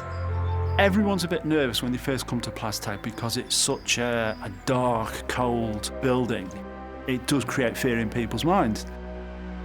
The spirits of one wealthy family terrorise anyone who dare enter. I felt there was something in the corner of the room. As I pointed my camera, there was a loud bang and candles were thrown off the table. Ghost hunters have been physically attacked. This thing, entity, spirit, whatever you want to call it, grabbed me in the throat and actually pinned me to the wall.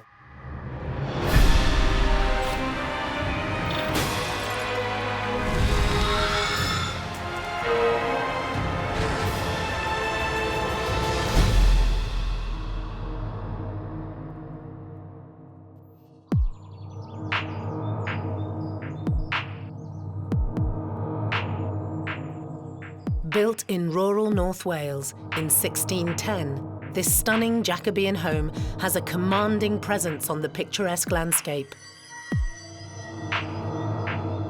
Plas literally translates into English as fair mansion, but many of the spirits that reside here are more foul than fair.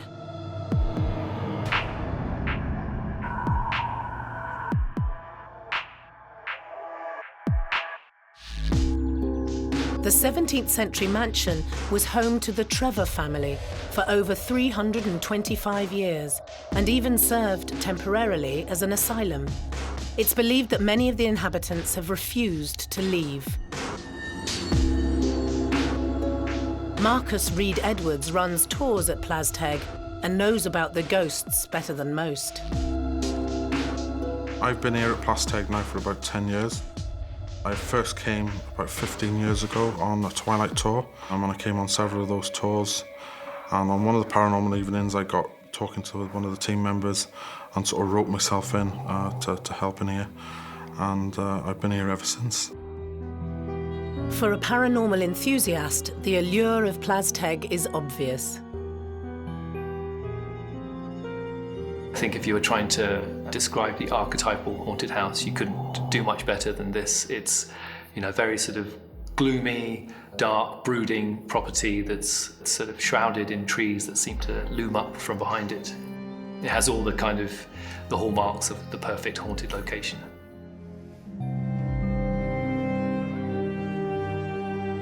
9 times out of 10, it would be residual energy that has been obviously left there from the previous occupants of the house. It could be intelligent spirits that still reside there. All those spirits could have been members of past families who've lived there or people who've actually served the family who lived there. So it's not uncommon to have quite a lot of activity within a house of that age. Much of that activity comes from the Trevor family, who owned the house between 1610 and 1945. Families have so much history of the different things that go on within a family, and it's generations have inhabited the land, so I would assume that there would be multiple spirits there. There are about 15 spirits that regularly haunt the house and that are active.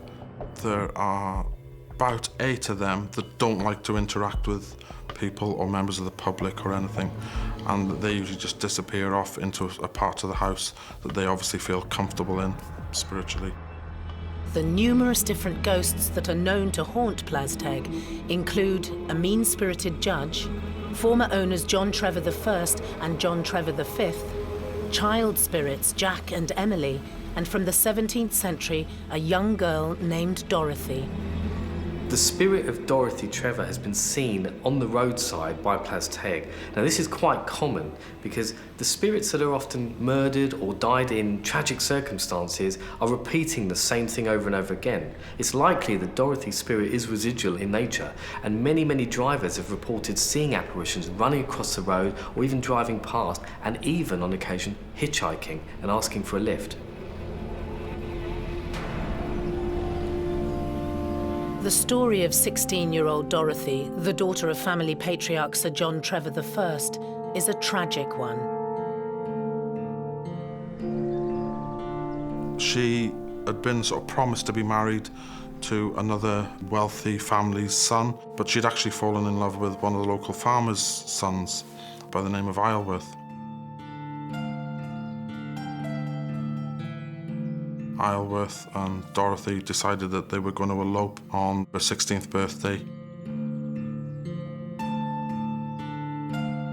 She had hidden all her jewels and belongings under a tree across the road near to the well, and Isleworth and her were going to meet just up the fields.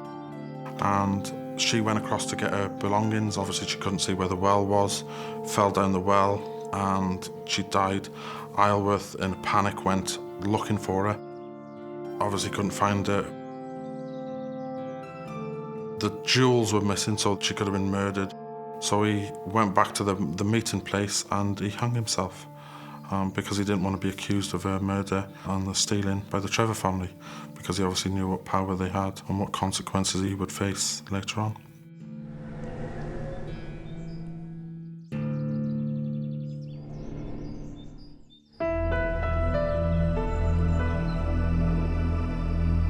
When anything happens, murders, things like that, when your life is tragically taken from you, you want to avenge your own death. That would be the explanation as to why she still haunts the well or the vicinity of the well, just in order for her murderer to be brought to justice.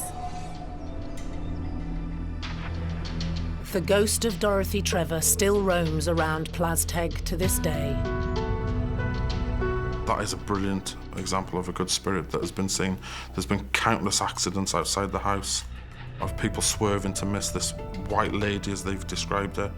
The police have turned up.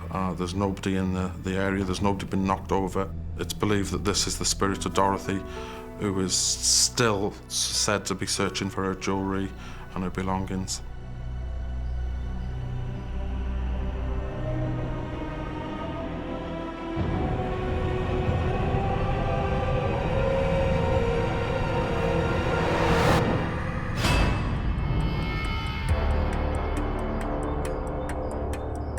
Plas is a Grade 1 Jacobean mansion. The breathtaking stately home has stood in North Wales since the 17th century.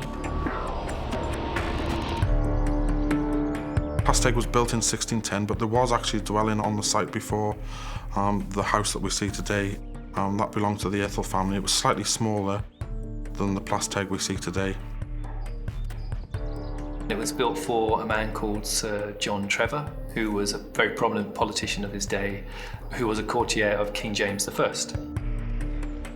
He wanted a sort of a holiday escape, a holiday home, and it wasn't until sort of the end of the 1700s that it started to become a family home. When later descendants of the Trevor family actually took ownership of the house. Once one Trevor had passed on, obviously the son from the previous family would get the house. Then the sort of hereditary ladder sort of carried on. The original owner of Plas, Sir John Trevor I, held office as Speaker of the House of Commons twice between 1685 and 1695. He was an MP, he was quite a powerful person. He only actually had the house for about 19 years. 1629, 1630-ish, Sir John Trevor died. His wife died about 15 years later. Despite his death over 350 years ago, Sir John is still known to make the occasional appearance at Plas. We've had occasions where we're on the spirit board and we're talking to a spirit that's passing through or a family member of one of the members of the public, and Sir John Trevor comes in and he's that domineering and overpowering, they sort of get scared and they leave the spirit board alone and they just go and he takes over. With so much life lived in this house, it's no surprise that Plas still crackles with paranormal energy.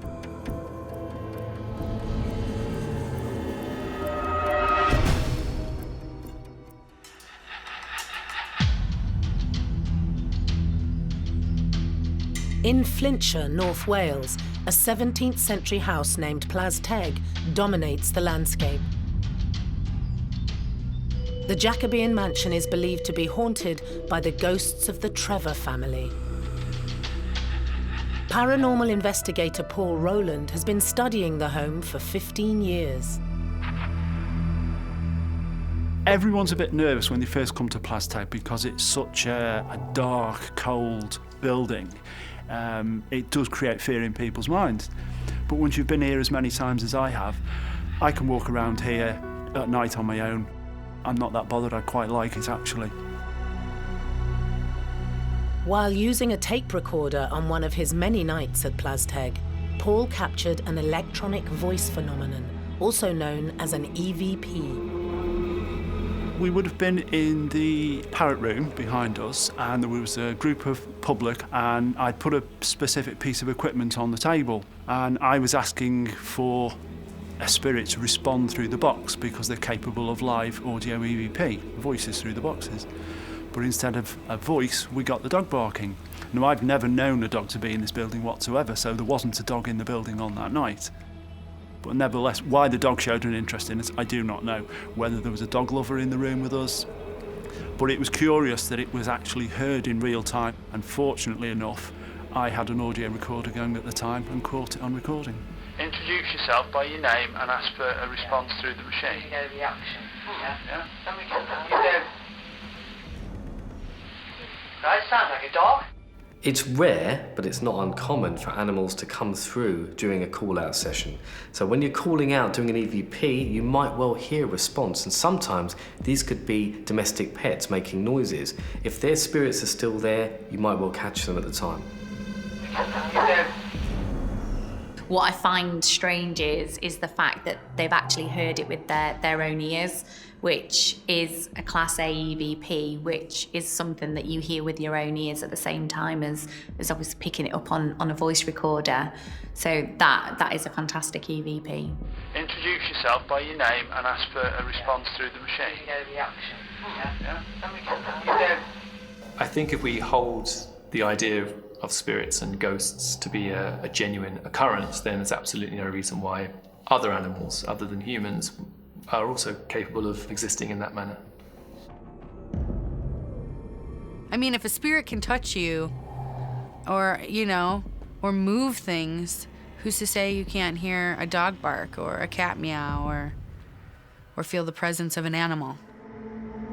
Paul often works alongside fellow ghost hunters Mike Gibson and his mother, Jean. Oh, I've always loved it. Always loved it. It's always intrigued me. So it was a great opportunity when they asked me to be a member here at Plas. So, yeah, I never looked back. You're just sort of drawn to this place and you want to try and catch much evidence as you can so other people can see what you've caught, really, and try and prove there's a supernatural world. Jean and Mike have also had paranormal experiences in the parrot room. We were filming at the table, and as we were filming, there were questions were being asked by Jean Gibson. You want us to spend the night here? You want him to stay here? When you've been in that room for about an hour, and then we have got a bit of footage where I happen to ask out, do you play tricks on Cornelia, the lady at the house? Do you move things? Well, you know the lady at the house? Do you ever play tricks on the lady at the house? Because she keeps blaming that someone takes the Radio Times and pinches stuff. Is it you messing about? As this was going on, I felt there was something in the corner of the room. As I pointed my camera, there was a loud bang where there was candles, and candles were thrown off the table. You messing about? You mean the lights on? I think the door opened as well at that time, so that was quite yeah, we've had that quite a lot actually, where the doors have just gone and opened for no reason. Yeah, a lot's gone on, really. Adrenaline kicks in and you get excited and also a bit scared because you don't know what's going to happen because you're in the dark as well. But generally it's just a good feeling, really.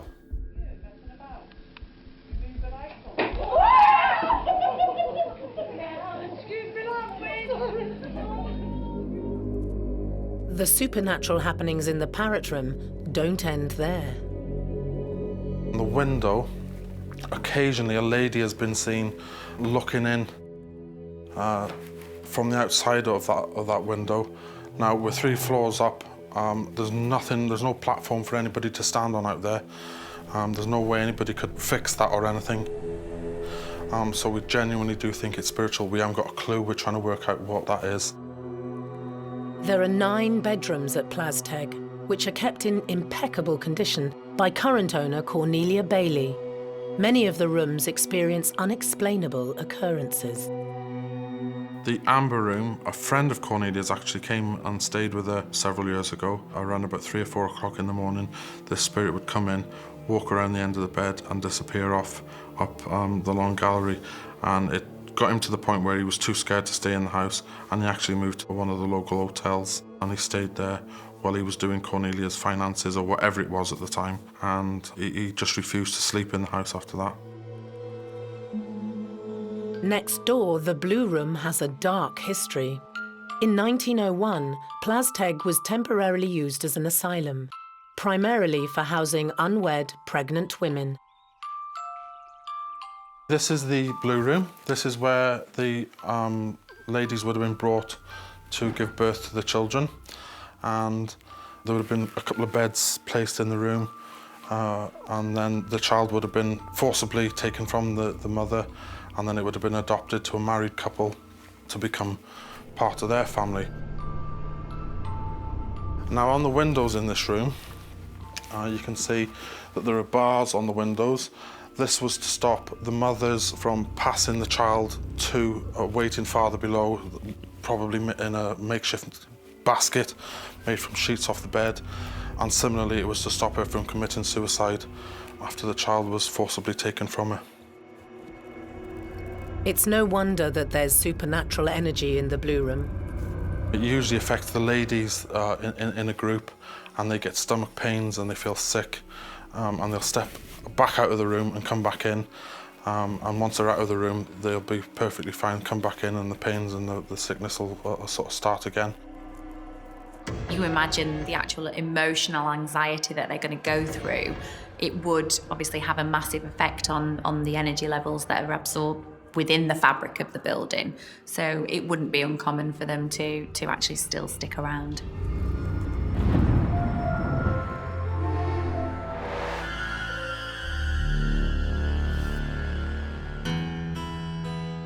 Despite its strong heritage and proud lineage, by the 1950s, Plas had fallen into the ownership of estate agents. They put a demolition order in on the house, and that's when Patrick Trevor Roper, one of the later descendants of the Trevor Ropers, heard about the plight of Plas, and he decided that he was going to purchase the house, which he did. He never actually lived here. He rented it out to several different people, and then he decided that he could no longer afford to keep it going, and he decided to sell it, so he listed it in Country Life magazine, and that's where Cornelia spotted it in 1986. The current owner of Plas, Cornelia Bailey, worked tirelessly to restore the mansion back to its previous glory. When Cornelia bought the house, is because it was covered in a really thick black paint. One of the people that had rented the house had painted it with a black oil paint, and it was an absolute nightmare, a disaster. And Cornelia spent 2 years with a penknife picking away at the paint to restore it. It's actually wood that comes from part of the Spanish Armada, and it's a spectacular, magnificent staircase.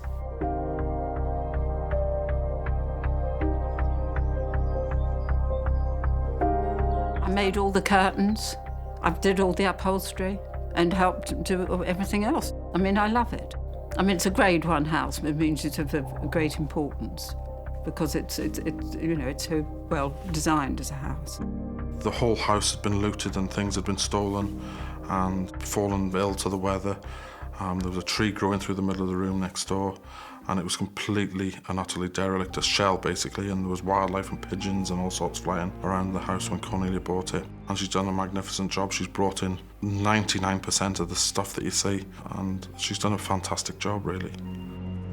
Just like many generations of the Trevor family, Cornelia has tried to protect herself from the paranormal energy at Plas.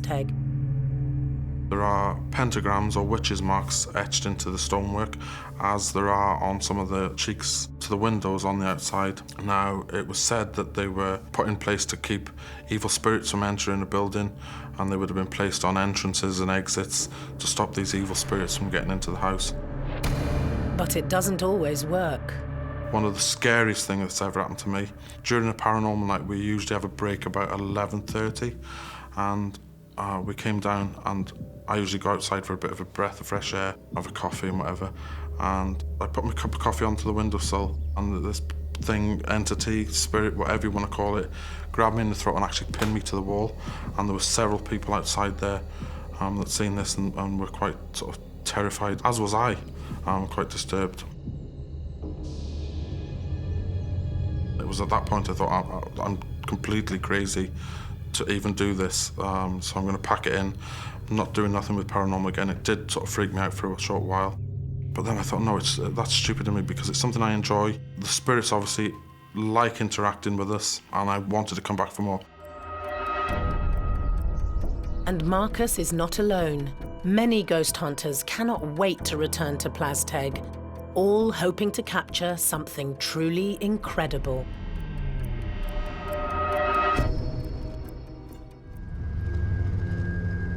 Plas in Flintshire, North Wales, has stood since 1610. The Jacobean house is full of supernatural energy, and in the twin poster bedroom, there is something truly magical. We had a medium that came to the house several years ago, and she said that there was a large spiritual vortex built up at the side of this wardrobe. It's all theoretical, but a spiritual vortex is similar to an interdimensional portal. So often psychics, mediums are able to see these vortexes as kind of swirling mists or spiralling forms of energy. Sometimes they're also seen as shimmering parts of the building. A spiritual vortex is thought to be a kind of place of force or power that's created through the convergence of ley lines, which people believe are sort of channels of power or energy that aren't necessarily discernible to the eye. And so in the spiritual vortex you would get an area of heightened power, supposedly, that might be a gateway or a portal into another dimension, or enable people to become more sensitive to seeing spirits, that kind of thing. Are these vortexes the same as interdimensional jumps? Are spirits able to communicate with us by coming through these? Who knows?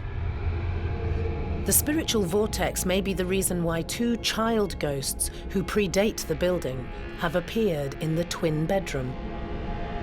Jack and Emily weren't actually from Plas, they were part of the Ethel family who lived in the previous house to Plas, and they've obviously taken a like to the house, and their spiritual energies have stayed. We often hear ghost stories involving children as ghosts or spirits of children. And this is, I think, mainly to do with the fact that the idea that a child would somehow be left alone, to sort of haunt an area, or that just the sheer fact that a child had died, prematurely, there's something very tragic about that. So it's often something that's very emotionally compelling as a story. Marcus has been fortunate enough to make contact with the spirit of Emily. I've encountered her on a couple of occasions. I've actually seen her. She was supposed to have been, or they were supposed to have been, murdered by their father, who smothered them in the bed. And obviously the spirits are still terrified of him. It was later discovered on several Ouija board sessions that we've done. It was the mother that had actually killed them, and the father took the blame.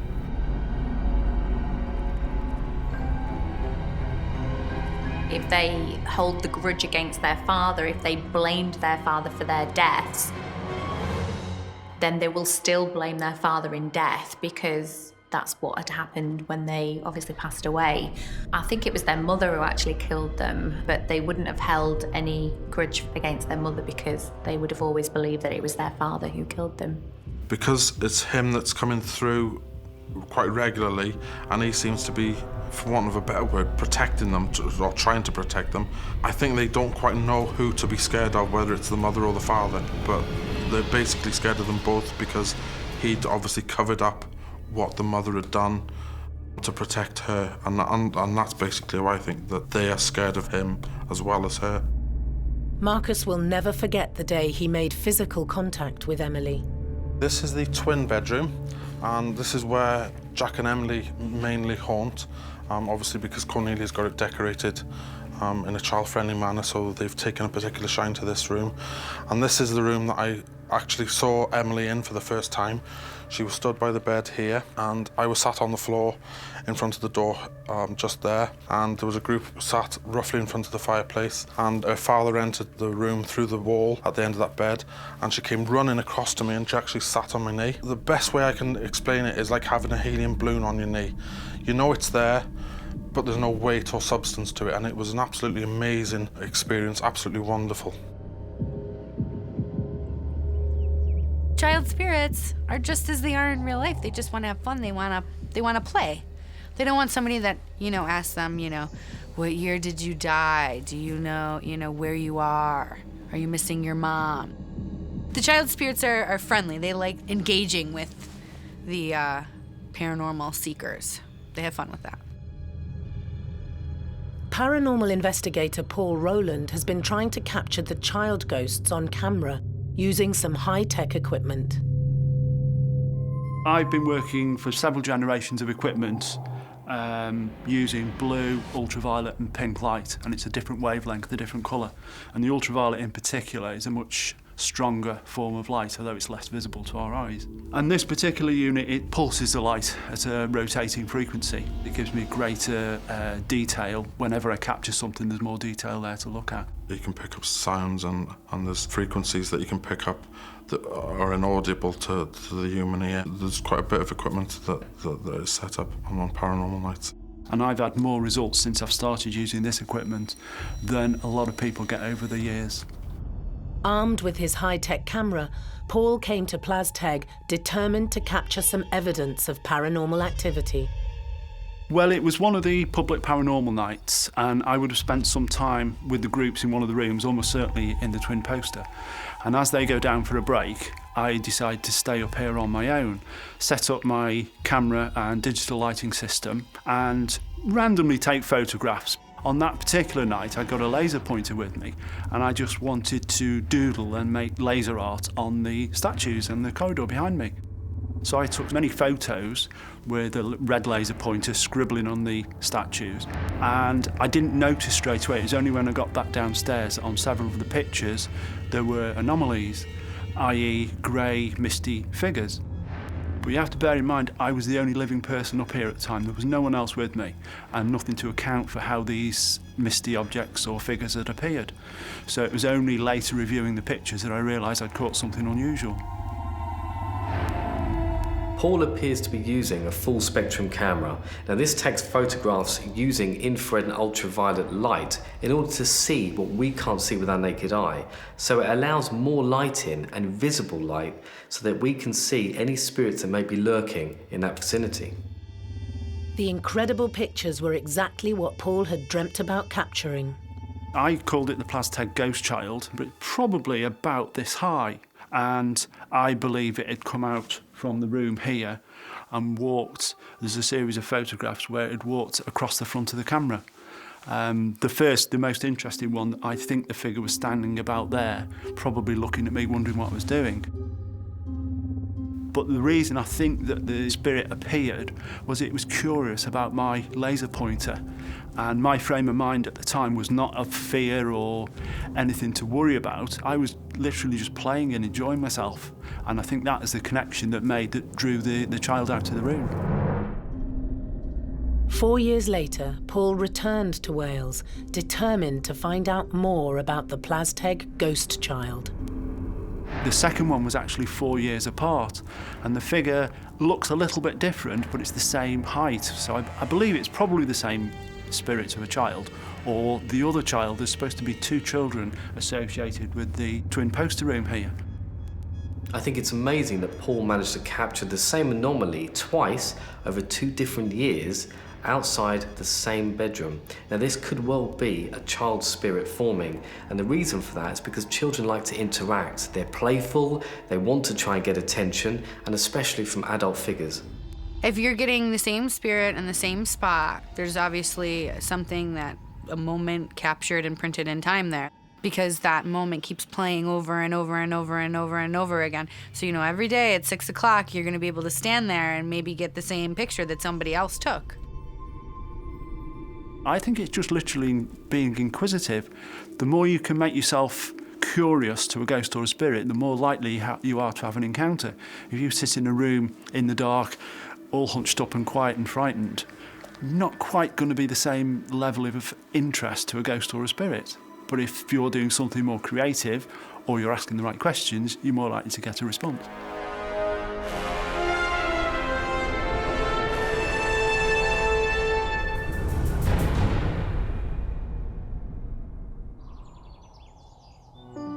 During the 17th century, Plas was not just a family home. It was used by travelling judges to try local criminals. The day room, for the family, this would have been just basically chill out sort of room, our living room as you like today. But it was also used by Judge Jeffreys, and he held court in this room on several occasions. He was a travelling judge, so we had several big houses like this with rooms set aside from which he'd carry out his court cases. Guilty criminals would be hanged in the Indian bedroom. However, it's not their spirits that have returned to Plas, but in fact, Judge Jeffreys himself. The judge has been seen on a couple of occasions. There was one occasion in this room where he was said to have attacked a member of the public. She was quite terrified. She was on the floor and we had to get her out, calmed her down, and she wouldn't take part in the rest of the night, and she just went home, and she wouldn't have nothing to do with it. She was in a complete and utter state. She was absolutely terrified by him.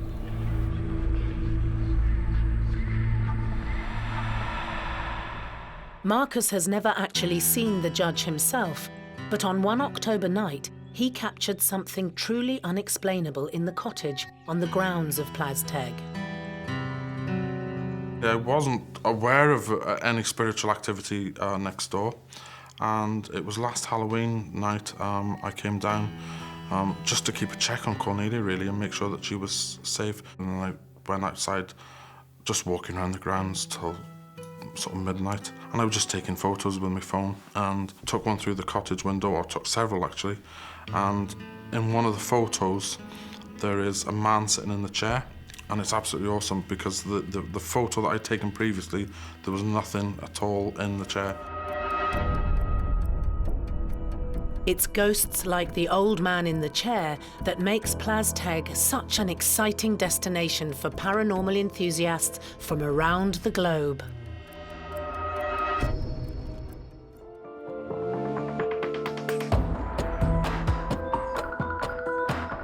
Built in 1610, Plas in North Wales was commissioned by Sir John Trevor I. It was his great-great-grandson, Sir John Trevor V, who became the last direct descendant to live in the Jacobean mansion. He and his wife Elizabeth both died childless in 1742. There is quite a bit of bad energy about him, sort of thing. He had discovered his wife was having an affair. He then got quite nasty about that, and he became depressed. He started drinking heavily. He decided one day that he was going to kill himself, so he tacked the horse up and he rode it at some speed across the ground, straight into a tree, killed the horse outright and severely injured himself, and he was taken to the Regency bedroom, where he spent several weeks in severe agony, and he contracted several infections, and he died of his injuries about 3 or 4 weeks later. And that's why his residual energy is so strong, and we believe he's one of the more negative spirits in the house. The reported sightings of angry spirits is again a sort of common element of ghost stories or stories of hauntings, and this comes from what had happened to the person shortly before they died, or something that would have been related to the manner in which they died. If you die tragically and you have all this stuff on your mind and you are grief-stricken, that's not going to be you being calm and peaceful. You're not just going to cross over. There's some stuff that you have to work out before I believe you could get to that step. So I believe that's why he's very predominant on the land. But this story has a macabre twist. Before killing himself, Sir John Trevor V had murdered his wife Elizabeth in a fit of jealous rage. She was found in a pool of blood in this room, and it said that he actually had her murdered and got rid of because he got this depression and he got so low. And occasionally she will throw that mirror back against the wall in distaste of the people that come into the room. Now, it could be said that floorboards are moving the mirror, but we're moving the floorboards now, the mirror's not moving, and occasionally that mirror has come back on itself, which is absolutely impossible. Paranormal investigator Mike Gibson has experienced the mysterious moving mirror firsthand. When we come into the Regency bathroom, we was with a member of the public, and we could hear a running tap over near the sink. So I get up to have a look if the sink was running, and it was. And I called out and said, if any spirits in here, if you don't want us in here, could you make yourself known? As I said that, this mirror here slammed forward and then slammed back, proper aggressively. And as it did that, we got up and left the room. Mike is certain that it was Elizabeth, the wife of Sir John Trevor V. I think he was quite an aggressive spirit when he comes through, and he is quite strong in that room. And I think his wife haunts this bathroom, and I think that's where the connection of she doesn't like men being in here. And I think that's why we got an aggressive reaction, really. Spirits do hold grudges. There are accounts and reports worldwide of vengeful spirits, those spirits that are trying to get revenge on the person that's living. And that might be because they were murdered, they were persecuted, they were bullied in their lifetime. And these spirits are there set on causing harm and suffering to those that are still living.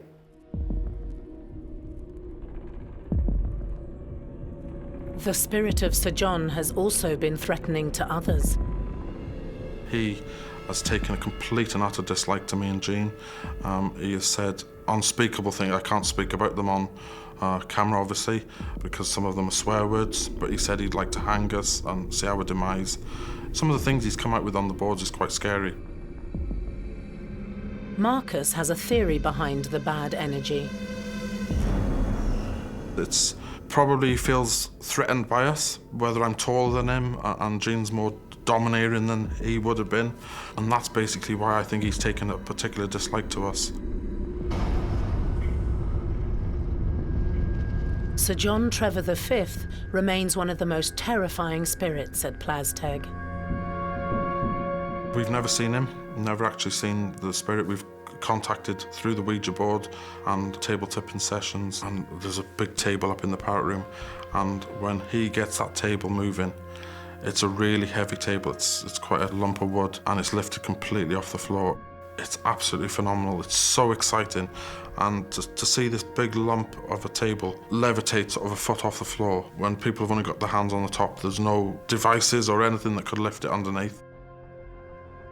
Oh, it's awesome, absolutely fantastic.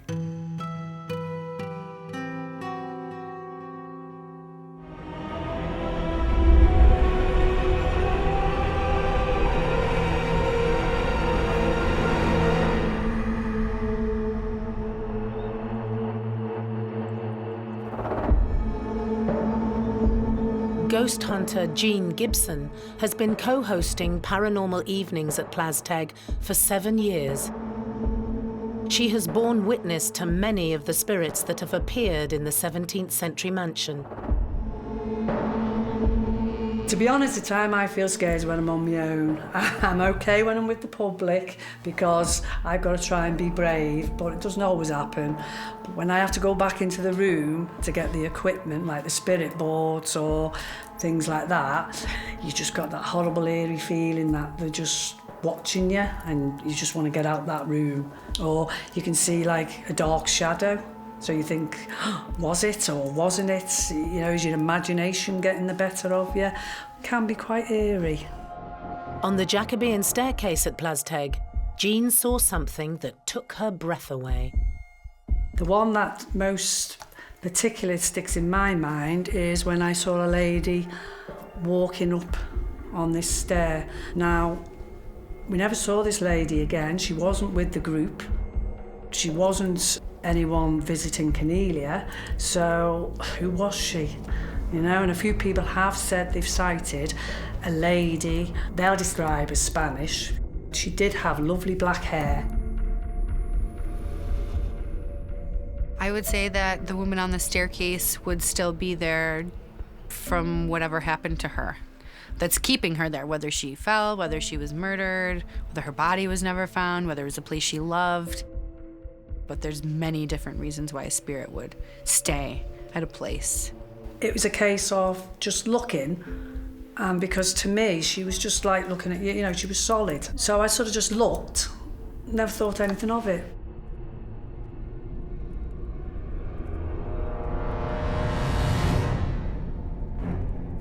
The mysterious dark-haired lady seems to be a direct projection from the bricks and mortar at Plas. Now, nobody knows who she is or why she's there, and she doesn't seem to interact with anybody. There are two different types of spirits, intelligent and residual. But these intelligent spirits are actual spirits that are able to interact and communicate with the living, whereas a residual energy is more like an echo of the past, a playback of past events. It's likely that she's a residual energy. She's a ghost that is there because she's attached to the building. It might well be a member of the Trevor family. Jean will never forget seeing this fascinating apparition. I wasn't scared because, to me, I just sort of looked, saw this nice young lady walking up the stairs. Part of me now just wish, oh, if I could go back now, I'd love to have followed her, because we never saw her again. Is it the same lady that other people have seen? It's a bit of a mystery.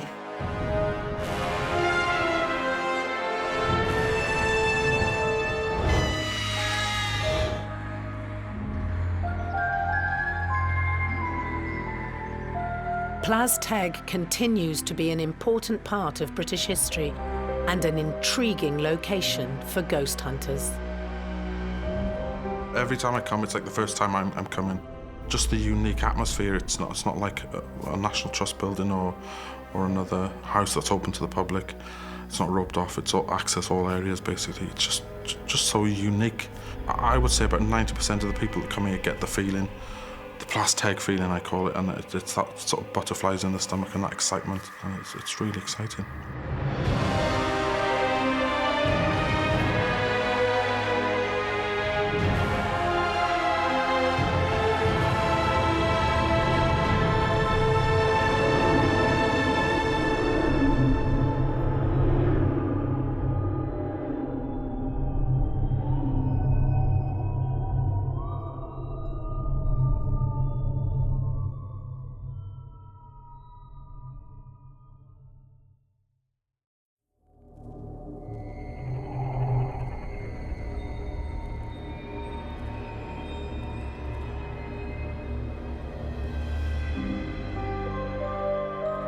Ghosts appear in many forms.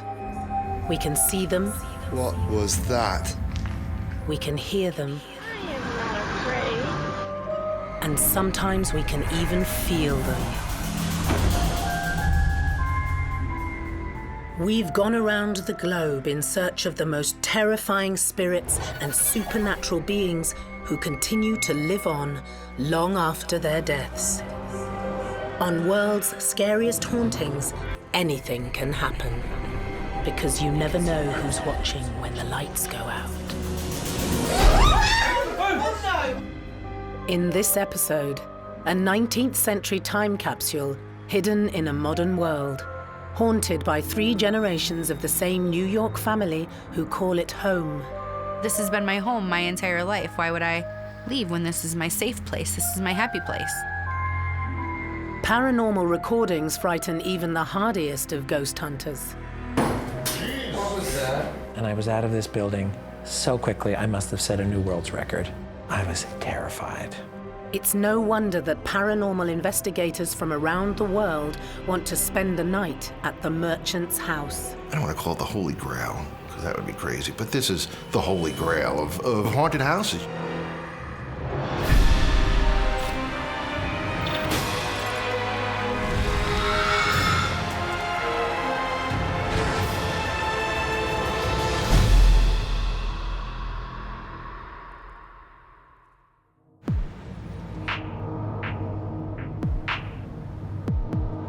The Merchant's House Museum has stood in Manhattan for over 185 years.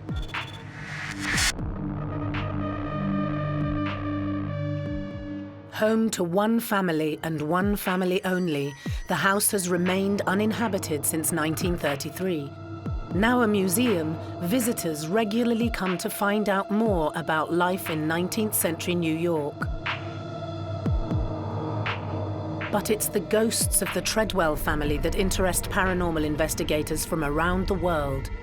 For almost 100 years, 3 generations of the Treadwells called 29 East 4th Street their home, and many believe that they've never truly left.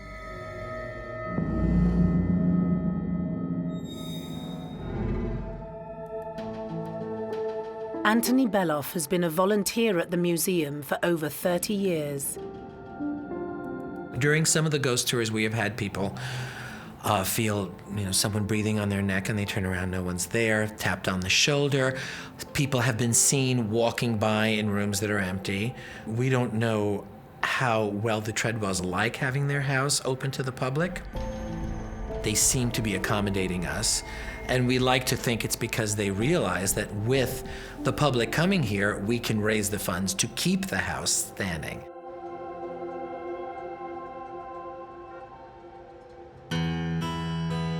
Communications manager Emily Hill Wright believes that stepping foot inside the museum is like going back in time. I certainly think that people's experiences are real here in the house, that people feel touched by history. They walk into these rooms and they really feel what it would have been like to be here in the 19th century, and that can't help but bring up questions of whether the family is still here. If you lived here, you wouldn't want to leave either. The house has changed so little since that time, if Einstein's correct. And time is not linear, but just keeps happening. I like to think that sometimes we just bump into each other.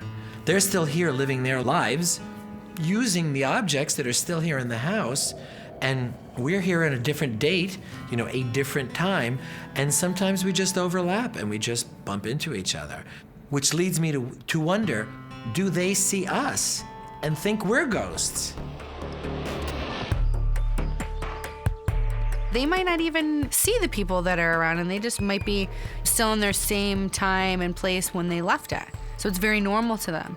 But in the cases that I've seen of families staying on the land or in the home, it's more of a, let me protect the house. This is my land. This is where I grew up. It's sentimental to them. One of the apparitions who has been seen is Horace Treadwell, the eldest son of Patriarch Seabury and his wife Eliza. Roberta Belulovich remembers the day of his ghostly appearance. A couple of summers ago, 2 men came into the museum and they were doing the self-guided tour. And they went downstairs where the tours start, and in fact, the first room people visit is this one.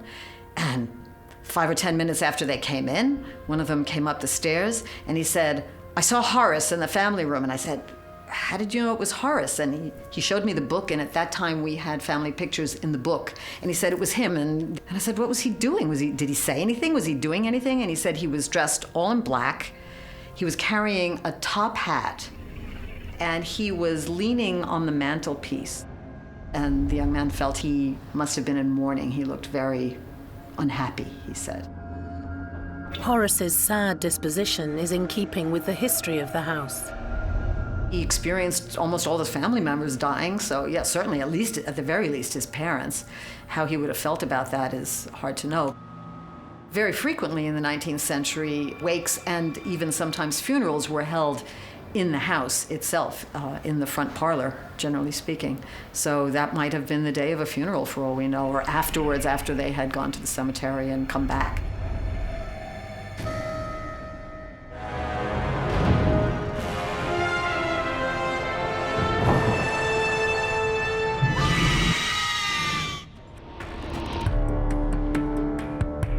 While modern Manhattan has shot up around it, the Merchant's House Museum has remained in New York's trendy NoHo district for over 185 years. New York City in 1832 was just a smaller version of what it is today. The reason the Merchant's House was built on East 4th Street was basically the whole area was being developed as a suburban enclave for the very wealthy. The house was built in 1832, and the family who lived here, the Treadwells, moved in 1835. Seabury Treadwell, the patriarch of the family, and his wife Eliza had 8 children. The youngest, Gertrude, was born here in this house in 1840. She lived here her entire life. She never married, and she died in the house in 1933, so almost 100 years after her father purchased the home. Today, the museum is complete with the Treadwell family's original belongings, their furniture, their personal possessions, and even their clothing. The gentleman who lived here, Seabury Treadwell, he was a successful hardware merchant. And hardware in those days meant basically anything made out of metal. He was 55 years old, and he had made his fortune. And so he moved his family, his wife, to the suburbs, which was this house, and he retired here. The townhouse has 5 floors and would have been a hive of activity in 19th century cosmopolitan Manhattan.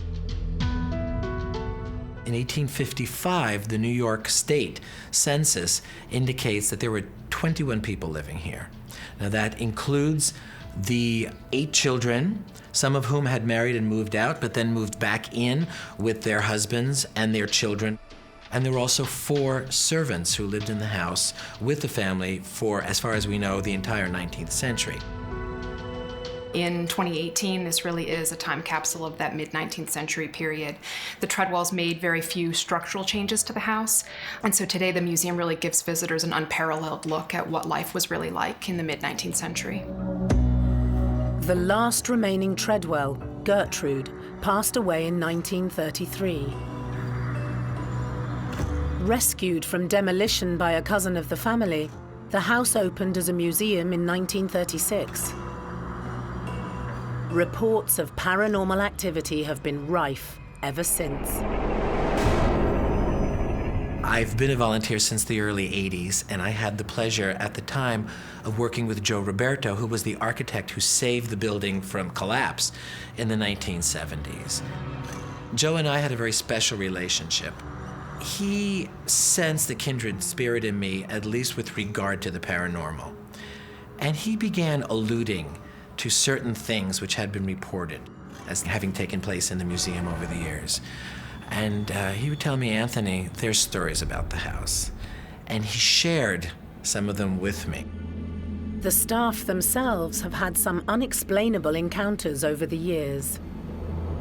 There have been a few things that have happened while I have been here that I don't have an answer for. We do a raffle every Christmas, and one of the raffle prizes a few years ago was a crystal dish. We had it in the very center of our conference table up in the offices, waiting for the prize winner to come and collect her prize. On Friday, when we left for the weekend, it was right in the very center of the table, and when we came in on Monday, the dish was shattered in pieces on the floor. During the weekends, the offices are locked and closed, so members of the public cannot get into the offices. The staff isn't up on that office floor, so we really have no explanation for that.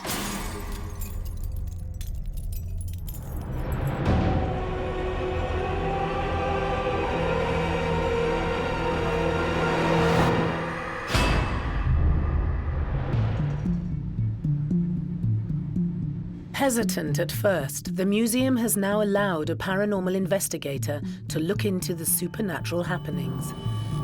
Ghost hunter Dan Sturges has exclusive access to the Merchant's House, and during the past 12 years, he's carried out over 75 investigations.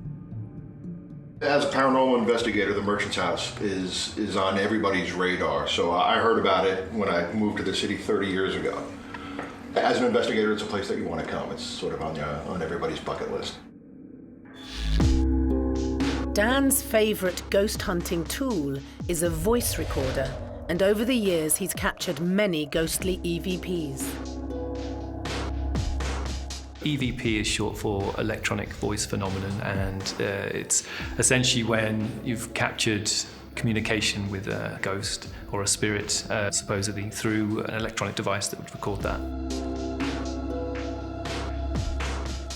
But it's a brilliant way of evidencing that spirits are there because you can have direct communication with them. You can ask out, call out, say something, ask questions, and you might get a clear response left on the recorder. Dan's most recent EVP was captured in the kitchen on the basement level of the house. We were all hungry, so we sort of left the recorders running in an empty house. A few weeks later, I'm listening to nothing. For an hour, this is 56 minutes into the recording, and we captured something that I can't explain. And it's the only time I've ever gotten scared from anything that I've captured here at the house, so it's pretty creepy. This was something that made noise in the kitchen. Don't know what it is, but I don't plan on investigating the kitchen anytime soon, so it was a good creepy noise. It's recordings like this that keep Dan coming back for more. I don't want to call it the Holy Grail, because that would be crazy, but this is the Holy Grail of haunted houses. It's no surprise that New Yorkers and tourists alike continue to visit the 19th century townhouse, hoping to catch a glimpse of the ghostly Treadwell family.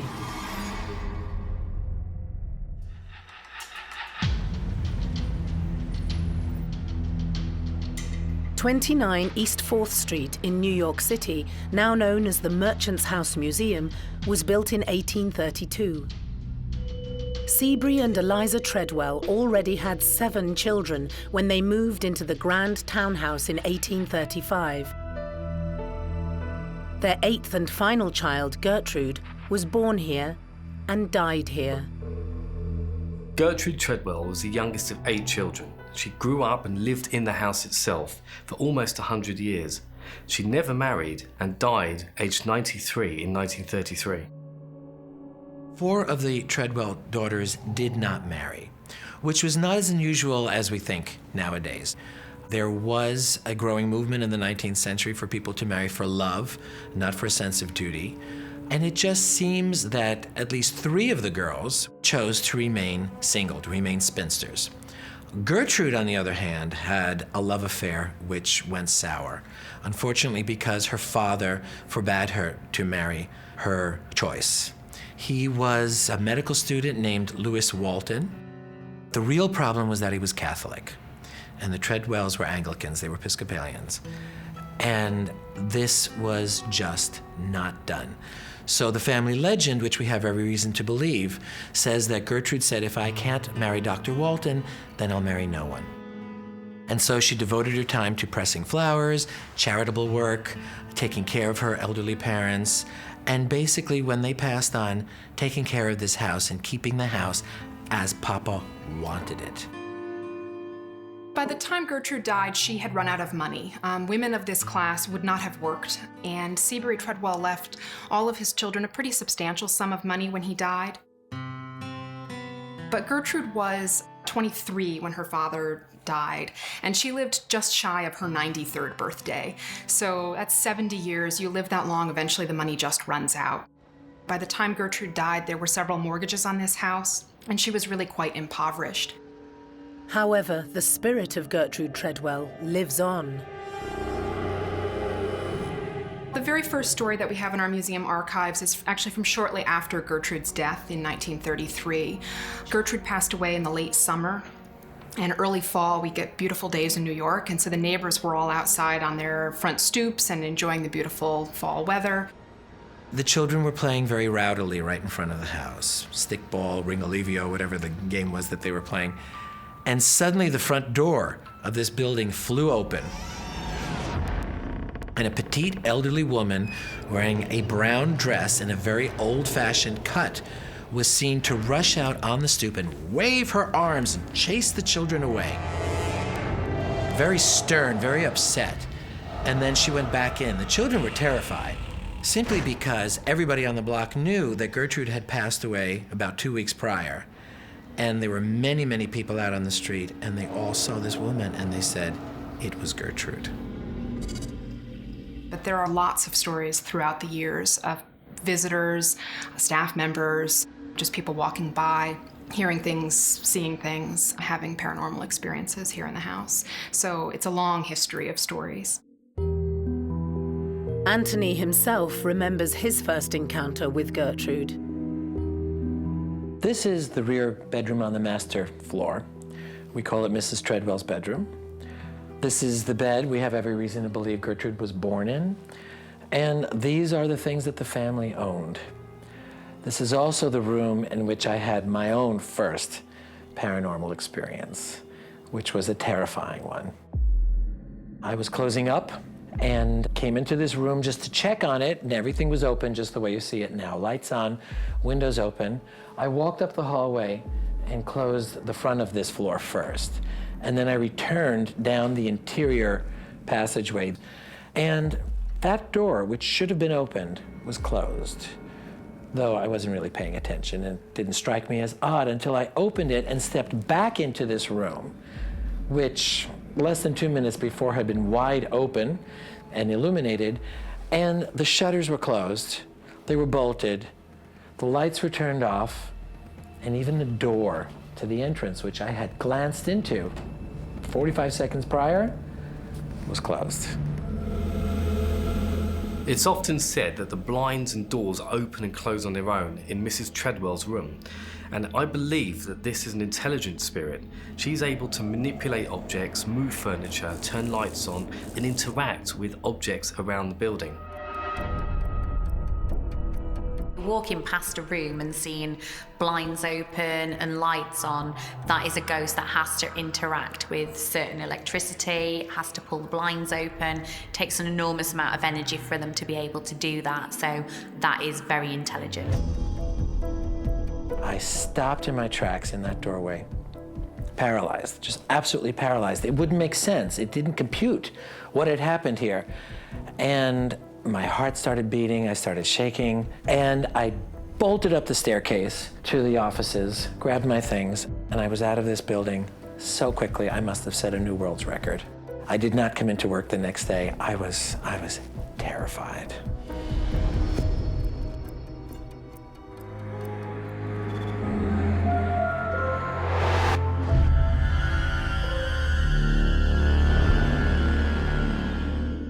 With so many people coming and going over the 100-year history of the Treadwell family's residence in the home, it's no wonder the building is teeming with paranormal energy. Orbs are the early manifestation of a spirit apparition. They are classed as energy balls. Basically, what happens when a spirit manifests itself, it needs energy to be able to manifest. And what happens is the orbs start to manifest as small lights of energy and then materialize into full-blown apparitions. So there have been reports of orbs pictured throughout the house, and I believe that that's because of all of the energy. The family is very predominant in the home. They've owned the home, they have passed away in the home, so that right there in itself would have a lot of energy. I would say a lot of residual energy. And a lot of the energy in the house is powerful enough to make you jump. The last time that I was truly terrified when something happened in the house was during one of our paranormal investigations with Dan Sturgis. I had been taking things pretty much in stride and become quite used to the unexplainable things that seem to happen on an occasional basis here at the museum, but this one was disturbing. We were conducting an investigation and we were here in Mr. Treadwell's bedroom. It was night, it was dark, and there were about 5 of us in the room, the usual team and a guest psychic joining us that night. And she verbalized that she got the impression that someone wanted the lights turned off, that the lights were disturbing someone. She said, "Is that it? Do you want the lights turned off?" And suddenly this door right behind me slammed. Does somebody want these lights turned off?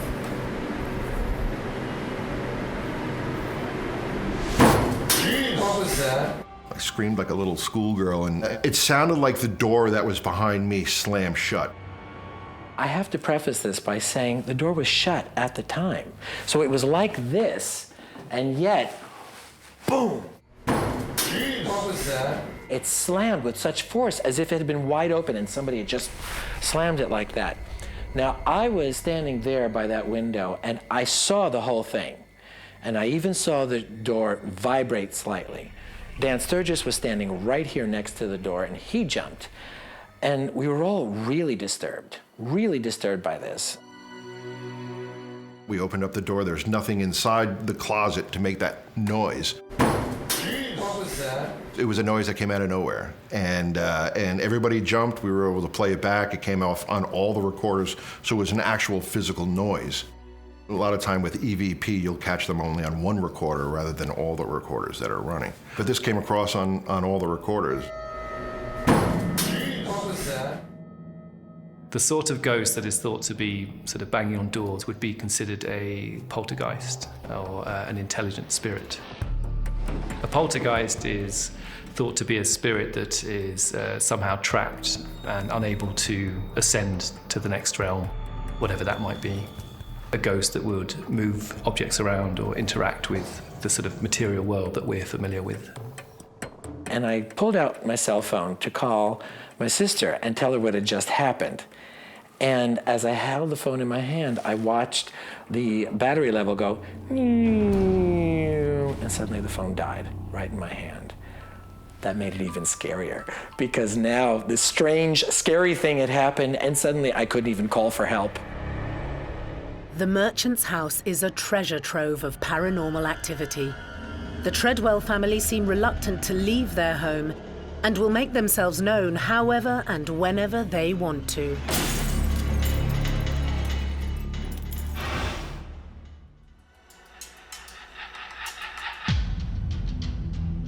The Merchant's House Museum in Manhattan, New York, is a time capsule that has remained relatively untouched since the Treadwell family lived there. It's been 85 years since the house has been inhabited, but many believe the family have refused to move out.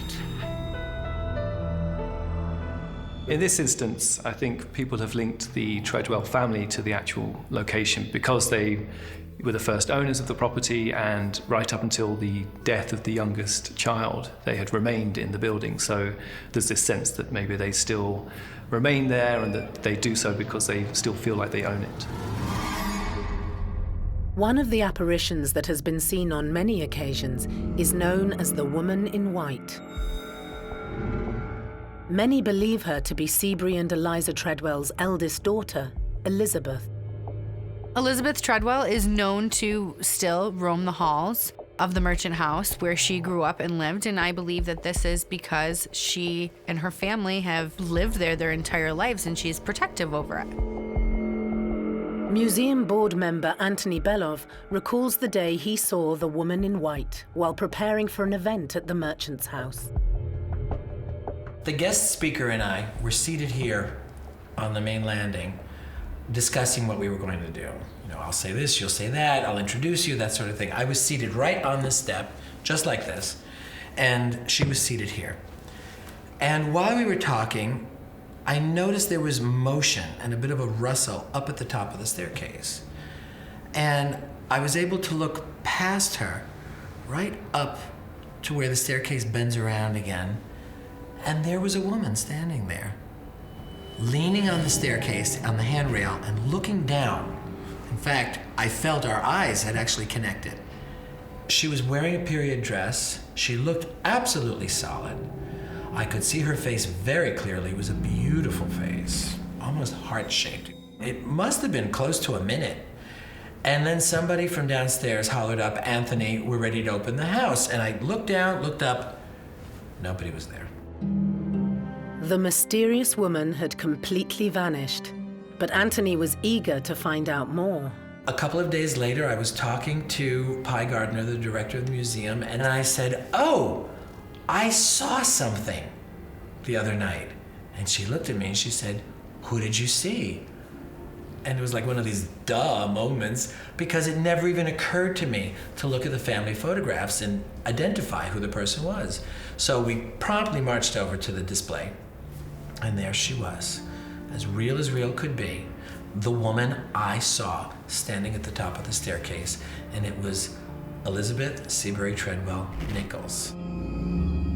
The ghost of Elizabeth Treadwell is likely to be a projection of the past.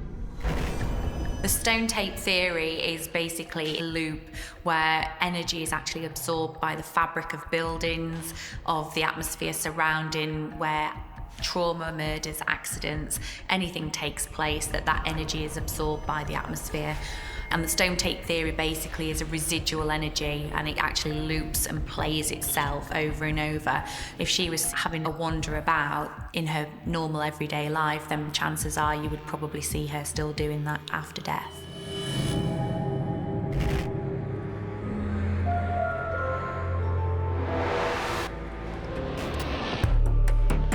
Paranormal investigator Dan Sturges has been collecting recordings in the merchant's house for the past 12 years. During one of these sessions, he captured something remarkable in the bedroom of Treadwell matriarch Eliza. You'll hear my friend Holly was somebody that had never been on an investigation before. We were in Eliza's room. And Anthony, you'll hear Anthony in the background ask Mrs. Treadwell if she thinks Holly is pretty. You'll hear Mrs. Treadwell give an answer. Mrs. Treadwell, is it all right if I use your mirror? Do you think Holly's a pretty girl? Pleasant to know. When she's actually asked, is she a nice girl, you actually hear pleasant enough. Now, that is intelligence straight away because she's answered a question. Great capture. And it's an answer to a question. That's a direct answer to a question. Significant, you know. Sent that out to my friends who ran it through a battery test and said that voice wasn't anybody else in the room, didn't match anybody's voice print in the room, and it came from inside the room, it didn't come from outside, according to them. I think of the EVP recordings that I've heard, this is certainly one of the clearest, if not the clearest, I've come across. Pleasant to know. I mean, it's quite interesting that the phrase pleasant enough was used. That feels like something that would be a kind of response of the age when they would have been alive. Most electronic voice phenomena cannot be heard by the human ear and are only discovered when painstakingly re-listening to reels of tape. We record absolutely everything on our investigations and we trawl through hours and hours of recordings. Now, the reason why we do this is because spirits communicate on a level between around about 0.19 of a decibel up to around about 0.21 of a decibel. Our hearing is around about 22 decibels. So in order for us to hear that, we need to train our hearing. But the voice recorders tend to pick up on these frequencies and you're able to hear them speak as clear as day. It blows my mind. It's the scariest part of an investigation because it's usually about a week later I'm listening to the audio. And it can get extremely tedious because we might have 6 recorders running for 6 hours. That's 36 hours of audio I've got to listen to, and it's all the same conversation. That's the scariest part for me because I'm usually in my apartment by myself with the lights off and laying in my bed listening with my headphones. And when you do get a voice, you snap right out of the little meditation you're in while you're doing this and, rewind, and then you go into investigator mode and start putting it through the filters and sending it out to all your colleagues all over the world to get their impression of it. Spirit's very subtle, but they use it to communicate. And if there's a lot of EVPs going on that are being caught in the house, it's because spirit would like to communicate. There's something that the spirits would like to say.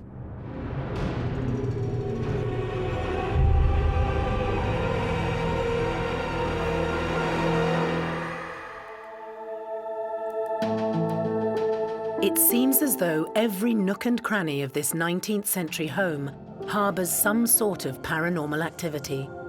And one of the grandest rooms at the Merchant's House Museum is no exception. We're in the front parlor of the Treadwell house right now, and this would have been the best room. This room was reserved for company, for special occasions, for weddings, funerals.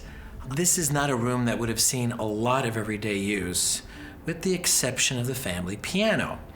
And it's an interesting piece because over the years we've received many reports of people walking by outside or being in the museum itself and having heard the piano being played. Until recently, the piano was unplayable simply because of its age. Occasionally, Anthony will host concerts in the Merchant's House Museum to raise funds for the upkeep of the building. During one of these classical recitals, the supernatural force in the Treadwell home was simmering. And during rehearsal, we had a lot of strange things going on in the house. There were footsteps upstairs, a door opened and shut itself, and we were aware that there was a certain amount of energy in the house while we were practicing the music. And by the time the concert began, the paranormal energy had intensified even more.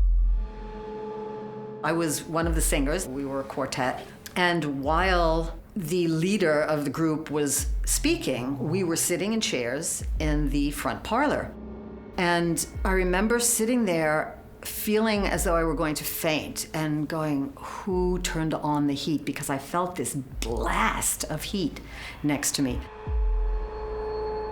I was seated here in a chair, suddenly felt someone poke me in the ribs twice, very hard. And I thought I had missed a cue or something had gone wrong. I didn't react because I was seated in front of all these people, but it was a very sharp poke. And then afterwards, visitors who had come to the museum heard us comparing notes. And they came up and told us that specifically while that was happening, they saw an elderly lady come in. 4 or 5 people claimed to have seen her. And they thought it was odd that none of the performers in front of the audience reacted to her. But she walked right past everyone and sat down in an upholstered armchair that's in the far corner of the room and listened intently to the rest of the concert. I hope she enjoyed it.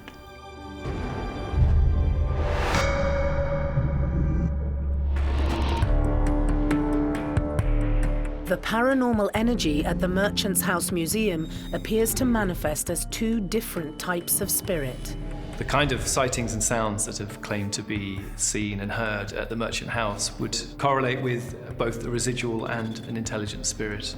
A residual spirit is one that would be considered to sort of be playing out continuously on a loop, that wouldn't be aware of its surroundings or necessarily aware that it's in our present time. So an intelligent spirit would be a spirit that's considered to be interacting with the living and one that is kind of responsive to the space in the way that we understand it. One of the intelligent spirits captured by paranormal investigator Dan Sturges is the head of the ghostly family, Seabury Treadwell. We haven't got a lot of communication from Mr. Treadwell. And we were in Seabury's room, Mr. Treadwell's room, asking if he knew how to play the piano, because they have a piano downstairs in the parlors. We get a male voice saying, I strike the keys in succession. Did you know how to play the piano, Mr. Treadwell? Pretty amazing stuff. I've been doing this a long time, and you rarely get sentences or as clear a response as we get here at the Merchant's House. Did you know how to play the piano, Mr. Treadwell?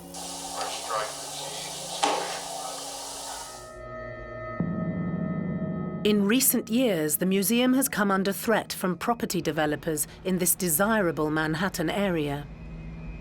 So how do we ensure that the Merchant's House and the spirits within continue to live on in the years to come?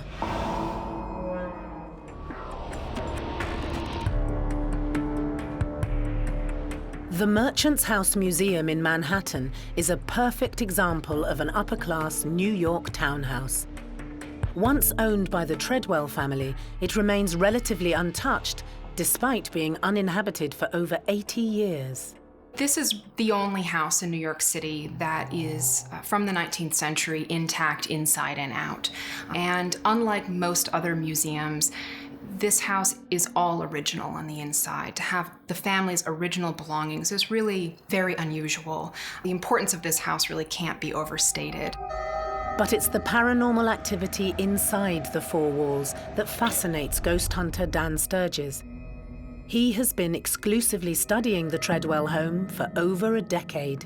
There is a photograph in Eliza's room that was taken by a doctor from Toronto that was sent to the house and then sent to me. The original digital file was sent down to us.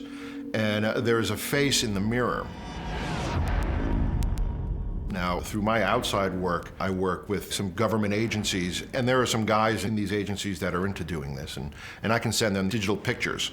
So I sent this picture to my friends, and they put it through all their processes, and they said it's not a reflection, it's not light coming off the glass. They thought it was something behind the glass.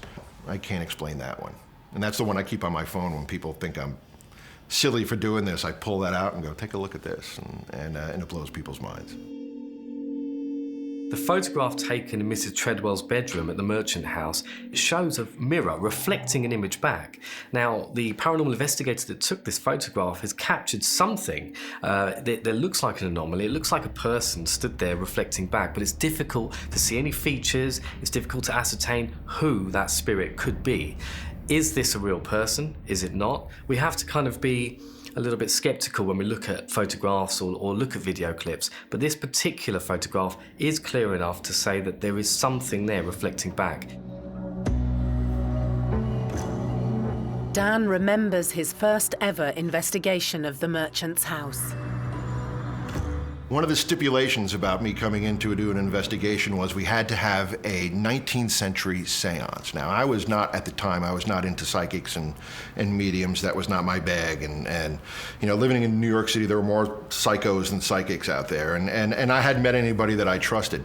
So they really put me under the gun to put together a 19th century seance. And what I didn't know is that a 19th century seance is pretty much the same as a 21st century seance. I went and I found a medium just by luck. I found a fellow named Richard Scholler, who has now become a world-renowned medium. And just all the stars aligned, and Richard was getting names, first and last names, dates of when people had worked here. There was a name that kept coming up and still comes up when we bring a medium into the house, is Annie McNulty, and she gave us the dates. It was a servant that worked here. We know that the entire time the Treadwells lived here, they had 4 female servants, usually Irish immigrants, who lived and worked here at the house. The servants' quarters at the very top of this house are perhaps the oldest intact site of Irish habitation in New York City, because we know that there have been servants here from the 1830s. The information acquired from Annie's spirit could only have been known by someone who had lived in the Treadwell house. She talked about S-shaped settees that were in the house that nobody had known about, except for the museum director. She worked in the house for a few years. She lived up in the servants' quarters on the top floor. And a lot of the mediums will bring up her singing. So I think she might have been one of the nannies, possibly, to the kids, and would sing them to sleep. As well as Annie, the voice of a child has been captured up on the top floor of the merchant's house.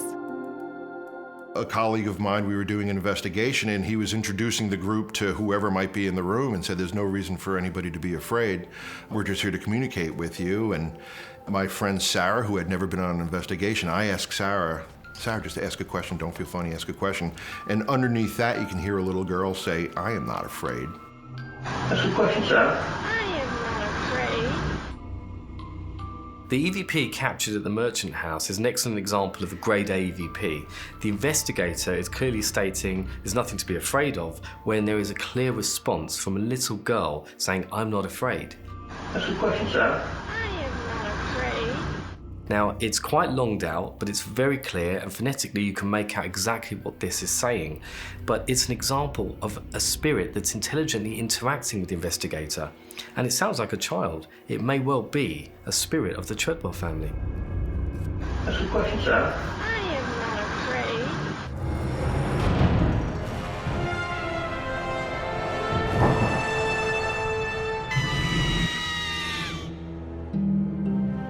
The Merchant's House Museum continues to thrill visitors with its history and the mystique surrounding the Treadwell family. It very much was turned into a museum because of the way that it was kept and the way that the look and the feel of it. So it's time capsuled, so they can be at rest and be in the home that they love and not have to worry about anybody moving their things or touching their things or changing things that they don't want them to change. So they can very much stay and just protect it and still feel that sentimental, you know, this has been my home my entire life. Why would I leave when this is my safe place? This is my happy place. But the future of the museum and the legacy of the Treadwell family is in doubt.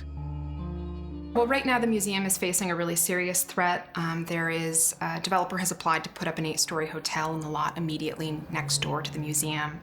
We've hired structural engineers and architects to come in and do studies, and there's really no way that the museum could sustain a development of that size in such close quarters. To say that the museum could suffer really catastrophic structural damage is not an overstatement. So we are, of course, very, very, very concerned about what the future might hold. People use the word priceless a great deal. This is priceless. This is truly priceless because it cannot be replicated. It cannot be replaced. If one piece of furniture goes, sure, you can buy another piece of furniture. You can have someone make it. You can have a reproduction. You can even have something from the period, but it will not have belonged to the Treadwells.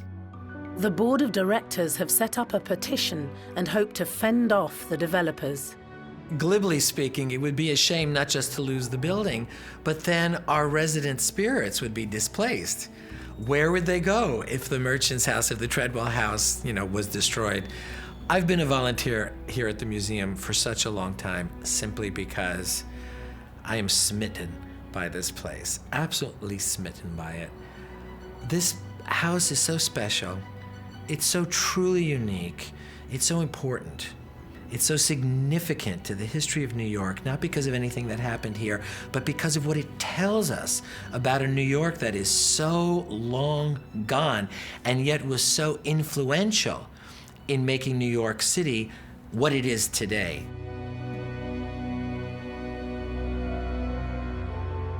For now, the spirits are safe inside the museum, and the stories of the Treadwell family and the ghosts they have become will continue to excite both visitors and staff of the merchant's house.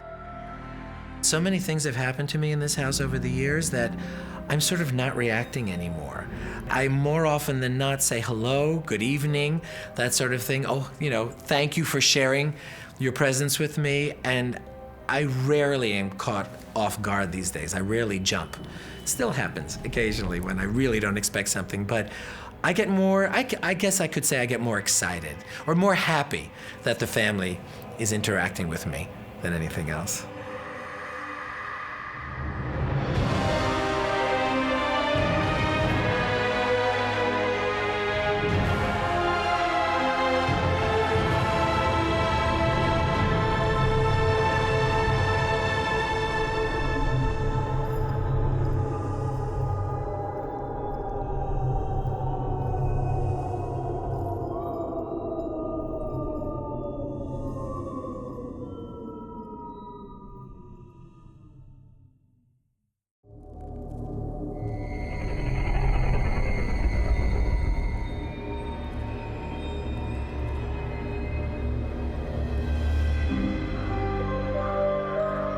Ghosts appear in many forms. We can see them. What was that? We can hear them. I am not afraid. And sometimes we can even feel them. We've gone around the globe in search of the most terrifying spirits and supernatural beings who continue to live on long after their deaths. On World's Scariest Hauntings, anything can happen. Because you never know who's watching when the lights go out. What the hell was that? In this episode, a 13th century castle with an evil power hidden beneath it. Houska Castle was built seemingly in the middle of nowhere, standing alone to preserve the rest of the world from what is underneath it. Legend has it that Houska was constructed to cover a gateway to hell that was once used for torture and experimentation. It was offered a prisoner full pardon if he agreed to have himself lowered in the pit, and when they pulled him out, his hair was white, and he was mad completely. Today, Houska is a hotbed of paranormal activity, full of mysterious sights and terrifying supernatural forces. There's somebody in here making me freezing and then making me warm. What do you want from me?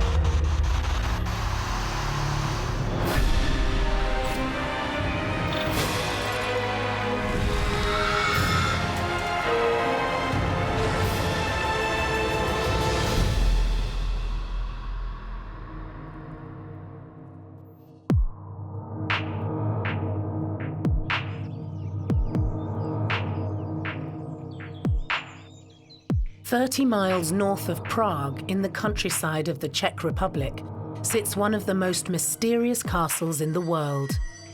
This medieval fortress wasn't built to keep people from getting in. It was built to keep something from getting out.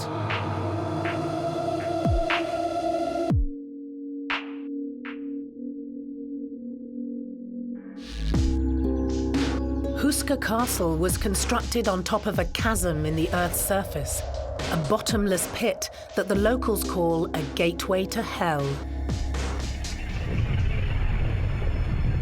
Zuzana Pavlik-Simonkova and her father Jaromir are the current owners of the 13th century stronghold. My great-grandfather bought Houska in 1924, and we have been the owners, with a short break, almost 50 years, nearly 100 years.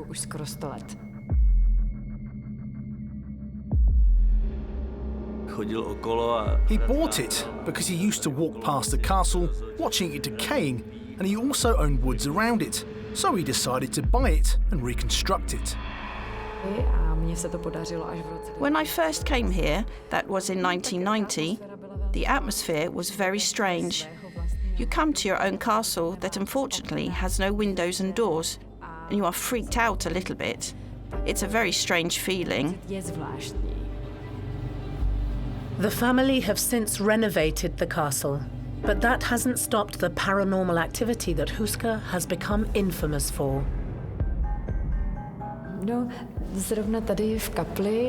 There is always a weird atmosphere in the chapel.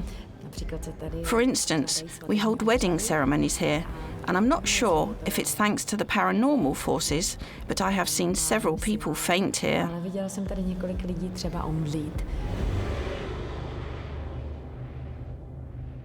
Zuzka got married here at the castle. While preparing the wedding, I was standing up there, in the door, and was talking to the workers upstairs, and here downstairs I had a light above me. The minute I started talking, the light began to flash, and then the light bulb blew. Exploding light bulbs are a regular occurrence in the castle.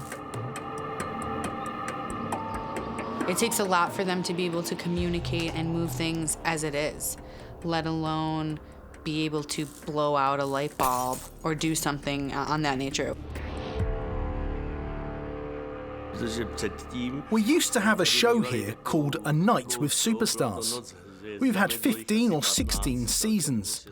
I was the one to launch the night, and when I started speaking, the chandelier above started to flash.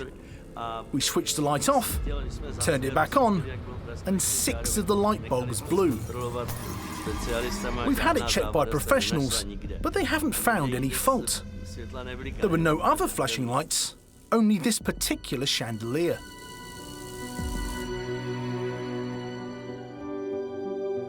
If somebody walks into a room and a light bulb blows, we could argue that that's just energy at that time.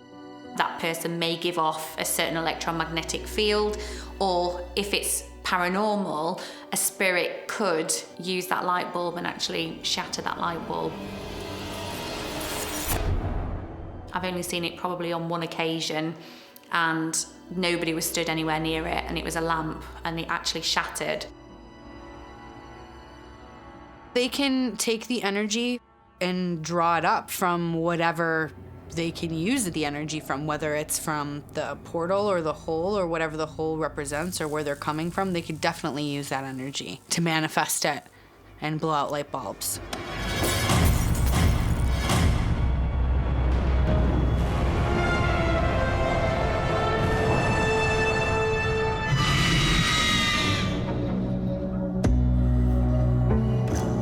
Houska Castle has become a popular attraction for history buffs and ghost hunters alike. Hannah McGee runs tours of the mysterious building. Well, if you look at the territory of the Czech Republic, each 20 kilometers you find a castle or a ruin.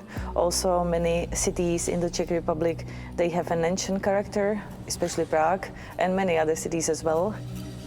All our history is full of disturbances, countless wars, executions, bloodsheds, repressions, religious or political. So all of that leaves traces of energies.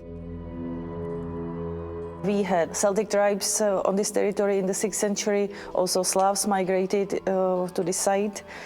But the first record of a wooden structure goes back to the 9th century. It was probably where the name Houska comes from, because father built it for his son, whose name was Houska, and one of the theories that Houska comes from him. But the Gothic castle was built in the 13th century, supposedly by King Ottokar II, and it would be then 800 years old. People have always avoided the castle, fearing that the evil lurks somewhere within these walls, and it has countless legends. The castle was actually built with no fortifications. It gives the illusion of actually looking like a castle, but on the inside, it tells a different story entirely.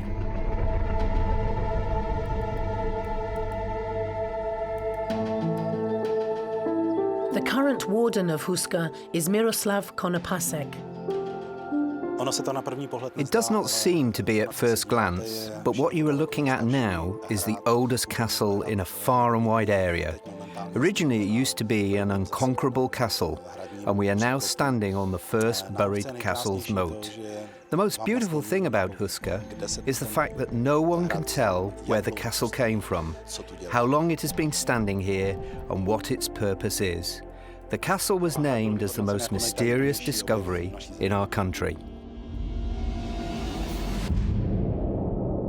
Location is very unusual because the castle was built on the side of very deep forest, and the site was not suitable for hunting, and there wasn't a trade route nearby, so it's very unusual. And historians do not understand why. When it was built, everyone wondered why the walls were not defending from the enemy that was coming from the outside, but was built towards the courtyard as if they wanted to keep some evil powers inside from getting out.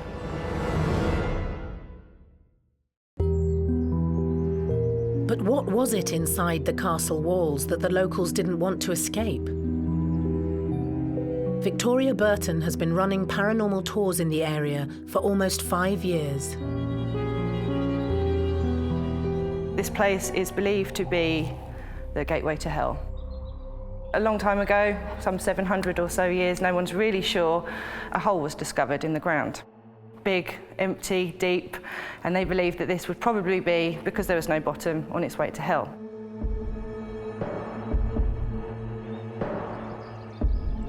This bottomless pit apparently contained the devil, demons, creatures that were half human and half animal that would creep out at night and roam around attacking people and just causing immense fear to local villagers. These big creatures and winged beasts were coming out and terrifying people. We figured that this would be demons. So a chapel was built over the top, and then later we had to fortify it to stop these beasts from coming and getting us.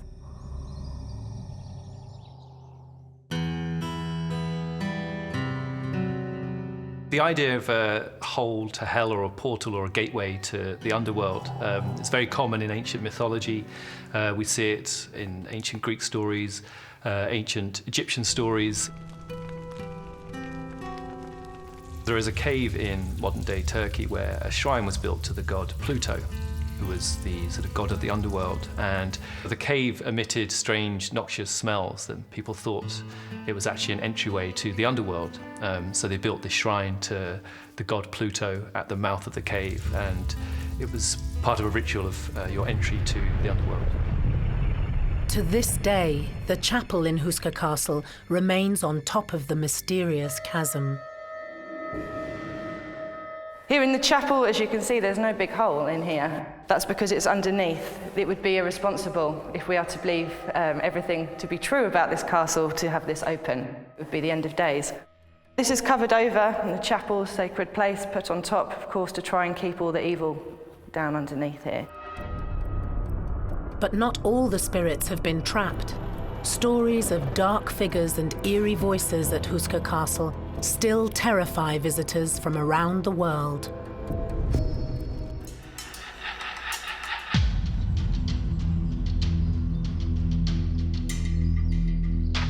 Just outside the town of Melnik in the Czech Republic stands one of the world's most haunted castles, Houska. The chapel in the foundations of the mysterious stronghold covers what many believe to be a gateway to hell. Before Houska was built in the 13th century, the seemingly bottomless pit was used for torturous experiments. Houska would be considered one of many in a long line of places that are thought to be gateways to hell, but it's particularly interesting because it has a history that many of the others don't have, which is these stories of people being lowered into the pit and apparently coming back claiming to have seen monstrous, like Lovecraftian entities that were sort of half human, half beast. A prisoner was offered a full pardon if he agreed to have himself lowered in the pit, and later on if he reported what was happening there. So he agreed and he was dropped down on a rope. It was a silence, and silence was followed by a scream, and when they pulled him out, his hair was white and he was mad completely. Supposedly they repeated this experiment a few more times later on, and they always got the same result. Hall to Hell later on was sealed by a plate of stone, heavy plate of stone. It was during the construction of the Gothic-style castle to seal it, and the chapel was built over it to keep the negative powers down there. While our crew were filming at Houska, they left trap cams running overnight in an underground chamber, right next door to the chapel that conceals the Hole to Hell. These were triggered on numerous occasions. A strange mist was caught on one of the cameras. And another managed to capture a spectacular light show, courtesy of some mysterious orbs. Genuine spirit orbs are said to be the first manifestation of a spirit entity. So these spirits are drawing energy from the ambient environment and they're trying to show themselves. And these often appear as balls of light, and they can be picked up on cameras or be seen with the naked eye. You can quite clearly see an orb. We usually collect orbs on images and things like that. Sometimes you're not aware of them, sometimes you're quite aware of them. I think that the more and more people use cameras these days, they use infrared technology and specialist cameras for ghost hunting, the likelihood is higher that you are going to get something, but it's still a rare phenomenon to catch on video.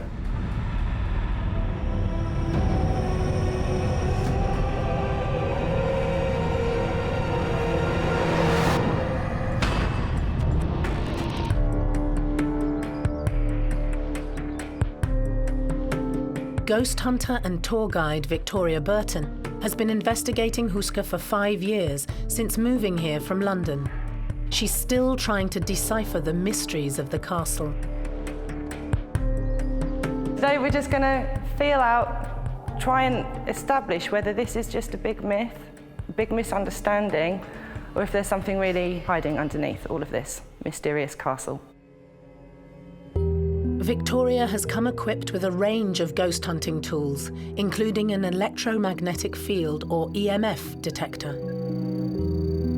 Paranormal investigators use EMF detectors to try and communicate with spirits, but you can do that by visually seeing these lights changing colour and flashing, and also listening to the alarms that these devices give off. Spirits are said to manipulate the environment, the ambient temperature, the electrostatic energy, and the EMF, and those meters are able to pick up on these changes. You can more or less ask closed questions to something, such as, are you there? Flash to red if you are here, and you can kind of have a good communication session using an EMF meter. Nothing's happening at the moment, which isn't surprising. There's no reason for it to go off. Let's pretend the paranormal is a big lie. Nothing exists, nothing is real. Then this shouldn't do anything. But if something wants to join us, we may see it here, and we can ask the valuable yes or no questions. Another way of detecting spirits is by listening out for their voices. This is our SB7 spirit box. This is one of my favourite devices. It scans radio frequencies very quickly, and the idea is that it will provide a signal for the other side to be able to send us their voice back through. What we're listening for are voices that cut through all of that stand alone and come through more than once. If we have a voice that comes through twice and it's the same, then I would say the chances are quite high we were talking not to the radio. When it comes to communication, there is no language barrier in the spirit world. Lots of people use English when they speak to these devices, and a lot of time we get a lot of stick because why are we speaking English to old Czech ghosts from hundreds of years ago? When we come to these old places, when we go to new places, in any part of the world, it doesn't matter what language you're using. My favourite theory, and one I prescribe to from hearing things and experiencing things, is that language only works the way it does here on planet Earth. We are very foolish to think that the same rules apply anywhere else. We have our physical realm, we have our vocal cords to say chair, table, bear, watch out for those things. But when we leave this body and we leave this place, there are no bears, there are no chairs. We no longer have to find a way to communicate our feelings because we are kind of our feelings. So you can use intention. So if you're somewhere spooky, as long as you use your heart and your mind and you open yourself up, and you can speak any language, but you will hear them come back through the spirit box in their native language, because that's what they're used to in the physical world, which they are trying to contact. I personally absolutely love them because they are a tool that everybody can hear. I did something in broad daylight with a couple of people who, one person was quite sceptical about it, another person was quite open, and this person who actually came through was a member of their family who'd passed away 10 years previous. Now, I didn't know this person, but he knew my name and he knew how many people were in the room at the time, and 4 people witnessed this. And even to this day, they said they would never have believed it if they hadn't have seen it or heard it. According to Victoria, her best chance of detecting a spirit in Houska is by, quite literally, feeling their presence. I also have one more. This is the thermometer. It's an infrared thermometer. And the idea is if anything crosses in the beam, not only we can see that disappear, but the temperature will change accordingly. The idea is that things draw the energy out of the air and make it colder so we can check. Also, you may feel suddenly very hot, I find. There are hot spots and cold spots.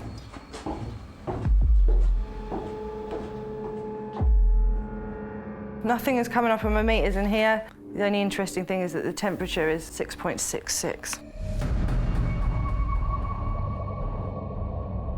Yeah, let's keep heading down.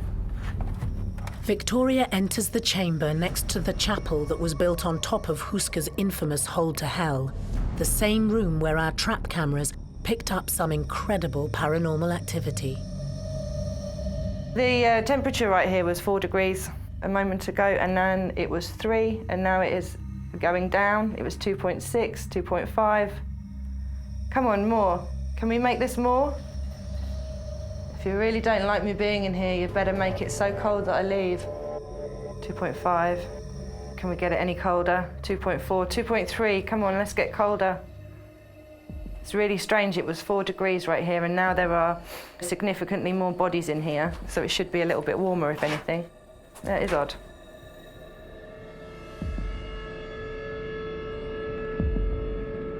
The drop in temperature inside the chamber may be due to one of Houska's most cited ghosts, a shadow person known as the Guardian.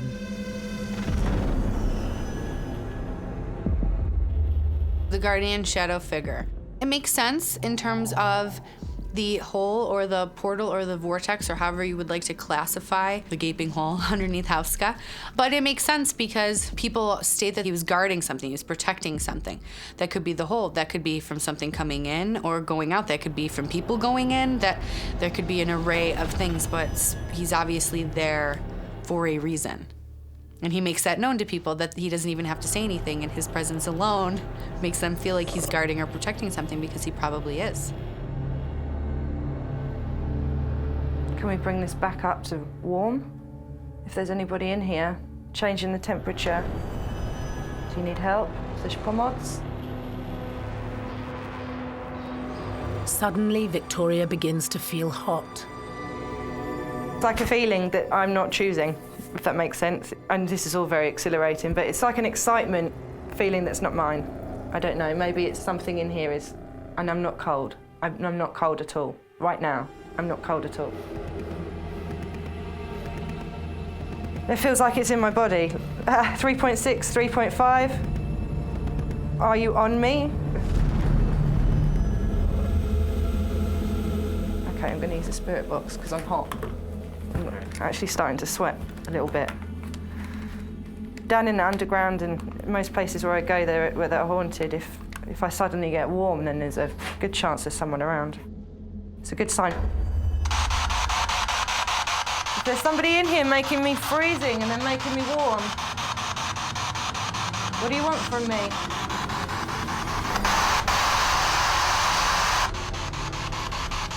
You're standing right in front of me and I can't hear you. Try harder, speak here. Was it the Guardian who was in the room with Victoria? I've always got really cold hands. They feel warm.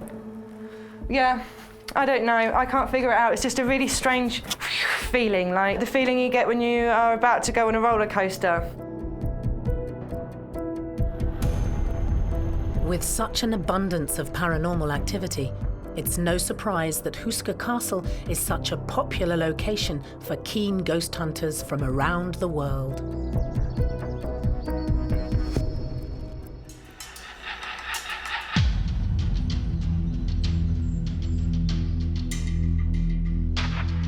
Houska Castle in the Czech Republic has become a tourist hotspot for paranormal enthusiasts.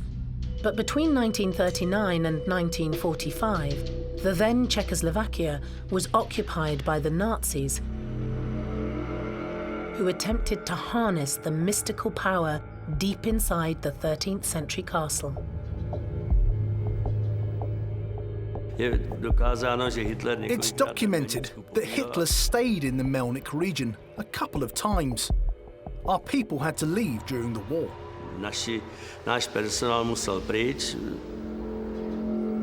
During World War II, Nazi SS group occupied the castle, and no one really knows what they were doing in here because this castle had no strategic importance for them.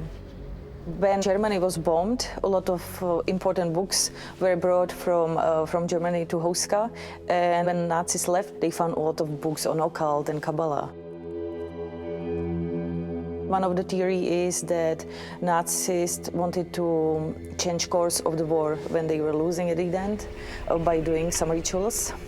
But also one of the theories is that they were breeding pure Aryan race in here at the castle. They had suitable women, and this is what they were doing here.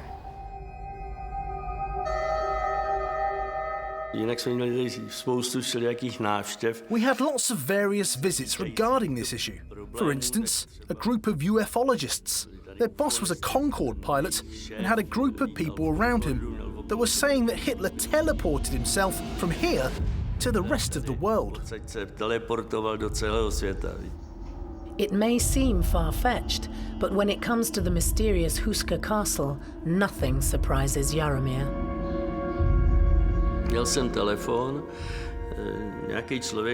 I had a phone call. A person wanted to meet me up at Café Slavia and tell me something about game rules on Houska. I went with my wife.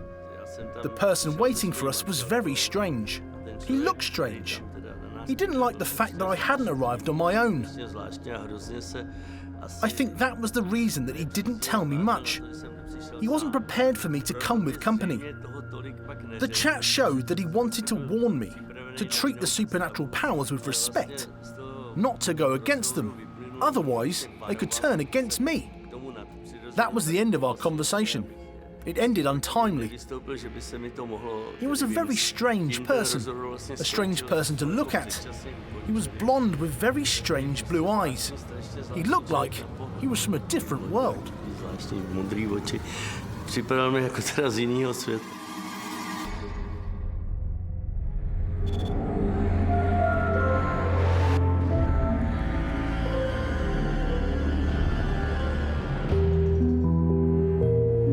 Not all the activity at Houska takes place down in the castle's underbelly.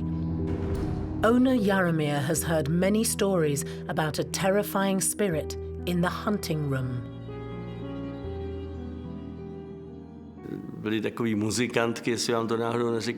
We had two female musicians here, a grandma and her granddaughter. One played keys and the other one some sort of a flute. They used to sleep over here in the hunting room on Saturdays and Sundays. They once brought along a friend who was supposedly a more sensitive medium. Horrible things happened that night. Stamping and wheezing. Mira told me that they were out of there by 7 in the morning, and they never came back. They haven't played here since.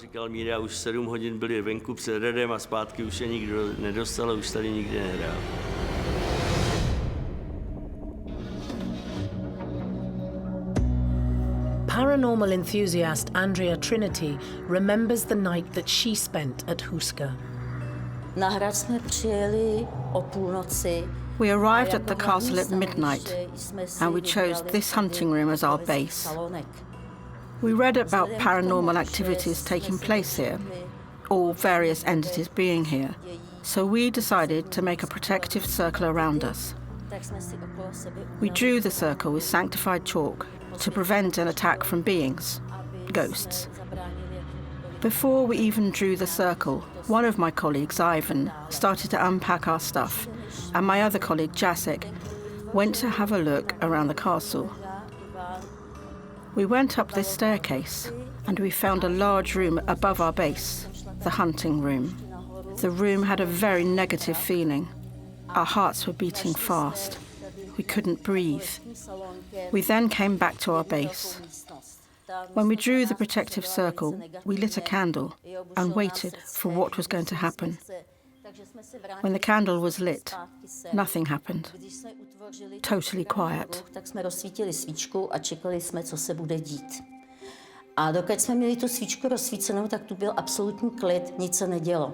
Andrea decided to see what would happen with the lights out. We blew the candle and waited. After a while, we heard steps coming down the stairs toward our circle. At first, we thought that the wooden floorboards were moving. But suddenly, we heard heavy steps approaching our circle. Then, a minute of silence, followed by a loud bang coming from the ceiling, as if somebody dropped a barrel or a very heavy object to the floor. We all freaked out and lit the candle again. When the candle was burning, everything went quiet. Nothing was happening at all.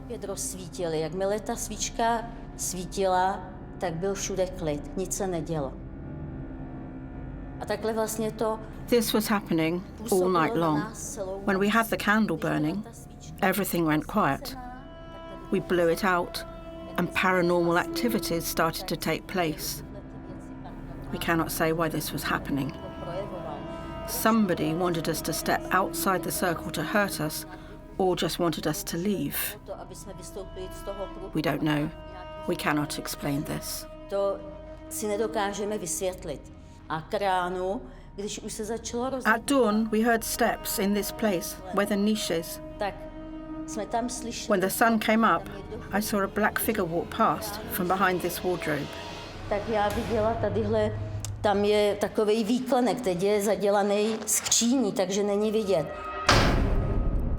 Was the black figure one of Houska's notorious shadow people? It's claimed that shadow people have been seen a lot around Houska Castle. So these are sort of shadowy entities that people catch on the periphery of their vision, and they're thought to be malignant and have been associated with the demonic. And I think when people have seen them, they've often reported feeling very terrorized and scared and nervous. I admit that I was freaked out and scared, the most I've ever been in my whole life. I held hands with my colleague until the morning. I think anyone would have been scared. It was a very strong feeling, and we were looking forward to the sunrise so that we could leave the circle and get out of there.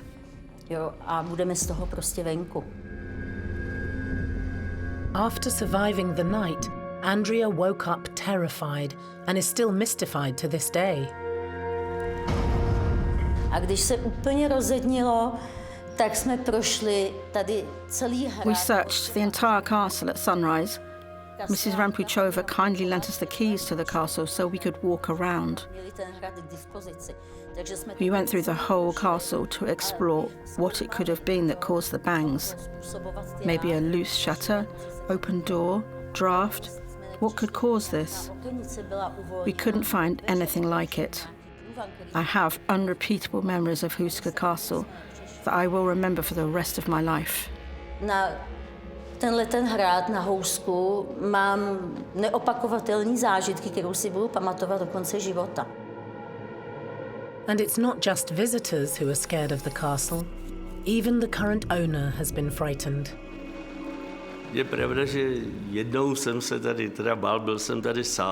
is true that I was once scared. I was here on my own. This is 25 or 30 years ago. Due to some funding, I had to photograph some things. I was unusually feeling very uneasy and couldn't wait to get out. It was a feeling like someone was here with me. I do believe that something between sky and earth exists. If it's connected to the hole into hell, I guess you know the legend. Smoke coming up from the ground, and nobody can block it.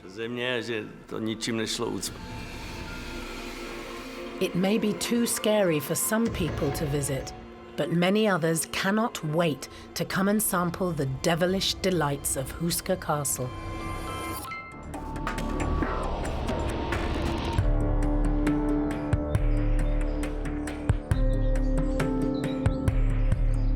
"30 miles north of Prague in the Czech Republic is a fortress built to protect people from the evil within. Local journalist Jitka Lenakova knows all about the secrets of the enigmatic Houska Castle. They say that the castle was built to guard a secret, which is located in the depths of the earth, a so-called hole to hell. It is said the chapel was built over this hole, which is meant to be the central point of the castle. The walls of the chapel and the neighbouring Green Chamber were painted with religious imagery in the early 1400s to protect the castle from what lies beneath.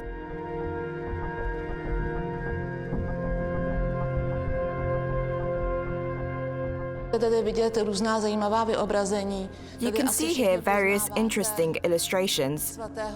You will probably recognize St. George killing the dragon. The interesting fact is that on St. George's Day, the first ray of sunlight after sunrise comes through the window to the spear and moves downwards towards the dragon's muzzle during the day until sunset.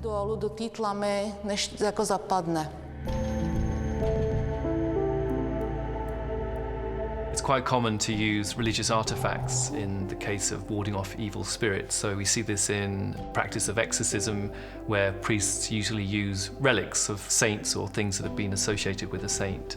We see the same at Houska Castle in the depiction of saints on the fresco.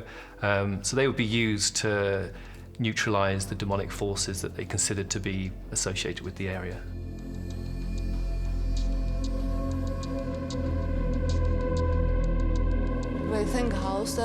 This is St. Michael, who weighs the souls, comparing their guilt or their sins. You want to keep, obviously, any sort of energy that's down there, you want to kind of keep it housed rather than unleashing it to the atmosphere. And some people actually have put spells on things and put runes on top of them and crucifixes, anything to do with godlike murals and things like that. We are looking at the most remarkable painting from the entire castle. It is a left-handed female archer who is evidently trying to destroy a form of evil, some evil being, which she is pointing at with her arrow. And in this way, she mystically protects this place. We all can see it as all these drawings are preserving this place. because this is the most evil place on the castle.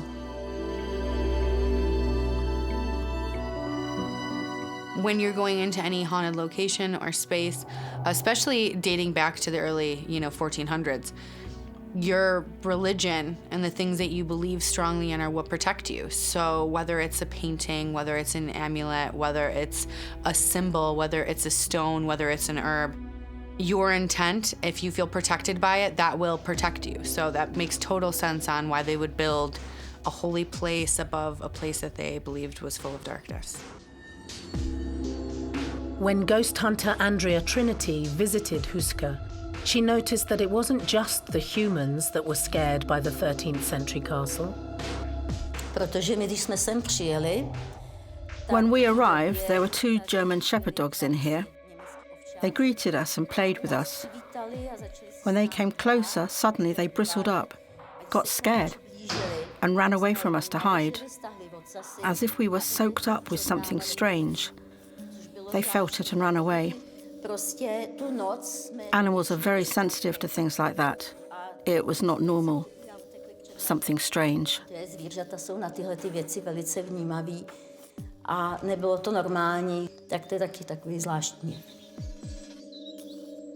I believe animals can definitely sense and see spirit, 100%. So they won't enter into a place, or they'll react off of what they're seeing or feeling in a space. We could put this down to the fact that certain animals have more heightened senses than we do. If there were to be something there that would be oppressive or disturbing, then they would likely be more receptive to it than we would be. Animals like domestic pets, cats and dogs, for example, have a sixth sense that's very, very heightened.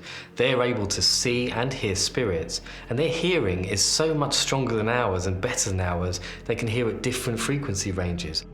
It's not surprising that dogs, for example, are terrified to enter Houska Castle, or they act erratically, running off, barking and not listening to the commands of their owners. This is a common phenomenon, and dogs make brilliant investigators during paranormal investigations.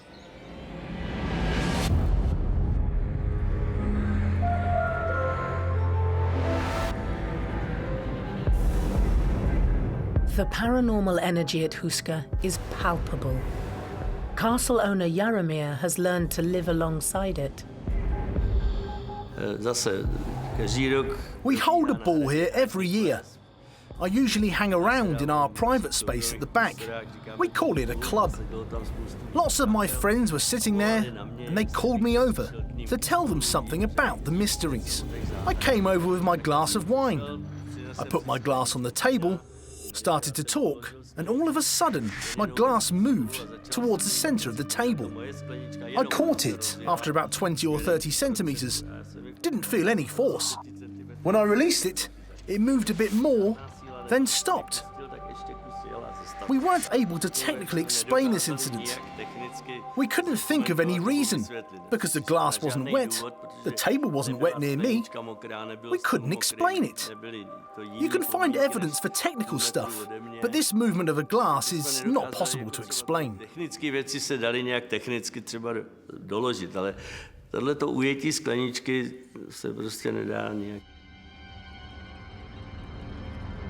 There are reports at Houska Castle of glasses levitating or moving. Now, the spirits responsible for this type of phenomena are either poltergeists or intelligent spirits that are able to physically interact with those objects. People would consider a poltergeist to be a spirit that can interact with our real material world. So there'd be a sense that they're autonomous and are aware of themselves and aware that we are there too. Commonly, poltergeists are considered to be malicious spirits or malignant entities. It's an amazing phenomena, and obviously shows that these spirits are able to interact physically and are able to use that energy in such a way as to move an object. Tour guide Hannah McGee believes that the negative energy at the castle can affect people even after leaving. I was here almost 10 years ago. I felt a bit uneasy when I was entering the courtyard, but I had my dog at that time. He was sniffing around, and then he started to bark, and there was nothing except for walls around him, so there was no reason why he was getting so excited. But it wasn't major. When we returned back to Prague, I parked my car in the city center, and when I returned back 4 hours later, the car was gone. It was found by police later on, trashed, stripped off all the valuables. But it is said that some people, after they left Houska, they were followed by bad luck.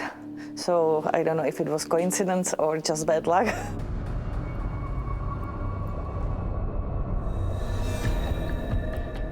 Castle warden Miroslav Konopasek has experienced things here that he cannot explain.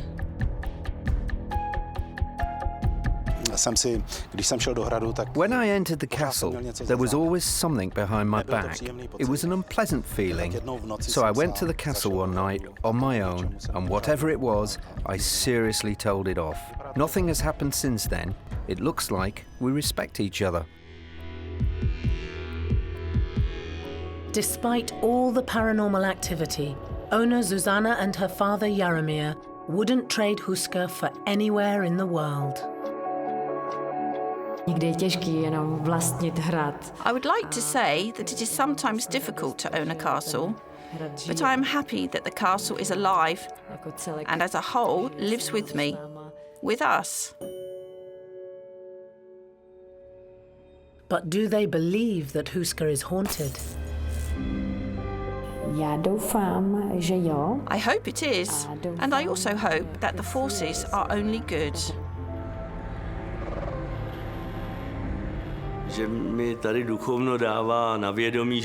The spirits make it clear that they're here. They give me signals. I'm polite to them, and they're polite to me. Nobody has punished us so far, and I hope that we'll be able to live with them in future. I hope everything will be all right. Snad tady budeme moct do budoucna s nimi dál být a snad to bude v pořádku.